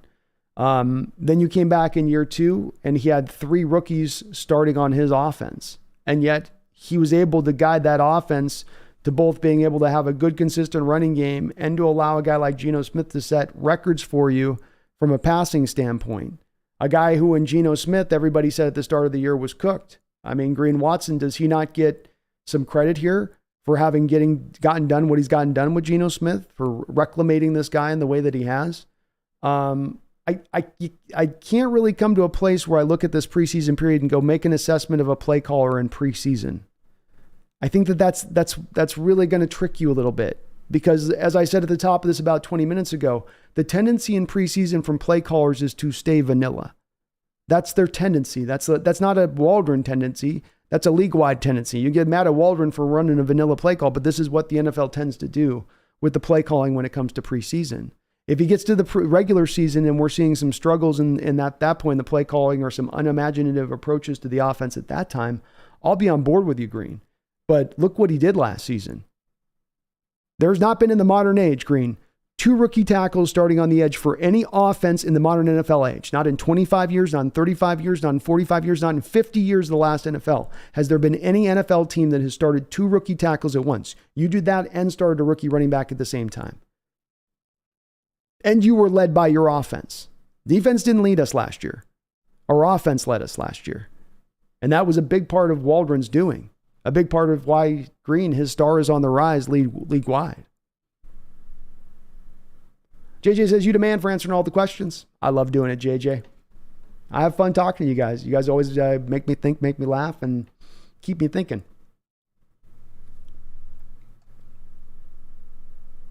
Greedy does it. I'm kind of liking Kobe at safety. Could he be the solution when Q and Prez leave? It's been a bit more of a mixed bag for me. Greedy does it. I'm back there. I've wondered about him as far as the size-wise and tackling. He had one play he rallied up in this game, came up to tackle, and he just bounced right off the running back. It was a size issue situation. He had a point in coverage here on a 3rd down where he's got to pick up the route coming underneath, and you could just feel that he didn't have the feel for picking the route up. He was trying to stay clean over the top on that play. There's room for him to grow there. I'm not saying I know that he's just been moved there.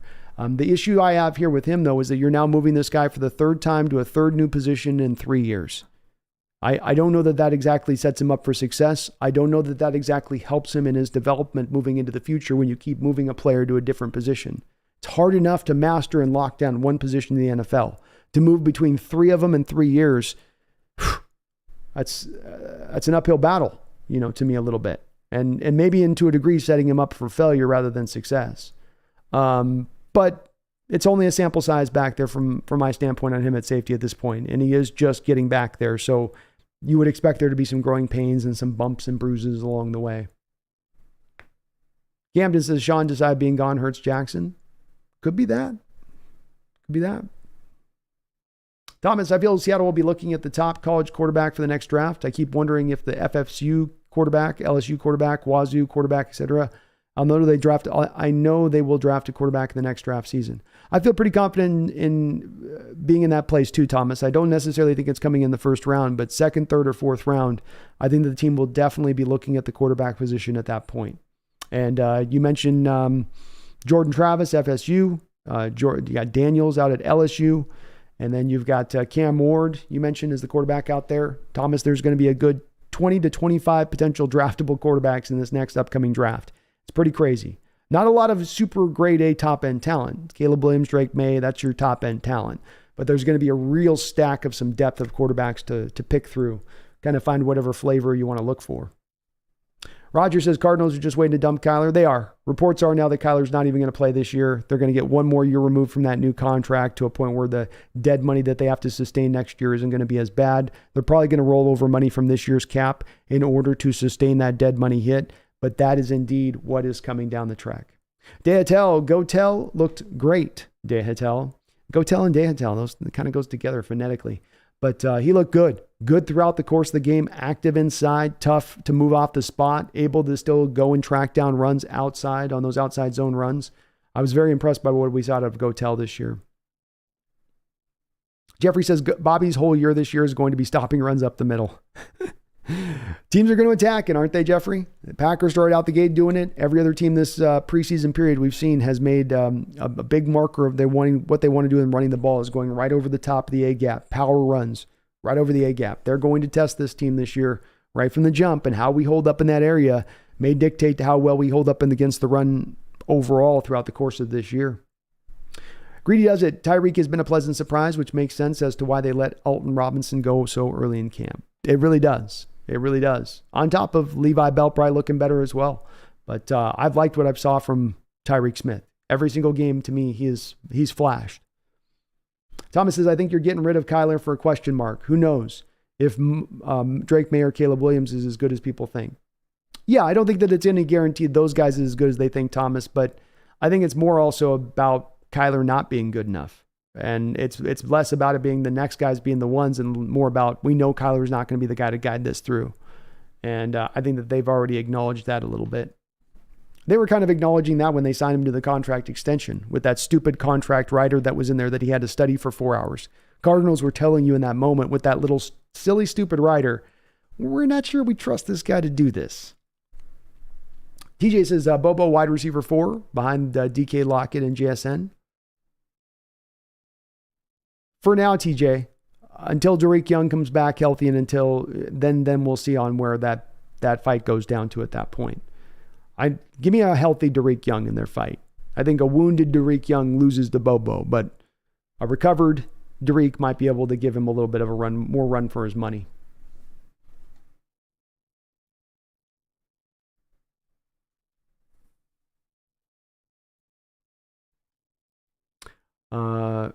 Green says, Gino earned his spot, and we are the definition of...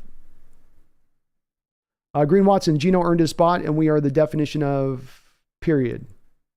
We are the definition of period. We're the definition of vanilla. Sorry. You said yourself after the half, he ran some silly plays in a row.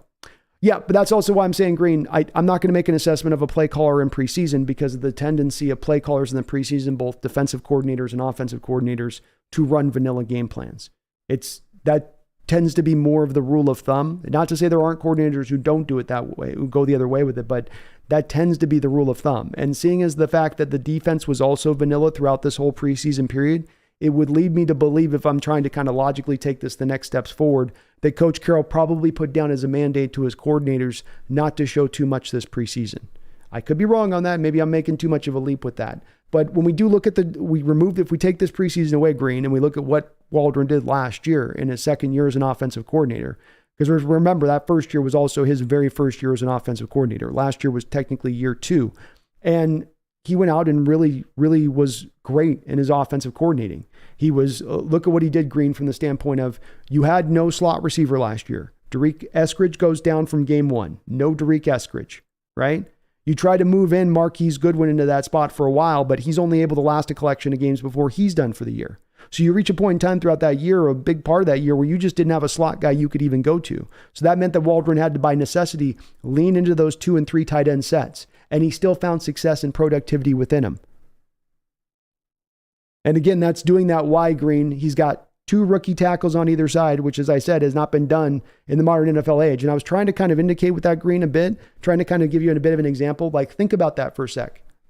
You can't go back 50 years in NFL history. You can't find any team 32 teams a year. You can't find one team in 50 years of going back that started 2 rookie tackles on either side. I think really think about why I'm mentioning that. Really think about what that means when you're doing that. Because you're dealing with a lot of bad stuff as an offensive coordinator there when you got 2 rookies. I don't care how talented they are on that outside. For every bit of good they give you, there's going to be some bad. It's going to show in their greenery. It's going to show in their lack of experience. But not only did he not get that offense to a functional state last year with that, what I would call impediment, he allowed that offense to carry this team to the playoffs. It wasn't the defense carrying this team to the playoffs. It wasn't the defense holding up their end of the bargain in that San Francisco 49er game where when you were having the lead at halftime, it was on the back of Geno and this offense and Waldron's play calling on that offense. And you went into that game with your running back room really hurt. You had your offensive line kind of in shambles at that point, and you still at that halftime had a 1-point lead. It wasn't just Geno making all that happen. He was a big part of that. That was also the offensive coordinator coming in and doing his part to help them do that against the number 1 defense in the entire National Football League last year. There's a lot of markers here to me, Green, that show that Waldron's not just a vanilla play caller, that he is a guy that has some creativity. I mean, look at how he used those tight end packages. 2 tight ends to one side, 1 to another, 2 tight ends in the backfield, running back behind him, 3 tight ends to one side of the football field, and finding a way to find productivity both in the run game and the passing game from within it. And he wasn't just leaning into it going, well, I'm so good in 2 and 3 tight end sets. He wants to run the 3 wide receiver sets. That's why you drafted Eskridge. That's why you now have drafted JSN. Waldron wants to run the three wide receiver sets. That's what McVay runs mostly, what Waldron came from with the Rams. And he's not able to run it. He doesn't have the personnel to run it.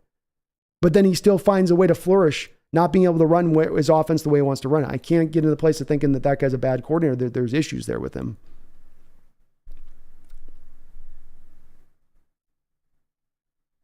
Green Watson, I don't think we can thrive with him as a coordinator.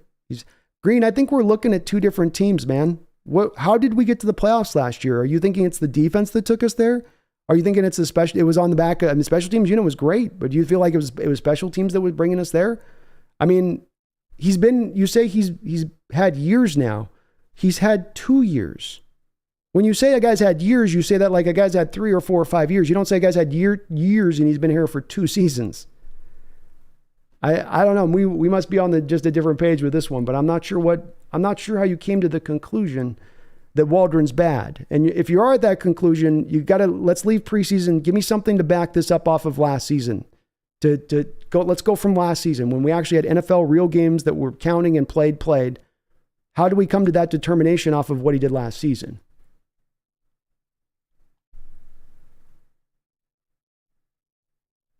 No, we just disagree, Green. I might be wrong on this. I love different opinions on here, and there'll be people that we go back and forth. There'll be people in the chat that push back on you. But I mean, if you are going to say that a guy's not up to snuff or that he's not carrying the day on it, well, we got to back it up with something. And if we're going to look at preseason games and say, well, I'm basing this off these 3 preseason games we played, a preseason where you went 2-1, where the offense didn't just completely fall on its face. It's maybe not been super dynamic and explosive, but what are we basing that on then? And last year, he had as good a year for an offensive coordinator as we've seen in Seahawks history, in my opinion. That's how Geno Smith set those records.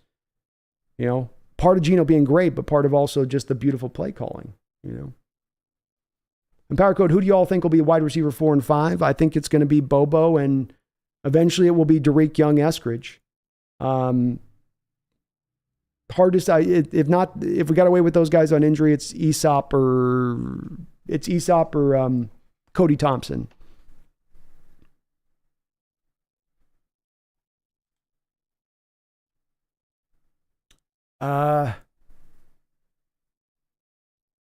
Dogzilla Monster says Green Bay demolished us in the run game.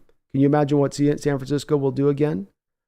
Well, it's going to be a problem for San Francisco and something that's worth watching and monitoring. The Green Bay Packers ran a lot today.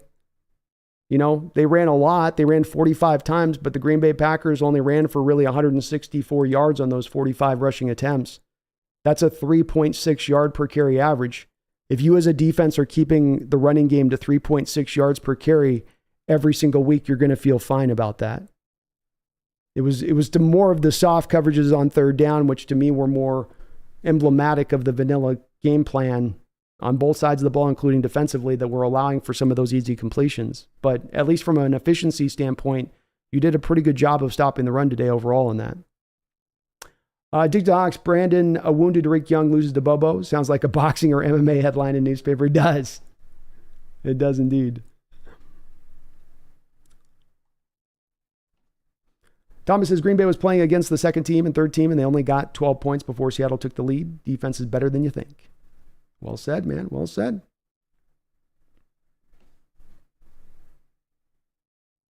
Green says, I hope you're right. Thank you for responding. Absolutely, Green. I appreciate your perspective on it. And let me just always say, Green, even if I get passionate about stuff and it might sound like this is not a spot here in my chat or my community or anything where we expect, we all got to agree on the same thing. So I appreciate your perspective on it. And I can be moved to your side of the thing. I can always be moved off of what I think and feel. I'm not a guy like, this is, I'm dying on this hill. No, I definitely can be moved, but I got to be given a little bit more. I got to have something with a basis to be moved off that spot. And I can understand if your perspective on looking at that first year going, that was a bumpy ride in the first year with Waldron. And I'd agree with you. I think that was a first year coordinator kind of finding his way through. I also don't think Russell Wilson was really always running that offense 100% where it was needing to be ran at and how it was needing to be run, specifically on script. The same issues that Russell had running the West Coast offense under Hackett last year. And so it's harder for me to lay blame for Waldron in that first season at his feet. Carroll in on this too, not just Wilson, but Carroll also having a little bit of blame on that too, because Carroll would say things in press conferences like, yeah, we really like Waldron. He's really open to doing stuff we've done prior. Like, what are you talking about, Coach Carroll? We're trying to bring in a new coordinator to do new stuff, not the old stuff. That's the point of bringing in the new coordinator. But second year, I loved what he did last year. Loved it. SD Brick says, we'll be lucky to retain Waldron for another year. It is likely someone will make a head coaching offer this upcoming offseason. I agree with that too with SD Bricks. I think if he goes out and has another year very much with what he did last year, especially now that he can build in the slot wide receiver into his offense, look out. Look out. No, I think you guys are right on thinking this guy's he's got a head coaching future ahead of him. Your guys are completely correct on that. Thomas says Waldron's a good coach. Let's understand the first year Russ was regressing and injured. Then last season, Seattle had the comeback player of the year. You got to give Waldron his due. You got to do it, man. You got to do it. He's earned it. Gibson, second half of last season, there was inconsistency after the 6-3 start, but there was injuries and our run D was porous. It wasn't the play calling. So exactly right. There's always sometimes there's excuses and then sometimes there's explanations. And when you look at the first 12 games of the season, every single game Geno Smith was playing good to great. And then through the back half of the schedule, you got to the point of having to sign guys like Tony Jones off the streets to be your starting running back because your running back room got decimated. You had no slot wide receiver. You still had those rookies playing for you across the board. Your interior of your line started to fall back in its performance heavily at that point. There wasn't as much to work with at the end as there was to work at the start. But he's going to put a stamp on it again this year. Audie says, Brandon, you're not wrong on this one. I just hope Waldron sticks around until this team fully matures. Me as well. Addis, the gamer, people who don't understand have to understand that Shane had 2 years to work with different quarterbacks. Looks like everyone's in agreement with me on this one. Appreciate you on that.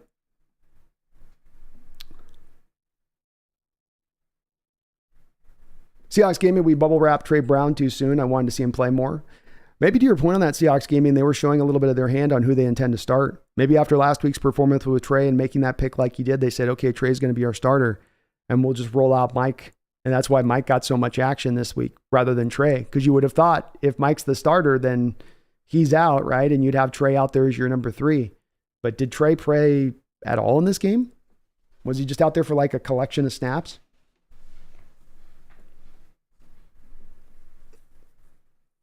Thomas says, I feel if this was a regular season game and if JSN Witherspoon was healthy, I feel Green Bay would not have won this game. I am tough in Seattle, but I feel this team is legit. I love the confidence, Thomas.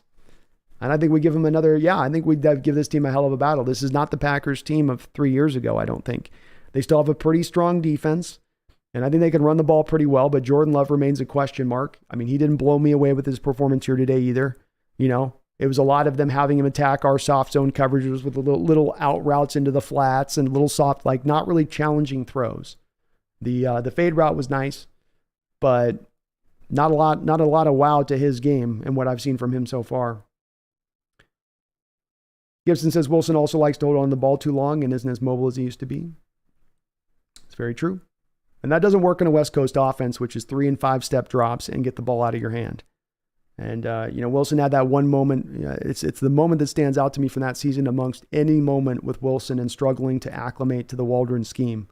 He's got I believe a 4th and goal or something like that, or 4th and 3 yards. And he's got a 3-step drop. Dwayne Brown's blocking it like it's a 3-step drop.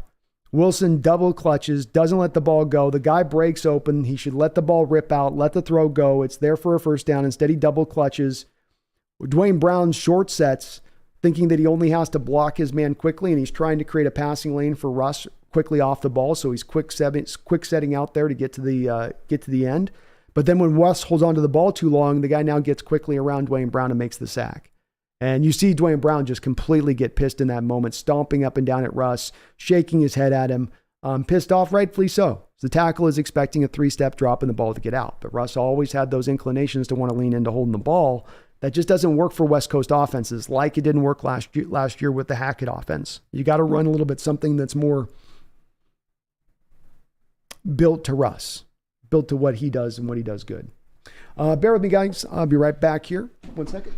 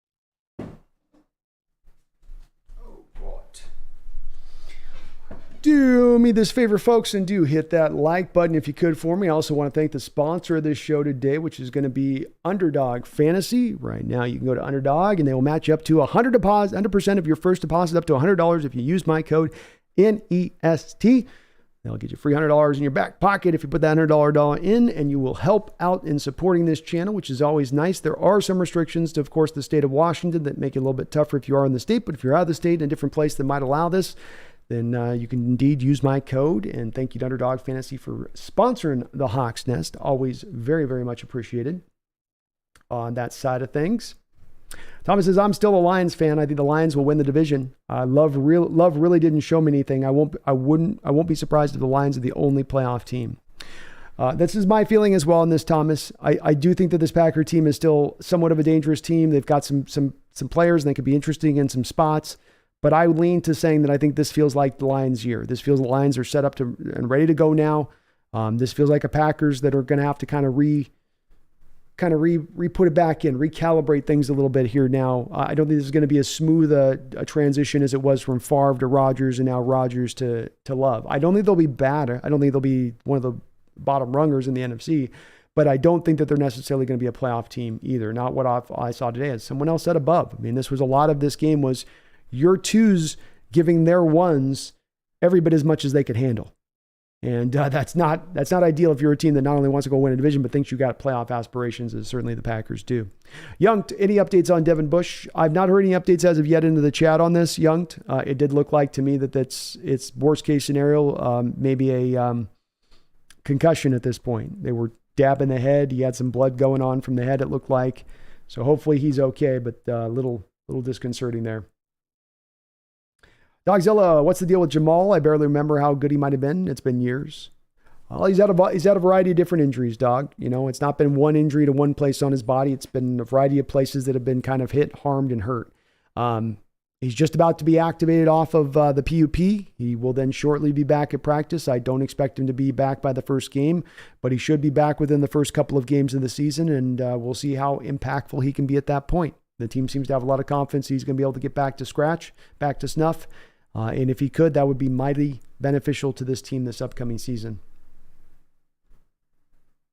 Jeff says, Jordan Love didn't look like it. He's not terrible, but not another Rodgers or Favre. Perfectly put, Jeff. I agree with everything you just said on that 100%. I don't want to color it like I think he's bad. I think he can be a functional quarterback, but he doesn't look like a game changer either like those other two guys. He doesn't seem to be in that same kind of vicinity, and that's encouraging.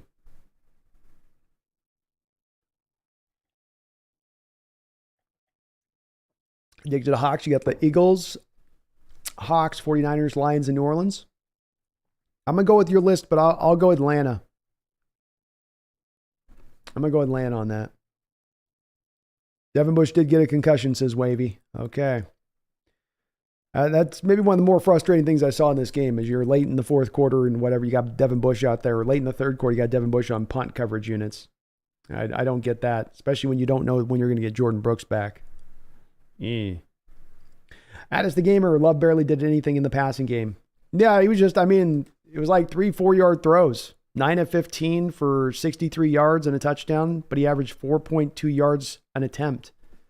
It was really like very close to almost trying to protect a quarterback rather than, they didn't want to let him rip because he was going to throw an interception or something.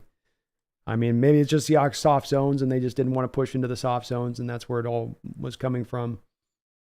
But it was a bit odd. A little bit odd. Roger says, didn't the NFL a new rule saying you can now have 54 because of the Europe or something? I think you can technically have the third quarterback active on game day, but not, but sort of active. I think that's something to do with that.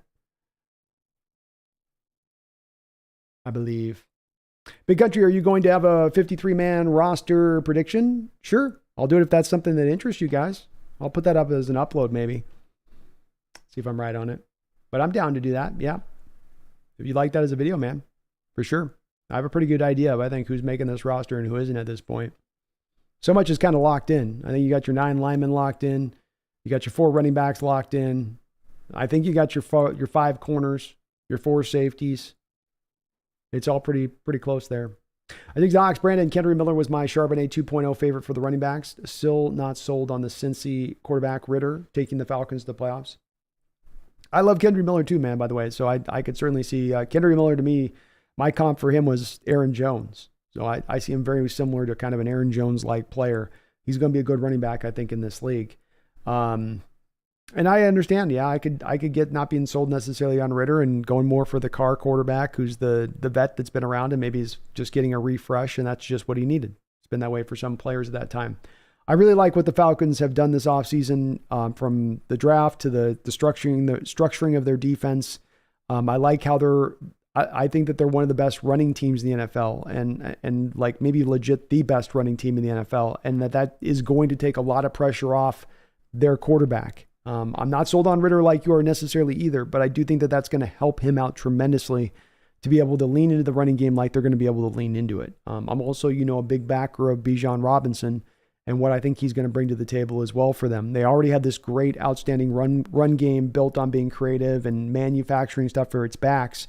Now you have a back who doesn't need to have anything manufactured for him, and you're still good in all of those departments. And that just gives me confidence that they're going to be able to make some noise. But if it was to be the Saints, wouldn't shock me either. That would be probably my number 2 team in that division. Green Bay had 164 yards rushing today. They did, but they had a lot of attempts to get there. It took 46 attempts to get to the 164 yards.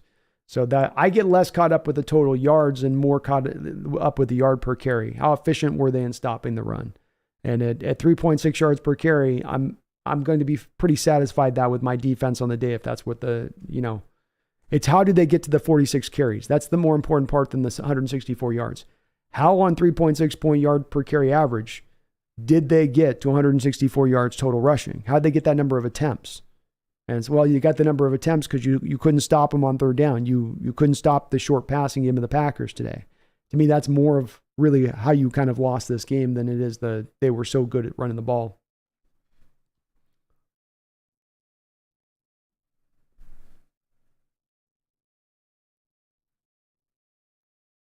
Young says, I guess Shanahan would rather have a more limited yes man than Lance with upside. Yikes. Been a blast to watch all the heat the Niners have been getting, though. Can't lie. I'm loving it too, Young. I'm loving watching the Niners go through this situation, and they've mismanaged the whole thing completely all the way around. And I do have a video I've recorded. I'll see if I post it out on the Lance trade talking about that. I'll probably put it out on the channel because I think it is important as far as for our Seahawks team and for the future here because to me, this upcoming season, this Niner team is the dangerous team in this division. The other two teams are not. This is your competition. This is your front runner. And, no matter what you think about the Lance trade, and you may be a complete big backer of Brock Purdy thinking he is the real deal and that they're going to be able to be just fine on the other end of this. The Niners are not better for 2023 after this Lance trade. They are worse. How much worse depends on the player, maybe you ask, but they are worse as a team now today than they were prior to that trade. And Brock Purdy doesn't scare me, and Sam Darnold doesn't scare me, but that X factor component of Trey Lance, and the part that maybe at some point this year, the light bulb suddenly goes on and all kind of clicks together. This happens for players where things are rough, and then, okay, it all slides together. It all makes complete sense to me. And that potential came down the pike as you had to play this team. That guy could make them the most dangerous version of themselves as their potential team. To me, you're always going to be limited with a Purdy or a Darnold. You may have the offensive mastermind in Shanahan that can carry you through the day on it, but you will always be limited to some degree with those guys in what you can do offensively. And that makes the door that much more opened up for the Seahawks to go take the division this year. So it's a poor look for the Niners. It should be a bad look for the Niners. If they sink this year, if they're not able to play up to snuff, it's going to probably cost somebody a job somewhere, just in the front office alone. But I love seeing it. I'm glad that they moved off of it. I don't think that they gave Lance a true chance. I think Shanahan set Lance up to fail in a lot of different ways. And I don't even think they wanted to move him. I think that the agent came in there and said, you got to pick because you have the same agent for Sam Darnold as you do for Trey Lance. So he just called up the Niner organization and he said, look, pick a guy and let the other guy go. Don't disrespect the third guy and he's got to sit on the back in the roster and never get a chance just because so you guys can feel warm and fuzzy about having a third insurance quarterback because you think you're going to have to call upon that because you have had to in recent years. Puff has been a member of the Hawks Nest for 20 months as a Hawks Nest Ring of Honor member. Thank you, Puff, for that long time support of the channel as a member. He says, sup, Brandon? Lame way to end the game, but hopefully good reps and experience for the young guys. Which defensive backs make the 53-man roster? Who doesn't? Go Hawks. Hey, go Hawks, Puff. Thank you for your long-time support on the channel as a member of the channel. I would say that the defensive backs are going to be as follows. You're going to have your free safety be Quandre Diggs and Jarek Reed Jr. Your strong safety is going to be Jamal Adams, who's probably inactive at first. So technically this would be Jordan Love and Joey Blunt, if he's healthy. We'll see where he is on a health standpoint, but Joey Blunt would be your backup then to Jordan Love, depending on when Jamal Adams comes back into play. Those would be all of your safeties. For defensive backs, you're going to have Tariq Woolen, Mike Jackson, Trey Brown, Devin Witherspoon, and you will have Artie Burns as your 5. So those will be your defensive backs and your safeties. They're all defensive backs, technically, I guess. TikToks, Brandon, good point on Bijan. I forgot about him. What's your over-under rushing yards for him? I have 1,200 yards for Kendry Miller.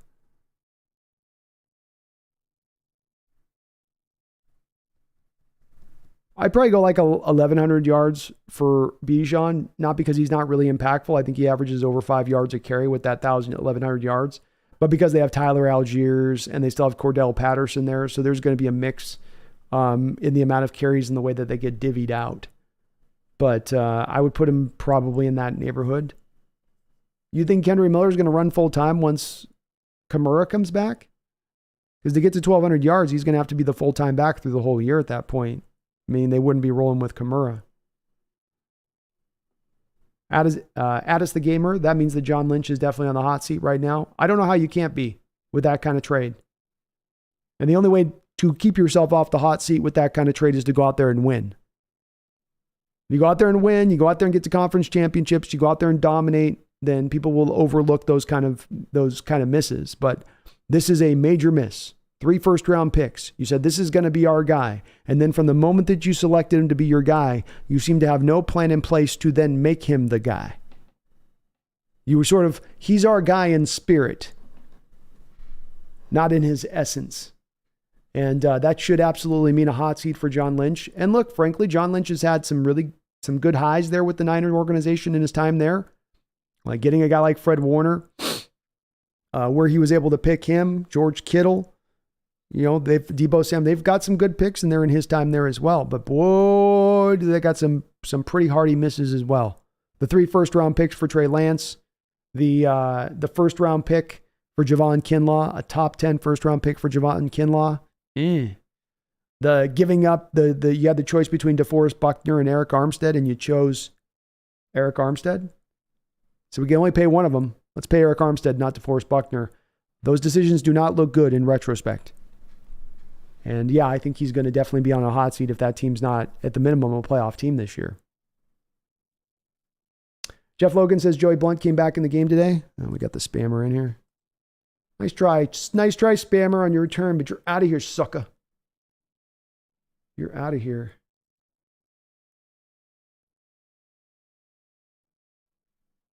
Bye-bye. Bye-bye. Joey Blunt came back, so that's good. He makes the squad then. Blunt definitely then makes the squad. 100%. Gibson says, Niners window is closing and they have been mismanaging the quarterback position for years now. It is most certainly their weak link. Very much their weak link. Yeah. They've got a big hole in their game in the respect of how they address the quarterback position. And it started even from the Jimmy Garoppolo trade. I mean, you trade Garoppolo for a second-round pick thinking, this is our guy. It's like, no, that's not our guy. And Trey Lance, well, this is our guy. No, it's not your guy. Well, Brooke Purdy, no, this is our guy. It doesn't look like as much a plan as it looks like they're reacting to the situation there. And it's strange, as Shanahan is such a smart offensive mind, that he so thoroughly can't seem to figure out the quarterback position exactly. That he can't get out of his own way on it a little bit, I feel like, at times there. But that could end up being the thing as we look at this era of Niner football, as they put together as good a team as they had in their history, yet they will come out of it without anything but just one Super Bowl performance or Super Bowl appearance, and look and say, yeah, it was our quarterback position through all of those years that held us back. Every single year, it was the same thing. You see Buffalo struggle from this. It's like every single year with Buffalo, they can't get a running game together with Josh Allen. Through this run Buffalo is now having, as they're now into year 4 of this run, 5, and they can't every single year seem to find a way to get a running game going. Either by not having the guys that can block or not having the running back talent to get it done. And you go, man, how often do you have to keep making the same mistake before you actually work to try to fix it or do something about it? Thomas says, depending on if Purdy is legit, if Purdy isn't legit, I could see both Shanahan and Lynch getting fired. I think everything is on the table with this. And Purdy, you mentioned a good point about this, Thomas, which is that Purdy's success on this is going to be a big driver to probably either of them having that hot seat into the future. Because if he balls out, then everybody probably forgives and forgets when it comes to Trey Lance. But if he comes back, crashing back down to earth as a Mr. Irrelevant 7th round pick this year, then it's hard not to see it go the other way, isn't it? I think Doc says, Brandon, yes, I see. I picked Kendry as a starter. I think Kamara getting in hot water fighting cooked his goose, but I might be wrong on that point. Yeah, I just would have thought if they're looking at a position from the Saints standpoint of that, like you say, that cooked his goose and they're done with him at that point, that I think that the suspensions come down for Kamara. He's going to get a couple of games, but that's been determined at this point.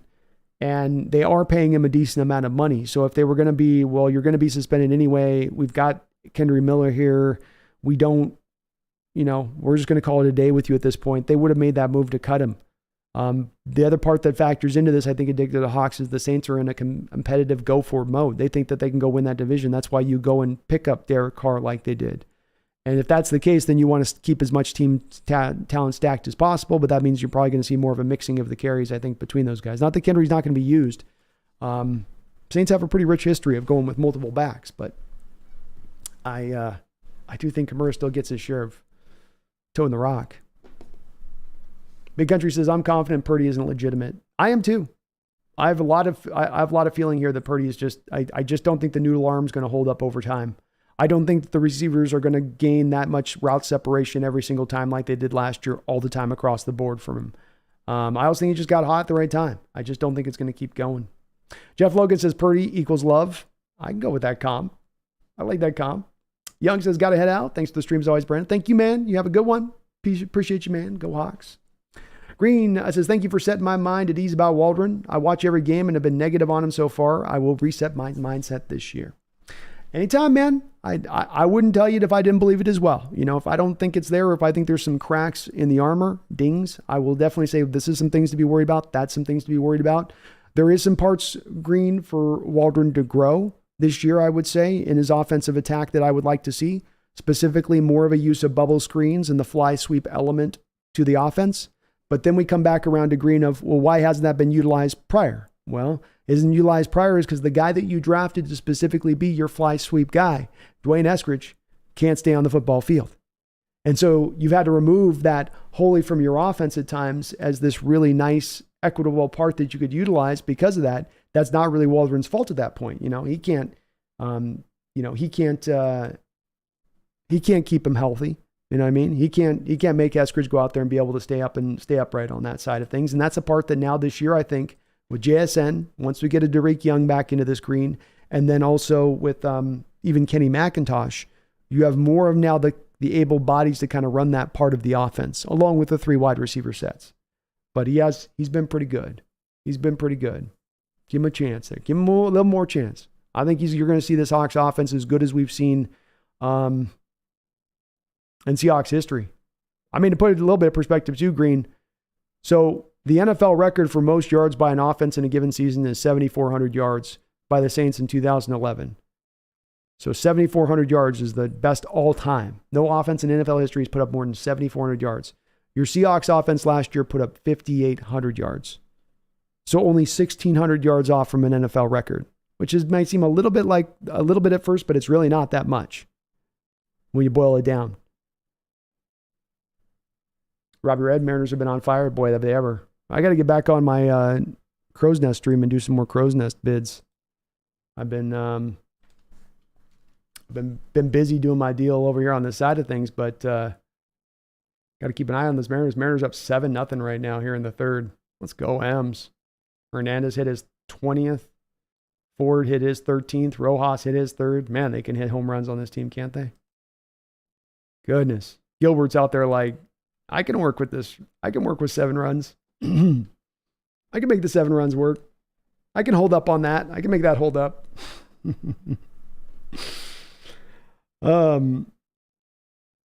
Docs, Brandon, yeah, you're right. They might have cut Kamara, traded him. I'm not sure what the dead cap cut would have been. Kamara probably would get the rock. We'll get the rock 28 though. Well, and I do like Henry though. I think they'll mix it up a bit. And there's certainly, Kamara's not long for the world there in New Orleans, you know.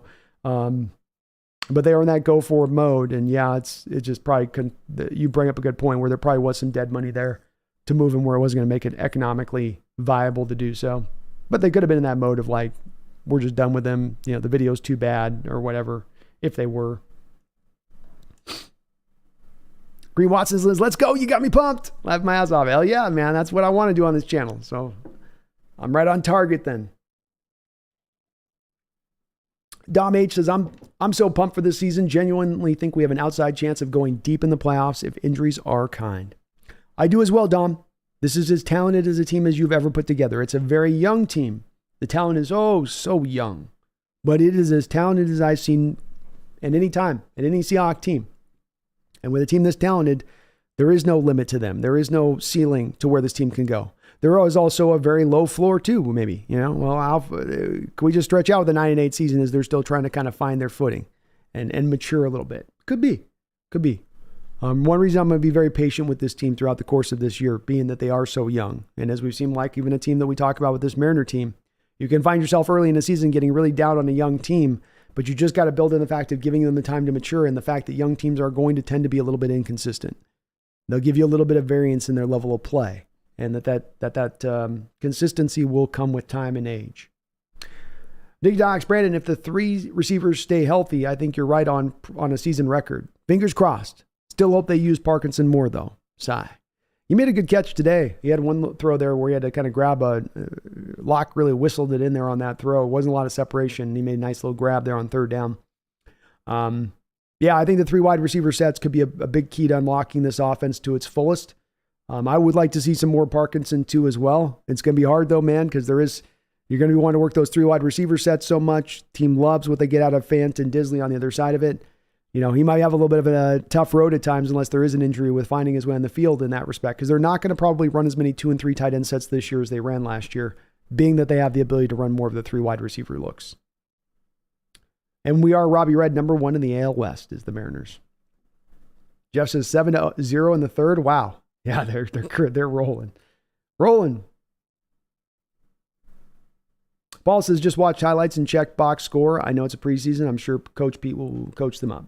It was a fine game too, Paul. There wasn't anything really bad to take away out of this game.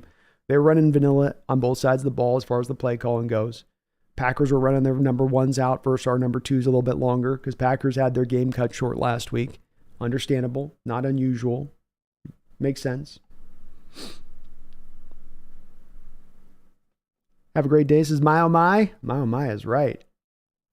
Dogzilla, I like all the position groups, but not the interior of the defensive line. I am scared San Francisco will shove it down our throats again. I have to feel like Dogzilla, they're going to try to make another move here to reinforce those ranks. I've long suspected that this is the team's intention. I wouldn't be the least bit surprised, Dogzilla, if we come to find on Tuesday that we have ourselves with a little bit more of a legitimate nose tackle at that point to reinforce those ranks. So I think they will. I agree with you. They do need to. I can't think that with this defensive line as it's currently constructed, it's quite good enough for a full run of a season to be able to hold up. But I also don't think it's a lot of players away from getting things kind of figured out there either. So just give me another run stuffer in there to kind of plug up in there, and I think we'll be okay. Dick Doc says, did the Mariners score a touchdown? Bad joke. They did, and they got the extra point through. Roger says, how are you feeling about the starters after that performance from our second strings? How are you feeling about the starters? I feel good. I don't know if you're intimating a little bit that there's maybe a position that now we better have the first string run all the way through, or we're worried. I don't feel that way, but maybe about a couple positions. I think if you had to run out a different right tackle or a different left tackle this upcoming season, if Curran or Stone Forsythe are getting a significant amount of snaps as backups, becoming starters, that would be trouble. But I wouldn't feel that way about necessarily the corner room, safety room. Linebacker room will get a little bit dodgy once you get past Bush and Brooks and Wagner. It's going to get a little bit dodgy there.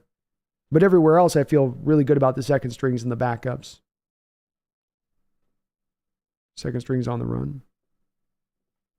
I think we did pretty good against the run today overall, Roger.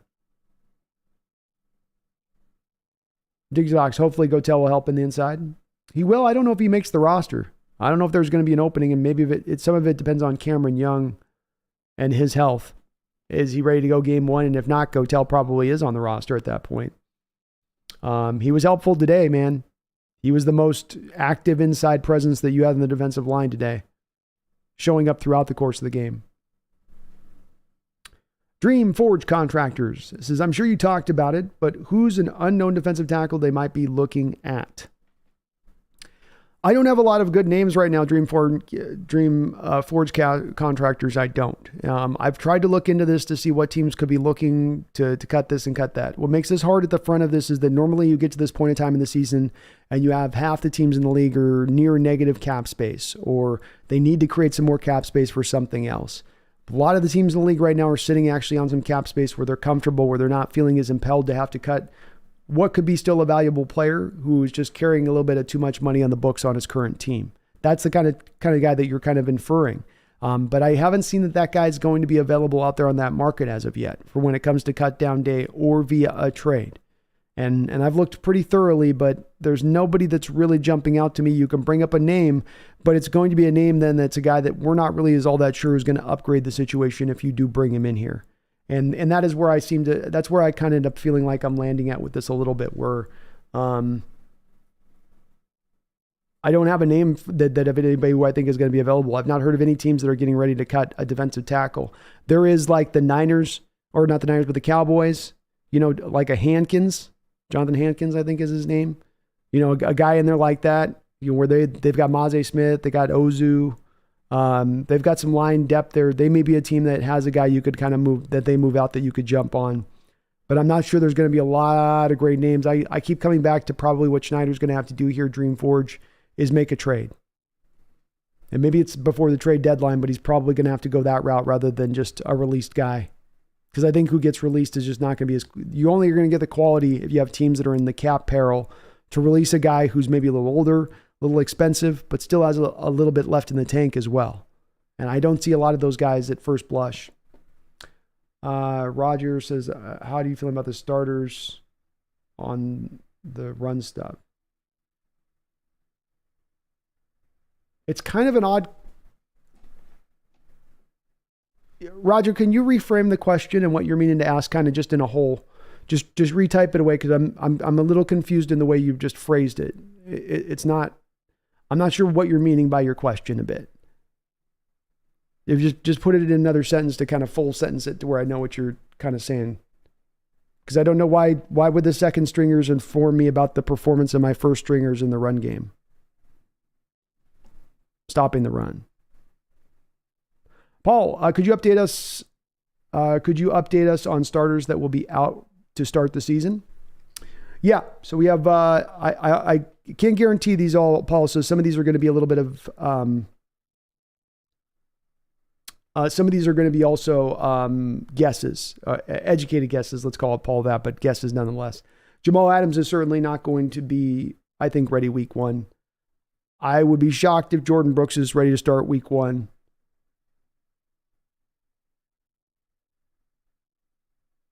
McIntosh is touch and go at this point. That's iffy. JSN's going to, I would almost all but guarantee JSN's going to miss the first game. Witherspoon, we don't know at. That's another one of those touch and goes. Could be game time decisions on that one way or the other. Cameron Young is another guy that, depending on if he was going to be probably not a starter, Jaron Reed's going to be the starter, but we don't know where his situation's at either. We probably got to give this a bit of a week, Paul, to get the updates from Carroll on some of these guys that are right on the line, where they could or they could not. It could go either kind of way on this one with some of these, down to at least that first game. And the good news is a lot of those guys you're going to probably have back by the second game. Brooks is probably ready by the second game. JSN's probably ready by the second game. So there won't be a lot, I think, after week 2 that you're going to necessarily be waiting on outside of Derek Young and Eskridge. Pedro Mendoza, Mariners are in first place. It's a beautiful day. Start of the football season. Mariners are in first place. It's as things should be. Jeff Logan, I'm worried about the tackling from the second stringers, and that can carry through to the starters because of coaching or league rules, but it's not guaranteed either. Yeah, the tackling one is a hard one for me to fundamentally kind of get my head around with it, Jeff. I'm not disagreeing with you on it. I do think the tackling is an issue. I think that if you look around the league, tackling is kind of a problem everywhere, and it's a problem that's grown in recent years. Specifically, if you look about the last 5 to 8 years or so, tackling has gotten worse. And you start to unwind why tackling has gotten worse. Because they can't work on it. Why can't they work on it? Because the CBA, the contract negotiations that occur between the players and the owners, has come out in the same fashion over the last 15 years. And that is that the players are not most worried about money. They're not most worried about aging vets getting pushed out of the league who still can play but are being deemed too expensive because they have vet minimums. Not worried about that. What they've been worried about, Jeff, is with practicing less. We don't want to be on that practice field as much. We don't want to be hitting in padded practices as much. Take away the two-a-days. No more hitting in padded practices in mini camps and off-season OTAs. No more. So the question I pose to you on this, Jeff, the question I pose to anybody on this is, how can you work on something you can't work on? How do you get better at something you can't practice? And I don't have an answer on that one. To me, the tackling is either good or the tackling is bad. And it is what it is. Those players you bring in either take that responsibility to get good at tackling or they don't. If this was 15 years ago, I'd say you can work on tackling. You can take them back out, put them in pads for practice for a week until they get it right. But if you can't work on it, you can't practice it, and the players have inhibited the coaches in their ability to work on it properly, it sort of is one of those situations. It is what it is. And you just got to lean back on being happy that you got guys who are built to be good tacklers, like Witherspoon, maybe the best tackling corner in the draft, maybe part of the reason the Seahawks target a guy like this, right? Where 15 years ago, the tackling of a cornerback wasn't very important at all, really. But now it becomes more important because it helps out the rest of your defense and stopping the run. But then also you have a guy who comes off the back of the cart already able to tackle. You don't have to train him in that. You don't have to get him better in that. You got the Bobby Wagners. You got the Jamal Adams. You got the guys that are also good at tackle. Julian Love, top 25 as a safety last year in tackles. He can tackle. So you've gotten guys that you brought in that are just better natural tacklers. And I'd offer Jeff, that's the way you fix this as much as anything else, is just having to find guys that just can tackle more than the coach coaching them up to do so. But it's going to be a problem. It's always going to be a problem. It's going to be a league-wide problem for as long as the players aren't willing to work on it to get better at it. And you really can only do so much on your own without just getting to a live fire exercise of having to literally have a guy. It's the old Oklahoma drill, you know. You've just got to work on tackling to get better at it. There's no substitute for it.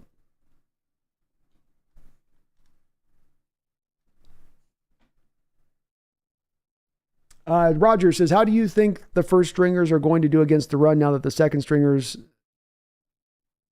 that performance against Green Bay?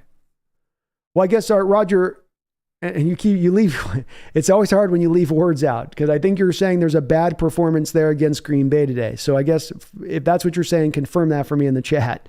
I know it was an early morning day, so we're all a little bit struggling and kind of getting all the right words in and keeping everything through. So it didn't kind of fully clarify that. I'm trying to get you to include all the words into the comments so I can read what you're trying to say, because it's still not clear on what you're asking. They weren't bad against the run today. They had 46 attempts to the Green Bay Packers. You allowed 3.6 yards per carry. Yes, it's 146 total yards, but you got to unwind to this stuff. Don't go to the symptom, go to the root cause. And so the root cause, as you look at it, is how did they get to 46 attempts when they're only averaging 3.6 yards per carry? Those two things don't go together, right? Because if I'm going to normally have a thing where they're running wild on us and they're getting all these yards running, you're going to see a 5 yard per carry average, a 5.5 yard per carry average. But that's not what you saw today. So you actually did overall stop the run really well today, Roger. The problems came into play in that you couldn't stop the pass, specifically the third down pass. They were 9 of 18 on third down today. They dinked and dunked you. You kept dropping into your vanilla zones and soft zone coverages, which I'm not mad about. I'm not arguing with. I get why they did that. I mean, this is the way you run a preseason game. But you stopped the run fine today with your second stringers. And remember, Roger, I know you said you didn't watch the game. Green Bay came out in this game playing their first stringers across the board. They did that because they had their game last week canceled, stopped. They were playing through the game. Guy went out on a stretcher. They said, okay, we're stopping the whole game. That messed up the Packers because they wanted to play their starters in that game, get them a run in that game, okay? You were putting your second stringers out on this game from day one, game one, quarter one in this game against the Packers running their first stringers, their first against your number twos. And you still kept them to a 3.6 yard per carry average throughout the whole course of the game. So your second stringers stopped the run fine. Your first stringers, well, I think stopped the run better than they did last year. We obviously look at the nose tackle and go, that's the one place, Roger, I can't make a comment on because I don't know. Is Jaron Reed, for the first time in his career playing nose tackle, going to look good in that spot and stopping the run? Well, he didn't look that great doing it against the Dallas Cowboys, but I only have 8 snaps to go off of in that game. I haven't even seen Cameron Young play this preseason. So I don't know what we're going to get from that kid on that side of it. But I do know Bobby's going to help. I know Jamal's going to help. I know Devin Witherspoon's going to help. I know Julian Love's going to help in stopping the run and making that a better part in what they do. It does remain to be seen whether or not this is a thing that sinks this defense, and within sinking the defense potentially sinks the team as a whole, as it kind of did last year. At the end of the year, you couldn't stop the run. At the end of the year, you couldn't stop San Francisco because you couldn't stop San Francisco's rushing attack. So this sunk us last year. It's a possibility it could sink us again this year. It remains a bit of a weakness, but you have done things this offseason to reinforce those ranks a little bit to where it shouldn't be league worst state anymore or around a league worst state. We should be at least a little bit more of a middle of the road when it comes to that. Paul says, super excited for the Mariners and the Seahawks. Go Hawks. Fun time to be in Seattle right now. I sure miss the very special atmosphere around the stadiums and the excitement, both are the best. Oh, there's nobody that gets hyped up like Seattle when they got the teams rolling. And I love to see that the fans this year, with these Mariner fans who have been there with the M's throughout the course of this year, last year, but this year, especially when things were starting to kind of falter or look more middle of the road than they were going to look to be a special season, they still went out there and they still packed that stadium out there. They still showed that team that support. You got to, tip your cap to Mariner fans for doing that. It's awesome to see, but we're in for a real exciting year. It's going to be a fun year this year, Paul, and hopefully one of these two teams can get up to the top of the mountaintop this year. One of the two, hopefully so. Carolyn Beck says, I can see the Eagles-Seahawks NFC Championship. Sounds good to me, Carolyn. Let's write it down. I'll take it. And I could see that being as well the matchup here as it looks here on the onset. I think the Eagles are going to be kind of the class of the NFC again this year. I do think they're going to build right upon the year they had last year, but I also think Seattle's going to be in the thick of this as well. So that'd be a hell of a game. And I would love to see it. Chewable Orb says, Bobo. More Bobo, Chewable. More Bobo. My man's balling out. He's balling out, and it's good to see. It's really good to see. Let's get an update on the Mariners score here. Let's see how bad we're trouncing. Mariners are now up 8-0. So Logan Gilbert's given up one hit through 4 and a third inning. Stars asks, how many running backs are we keeping? We're going to keep Stars 4 running backs. So you've got Walker, Charbonnet, DJ Dallas, and Kenny McIntosh. And then you will have Sadrodrick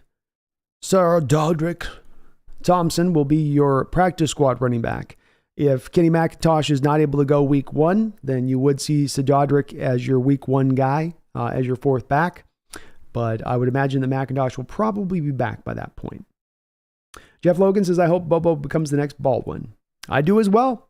And, to your point on that, Jeff, we have had a lot of undrafted rookie free agents come through here at the wide receiver position since Doug Baldwin came in and kind of made that noise like he did in that first training camp, where he surprised a lot of people to make the roster and then build on that role with time.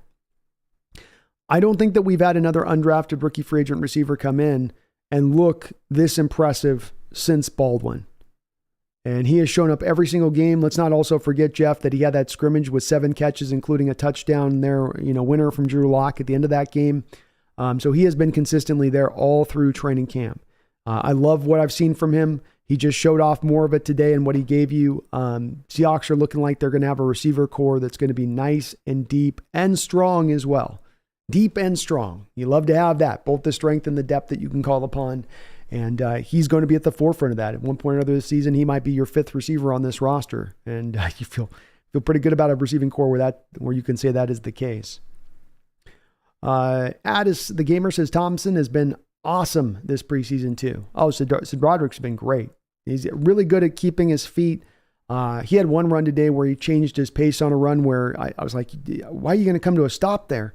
He almost kind of came to a stop when you thought he was going to just keep it going, and he was able to get the defender to stop his feet at the same time, and then he got himself back to motion going and was able to kind of bust it for a nice little run there. But he's been very impressive as Thompson, and he just built on more of it today with how he looked. Kid has definitely taken the job for number 5. That's his now at this point. Chewable Orb says, what do you do with Levi Bell? Levi Bell, unfortunately, this comes down to a number game with Levi Bell. And he's had an outstanding training camp, preseason period. Don't want to disqualify that. But Tariq Smith has not done anything to make you feel like you got to cut him instead of Levi. He's got, I think, a little bit more of the upside to his game than Levi Bell does. And I think that wins out when it's probably been pretty even-steven between the two performance levels you've gotten from each of those two guys. You're not going to carry 6 edges. You just can't afford to pull that numbers game. And I'll try to do a video of my prediction for the roster cut down, but I just don't see how you can manage to keep Bell on this roster. Somebody's mentioned maybe you put him at middle linebacker. I don't know if you could really do that, but I don't see the team keeping 6 edges, especially with the edges they have on this team that are already going to have a hard enough time finding snaps as it is. Cameron, what's up, man? It's good to see you in the chat. Says, I have only one critique after this game. Pete needs to stop trying to ice the kicker. It is proven not to work. This is why we lost the division playoff game against the Falcons in 2023. Stop, Pete. Yeah, I never am a big fan of the icing the kicker thing either. It's like a coach's Hail Mary to try to have you make them feel warm and fuzzy about having some effect on what's happening on the field when they don't have any power. You just don't have power. You just got to trust the game at this point that the kicker's going to miss it or make it. I'm not a fan of the icing it thing either, Cameron. I don't like it. Roger says, in your opinion, do you think the NFL should add a mercy rule where it's like 45 or nothing or something and it's the last 2 minutes a game? Just a thought. Nah. Football's got to be a man sport, Roger, It's a man sport. It's a sport where, blood and guts, and it's never easy. And it's sometimes brutal. And that means that there is no mercy. No way around. So no, I gotta let them play it out, man. I gotta let them play it out. COD, M. Steezy, YT says, how I watched the game. Steezy, you can go and, if you get the NFL Plus package, even for a month, I think it's like $10 a month, you can get that and watch the game, replay through that, I believe. That's the cheapest way. Cost you $10-15 out of pocket to do it at that point, but not the worst way to go. Stuart S. didn't notice Bell in this game. How'd he look? He wasn't as active as a pass rusher in this game, Stuart. That stood out to me. He was making some tackles, and he was a little more active in the run game than he's been in the prior couple contests. So he went back a little bit in one aspect of things, but he came back in another aspect. He had 4 tackles here, 1 tackle for loss. So not quite as flashy as he's been, but still solid. Still solid overall.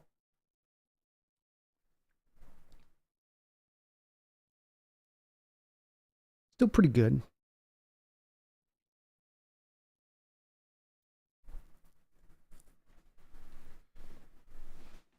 Jason Tudor says, haha, thinking women can't be brutal at a sport. Clearly I've never watched girls' high school football. It's like war. Oh no, I know they can be. I know they can be, but it's just a term. It's just a term. And I know, yeah, girls can go hard. I've seen it. Watching that basketball cup of some like high school girls going at the other day. I was like, Jesus, throwing elbows, and at the end of it, one girl got set off and she did like this running, throwing fist move. It's like, damn, girls, I'm going hard over there. Going hard. But there's nothing, football is its own thing. Playing all sports growing up. I mean, there's nothing like football, especially in the Pacific Northwest. It's 40 degrees out in the middle of fall. You got dirt tearing up your fingers. Your hands are so cold you can't finger the tips. Every time you hit somebody, it feels like the bones are shattering in your body. It's a tough sport. It's a brutal sport. There's nothing like it. It's part of why I love it so much, is I know what these guys have to do to get their bodies out there to do this, and it's unlike anything else. Stuart says, Jason Tudor, have you ever seen them compete over a boyfriend? Jason says, soccer's worse. I don't know. Probably depends on the boyfriend. It probably depends on the cut of guy we're talking here on this. Well, we've gotten down here a little bit to the bottom of the chat here today, so let's go ahead and get the last couple of questions on in here on the chat on in, and we'll go ahead and kind of put a little bit of a button on this early deal. I can go get some food. Actually, I gotta get the post game Hawks discussion on point here, so I'm going to work on that here after the stream and get that up and going. Chewable says, I might be the only one, but Kobe Bryant hasn't done much to impress. Wondering if he is a definite lock to make the 53. I think if Kobe Bryant was not going to make the 53, Chewable Orb, that it would have to come with a cornerback rising up who was not expected to make the roster. Coming into camp, you expected it to be Mike Jackson, Trey Brown, Kobe Bryant, Tariq Woolen, and Artie Burns as your 5 corners. That remains the case as we stand right now. Those are your 5 corners as we go. And there's not been a 6th or 7th guy that's really risen up. Steele got beat in this game deep, right? You had a couple guys that had some not great moments out there at corner in this game, later on in this game. So I just don't think there's been anybody that's come forward to Chewable to overtake him. And he does provide you the one thing nobody else on this roster provides you, which is a guy that can play outside, can play slot, and he can play corner, and he can play safety. So there's some positional versatility and flexibility there that's going to also probably make him a little bit more valuable than versus somebody else in that respect of things. So I agree, Chewable. He's not necessarily done a ton to impress. He had that one really nice hit in the Vikings game, but he's not done a lot out there. I think, too, with this Chewable, we got to give him a little bit of room. He's being moved now to his third position in 3 years. How much success can we expect him to have in this preseason period being asked to undertake that now? I don't know that exactly set him up for a lot of success this preseason by moving him there. It might have been best, as I say, it's what's best for the team. I don't know if that it was what was best for the player. Keldon says, I'm ready for that football weather. I'm so over these 90-degree days. Oh, I know, man. It's brutal down there in the summertime like that. Here it's been perfect. We got a nice, beautiful, sunny day. I'm going to go on a walk today. It's perfect, Keldon. Absolutely ideal out here right now. But you guys get the good weather. You get the winters, though. You guys at least get the winters. Though I'll tell you, man, you start getting hurricanes coming up your way, it's all neutralized at that point. The sun all gets neutralized, so I got to start dealing with hurricanes and earthquakes on top of it. How about no? Stewart says the broadcasters for the Packers kept talking about the Pack only keeping 2 running backs. Only 2?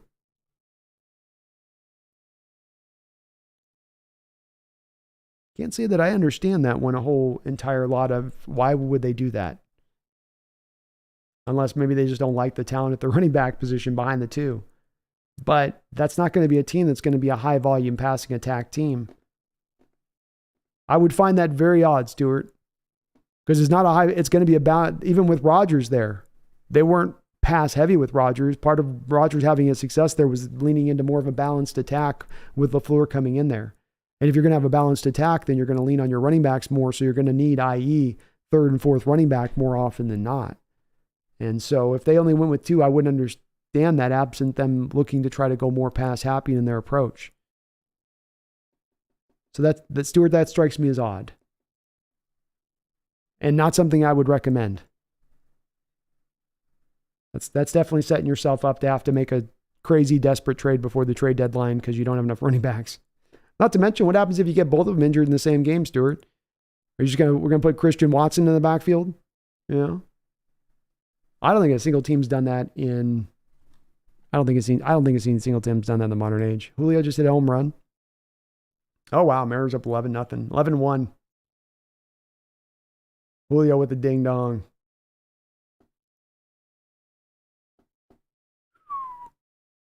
22nd on the season for Julio. Wow. Mariners are red hot. Keldon says, haha, we get some East Coast hurricanes, but they usually aren't very powerful once they get to VA. Not yet. Give it a couple of years of this with his new global change. You'll be having Cat 5s every other week out there. My, oh my. Julio Rodriguez.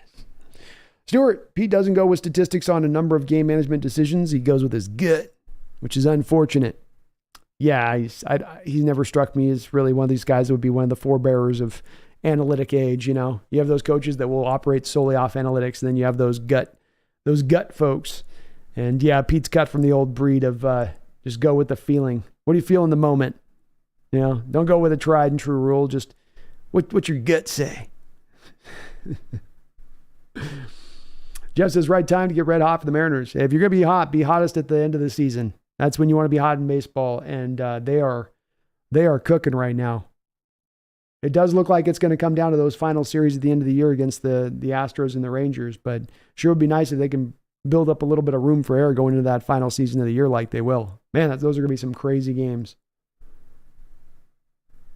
Remember the time Julio Rodriguez with his 50th home run, quickest in Mariner history. Let's go, Julio. Let's go. My guy's we don't know where that guy's upside is going to land. We still do not know when he gets into his prime, what player is he going to be? We don't know. We don't know. He might be a 300-plus hitter, putting 40 bombs in the seats, 50 bombs in the seats. But he is so much fun to watch. There's no doubt about that. And he has got to be quickly becoming the face of Major League Baseball at this point. It's very loud in the stadium. Hell yeah, I'd expect it to be. I expect it to be. Those fans are hyped. Hell, they were loud there mid-season when the team wasn't good. You know they're hyped right now. You could feel the energy last night in the stadium too. People starting to feel like, oh, we're turning the bend here. It's turning the bend. We got the playoffs kind of on down the road now. It's coming. It's coming. Jeff says best player since Junior and Ichiro. Certainly, absolutely the best player since Ichiro, and certainly with an upside to even overtake Ichiro as a player long term.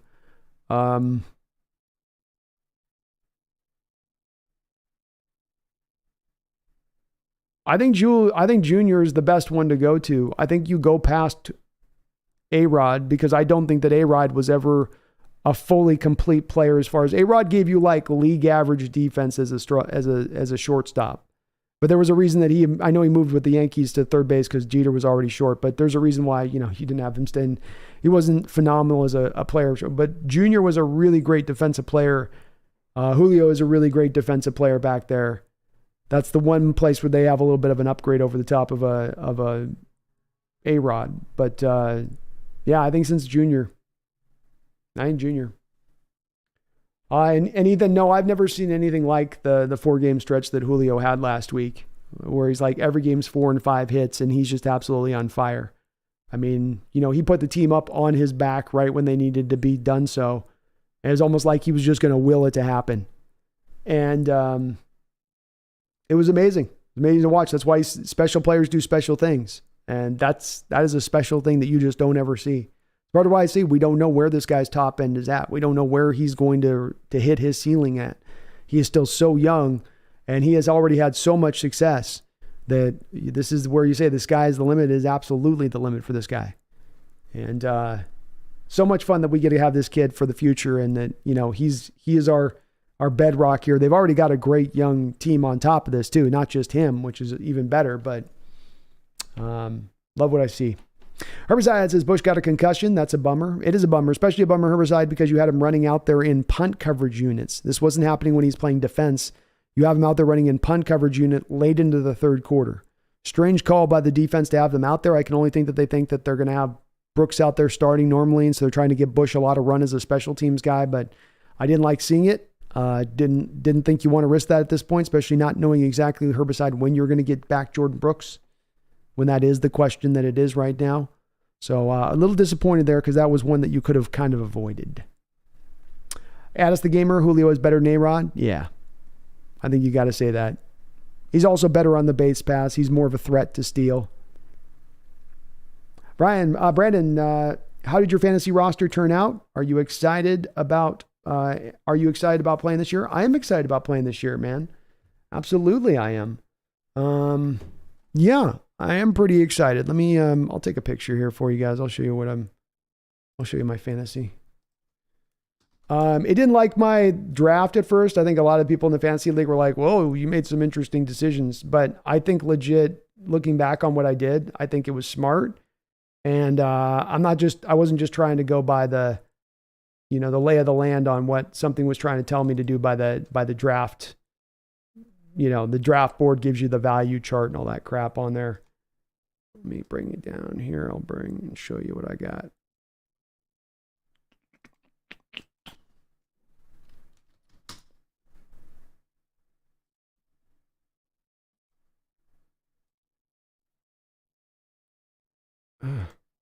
There it is. There it be. So I went wide receiver heavy. Daniel Jones is my quarterback. Walker is running back 1.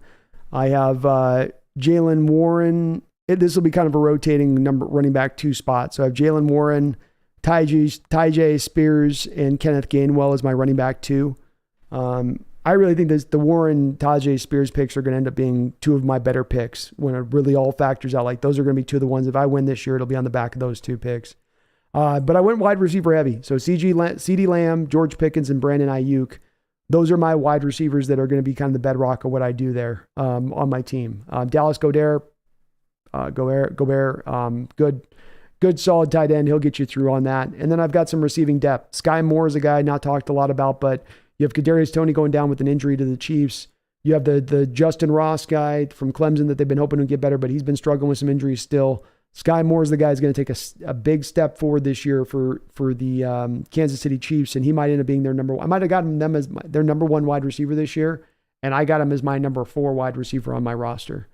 Matt Collins, KJ Osborne, just guys for depth at that point as far as for receiving core. And Tank Dell is a guy with a lot of upside to me with CJ Stroud. He's looked really good in the preseason, has Tank Dell. And Gainwell, of course, I'm gabbing him because they're not exactly in love with Rashad Penny out there with Philadelphia.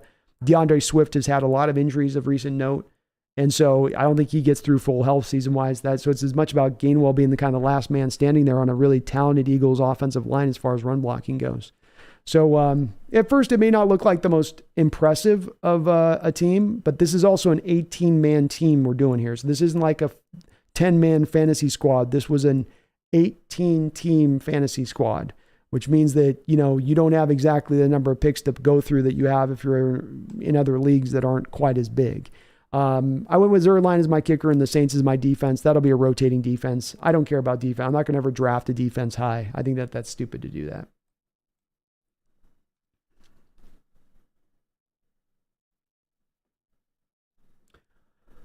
Ethan, and those weren't just singles or simple hits. Those down the stretch, he was literally doing everything. He was doing everything, man. He was playing defense. He was hitting the ball to all fields, spraying it around. I love the fact that stroke is so level at this point in the season where it's at. And, he's just driving the ball. He's not worried about yanking and pulling everything or trying to hit home runs. Just drive the ball and the home runs will come. So he's operating in such a really smart methodology in his approach as well. I'm going to take you down week 1, Ethan. I'm showing you no mercy week 1. A Rumbler, this is going to be the best fantasy year yet. Hope we get good participation and discussion throughout the whole year. There's always the OGs, but some people do fall off after a while. Haha. Yeah, that always happens in fantasy, but that's the nice part about having an 18-team league is that the cream will rise to the top.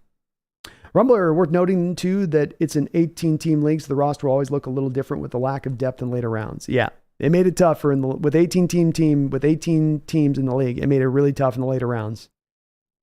It was tough. We were having a good draft. Guys were snaking guys too. We also had a run of running backs in our league. Wicked Garden says all of our GD rookies are injured. Jason, Witherspoon. Olu came back, but you do have Cameron Young out. You do have Mike Morris out. You do have Kenny McIntosh out. A lot of them.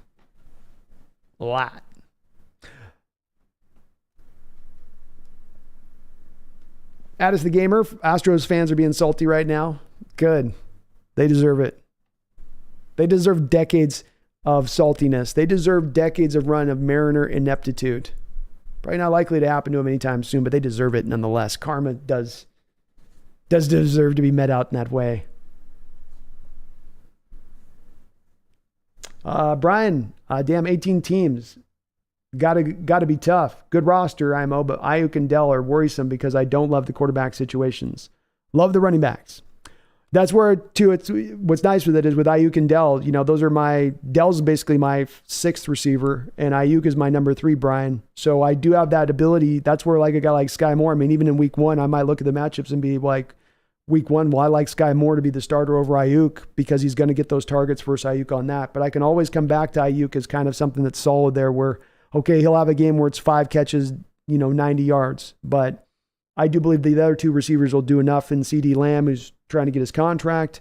And then, of course, in my opinion, George Pickens is just getting ready to really kind of, tear the top off. I think Pickens is going to go out there and have a 1,400 season. So it becomes less than that third receiver has to hold up as much. I can take a little bit more of the gamble of just getting the solid guy in there that I know he's going to produce. He's trying to, what I like to have too is with that, with a couple of these guys, they're trying to CD Lamb and with Ayuk, they are also trying to earn their contracts. They're going to be playing their hardest to get as many touches as they can because they're trying to make that money. But yeah, the quarterback situations are a little bit tough. The one thing is I will say that with Dell, Brian, is that you know that team's going to be behind a lot of games, and you know they're going to be throwing the ball a whole hell of a lot. So, see how it goes. Ethan, you have a good one, man. Appreciate you. Rumbler says, what kind of production do you expect out of Roschon Johnson this year, Brando? No, you thought he was an awesome prospect like I did. No obvious running back one in Chicago either. He was the guy that I got snaked on in the fantasy draft, Rumbler. He was one of those guys where you're looking at on your list of people you're going to pick, and you're like, okay, when it comes around next time to my pick, I'm going to get this guy. And he wasn't even one of the highest running backs on the board at that point. He was like deep in the ranks. I don't know, maybe you ended up being the one who got him. So I just missed out on him. He got snaked underneath me, and I was going to absolutely jump on him. I'm a big Roschon believer. I could easily see him sliding into becoming the Bears' number one running back this year. He's going to work really well, I think, with their quarterback there as well. Just a good player. Good player. He got lost in the shuffle because he was behind Bijan Robinson at Texas, but I think he averaged like 0.2 yards less per carry on the ground at Texas than Bijan did. And he was good. So he's legitimate, man. I would not be surprised he ends up becoming the starter for the Bears, and I would expect him to be a minimum guy who gets you 400 or 500 yards on the ground this year for the Bears. I don't know if he gets up into the 1,000, but he's going to be used. And he's going to be a guy, if you got him in fantasy, that'll probably be down there as a short yardage guy for them down by goal line. So he can maybe steal you out a couple of touchdowns on your fantasy league, even if he's not getting 50, 60, 70 yards a game rushing the ball. Big Country says, I got to go as well. Sounds good, man. I think we'll go ahead and probably start to put a button on that. If you got any last questions, go ahead and put them through. But other than that, we will kind of put a button on this one. I got some things I want to get done and knocked out today. We will look at, I don't know for sure, probably will not be on tomorrow night, but maybe I'll see if I've got something I want to discuss or we're going to get into. If I don't, we will be back on Tuesday. I might do a double dip on Tuesday of cut down day, and then also do the B&B show later on in the day. So we might be doing a double dip on Tuesday, as the cut down day is going to see about 1,400 guys hit the open market. And you're also going to see a lot of trades going on at that point too. So maybe our Mariners might be active at that point. Might be worth going live at that point to get a kind of feel for things. Rumblers has agreed on Dell. Same reason I like John Mechie as a late round flyer. They'll have no choice but to throw. By the way, I'm the one that took Roschon. You son of a, you son of a, oh, God, I wanted him. I got snaked. It was just so brutal because I was like 4 picks away and I went, huh, where'd he go? Where'd he go? And then he was so deep on the list. I was trying to search his name type. And I was like, well, maybe I'm not typing Johnson right. Maybe I'm misspelling Johnson, because that happens. And then I'm scrolling up and down and I'm taking up all the time on my pick to come to find out that you took him. So that one hurt. But yeah, John Mechie, the same thing, Rumbler. They moved on from Brandon Cooks this offseason. And so now this opens the door to any of those other receivers getting that much more production, especially when you're picking a team that's going to be playing from behind and is going to be forced to have to throw the ball a very high amount of the time. So, I think that it makes sense to target those kind of players in those kind of positions and use it. Addison the Gamer says, yeah, same here. Go Mariners, go Hawks. That was a great stream, Brandon. Thanks a lot. Thank you, Addis. I appreciate you, man. Hope you have yourself a great night, and take care out there. Who took Carter? Which Carter, Space? Which Carter? Rumbler Podcast, just wanted to tell you I've been watching back on the streams at work over the week. The drunk stream was hilarious to go back to. I will be 100% tuning in for Thanksgiving. Yes, indeed. We did announce last stream we'll be doing a drunk stream again on Thanksgiving, and we were talking about it. We've had for those that are not in the know here at the Hawks Nest, we have kind of a sub-famous stream that I did back about a year and a half ago. There, where in the Russell Wilson finger broken game, I was live streaming, and that was a fun stream, man. That was a Fred stream, but we're going to have a good one on. I already got Dr. Sanders ready for Thanksgiving, and we're going to be lively on that one. You better believe it. You better believe it, man. Jalen Carter. Well, the Eagles took Jalen Carter, Space. Of course, no one took Jalen Carter in the fantasy league, though. We don't take defenders. Remember the time Big Dumper with a home run? Damn, dude, they're all smacking it, huh? Everybody's smacking it, flipping it, and rubbing it down in that on the Mariner team. Go Mariners, man. Let's go. You love to see it. You love to see it. By the way, Seahawks didn't get the win, but the Mariners look like they're cruising along well here. So Mariners are up 12-1 now. on the start bringing in the bench here. Rest the starters here pretty soon. Space and fantasy. Oh, okay. I'm still learning. I think there are some fantasy leagues you can take defenders on space, but yeah, not in our particular one. Green Watson. I have subbed just in case you're wrong with Waldron. I will talk my shit.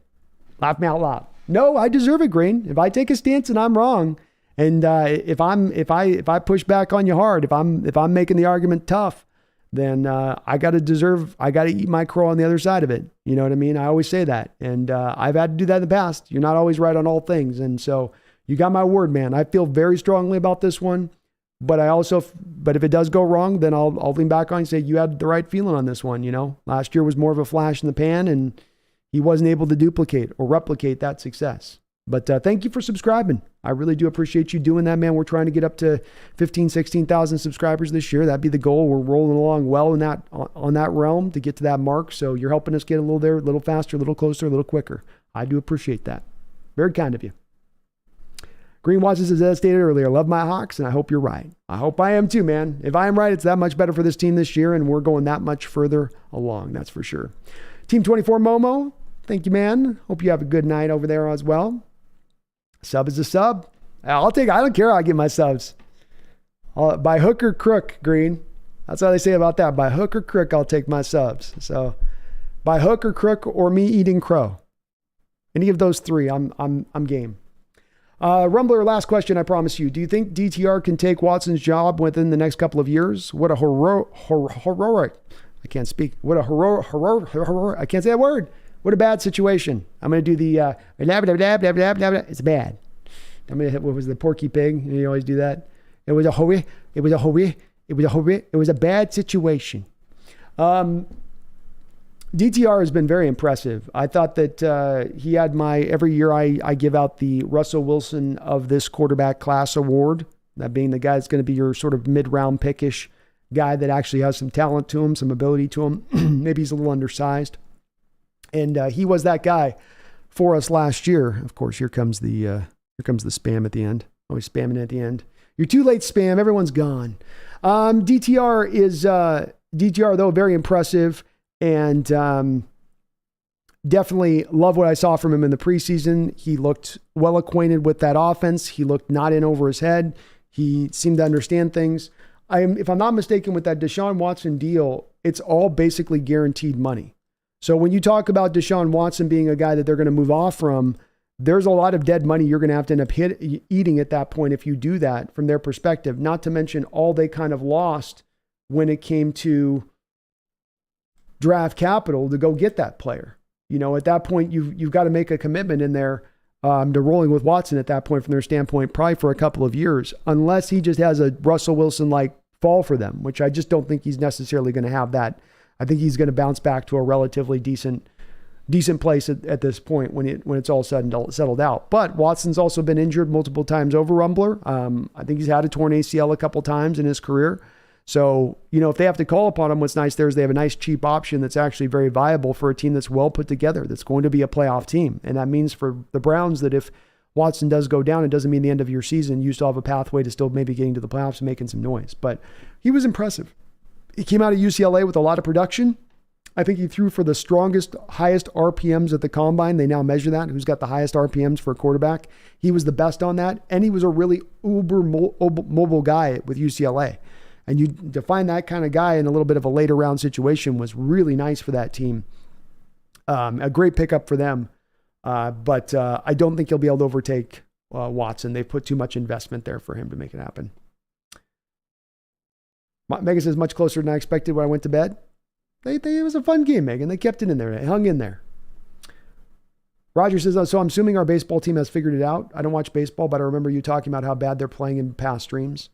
Well, I mean, they've gotten hot as much as anything, Roger. I mean, they're still constructed as a team in the very same fashion where it's still very much a home run based roster, you know, all or nothing in that. I mean, look at the game today where it's, you put up 11 runs, but it's on the back of 4 or 5 home runs. It always does seem to be the case when the runs are coming for the Mariners, they're coming because of the long ball. They've maybe done a little bit of a better job of just getting solid contact onto some baseballs, not making it all about home run or strikeout in the last, recent weeks. But they've just kind of won to the way that they've been constructed, which is great starting pitching, hit your home runs at timely moments, and get out with the W on the back of what should be a pretty solid bullpen. So they pretty much just kind of got better at things that they were bad at more than they're playing the game to the way that they think they need to play to properly construct the team. It's helped too having like one less guy like Jared Kelenic out of the lineup for a guy like Cade Marlowe. More guys in the lineup that can just get contact on baseball. One less more strikeout hitter in the lineup. When you got a lineup of 9 guys and 6 of them are strikeout hitters, you're not going to be able to get a lot of consistent run production and generating the production absent it being a home run. So it's been a little bit of more of a complicated answer to that than just a straightforward them handling business, holding it down, figuring it all out. They've just gotten really hot. But maybe they can keep it up. Maybe they can keep it up. Paul Susia says Eagles. What was it? Was the Eagles? Something about the Eagles? All right. Well, let's wrap this one up here. Let's go. We moved through 5 hours of time frame here. This was a fun preseason game here for our Seahawks. We didn't come away with the win. We went to Lambeau, gave them all they could take. Their first stringers running against our second stringers. Their second stringers running against our third stringers, and we still did okay. I feel good about this preseason. I feel the Seahawks have put the groundwork down here for an upcoming year that should be very, very successful. Hopefully this team getting to heights that they haven't reached in maybe 10 years.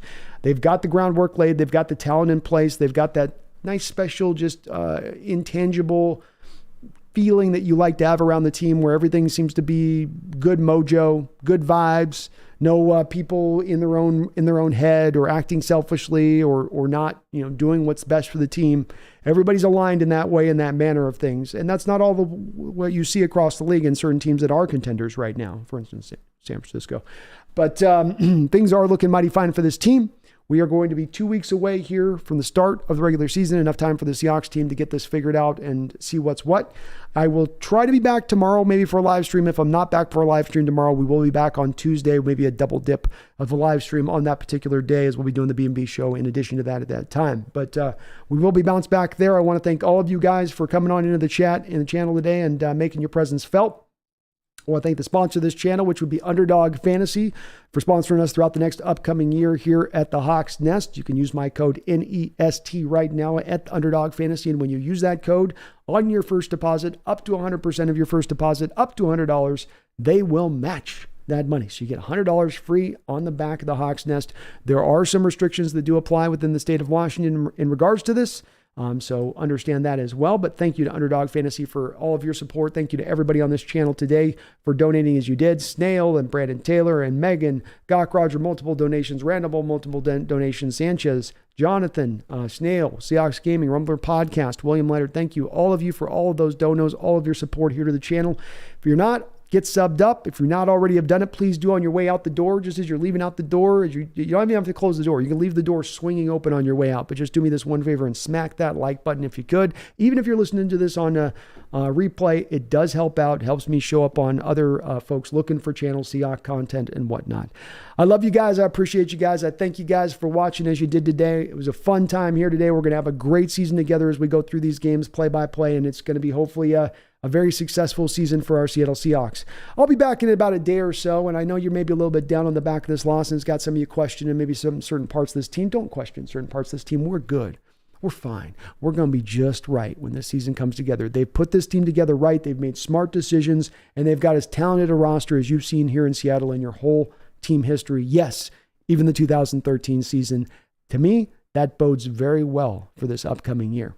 My name is Brandon. This is the Hawks Nest. I appreciate you watching, but I do, beyond anything else, hope you never forget.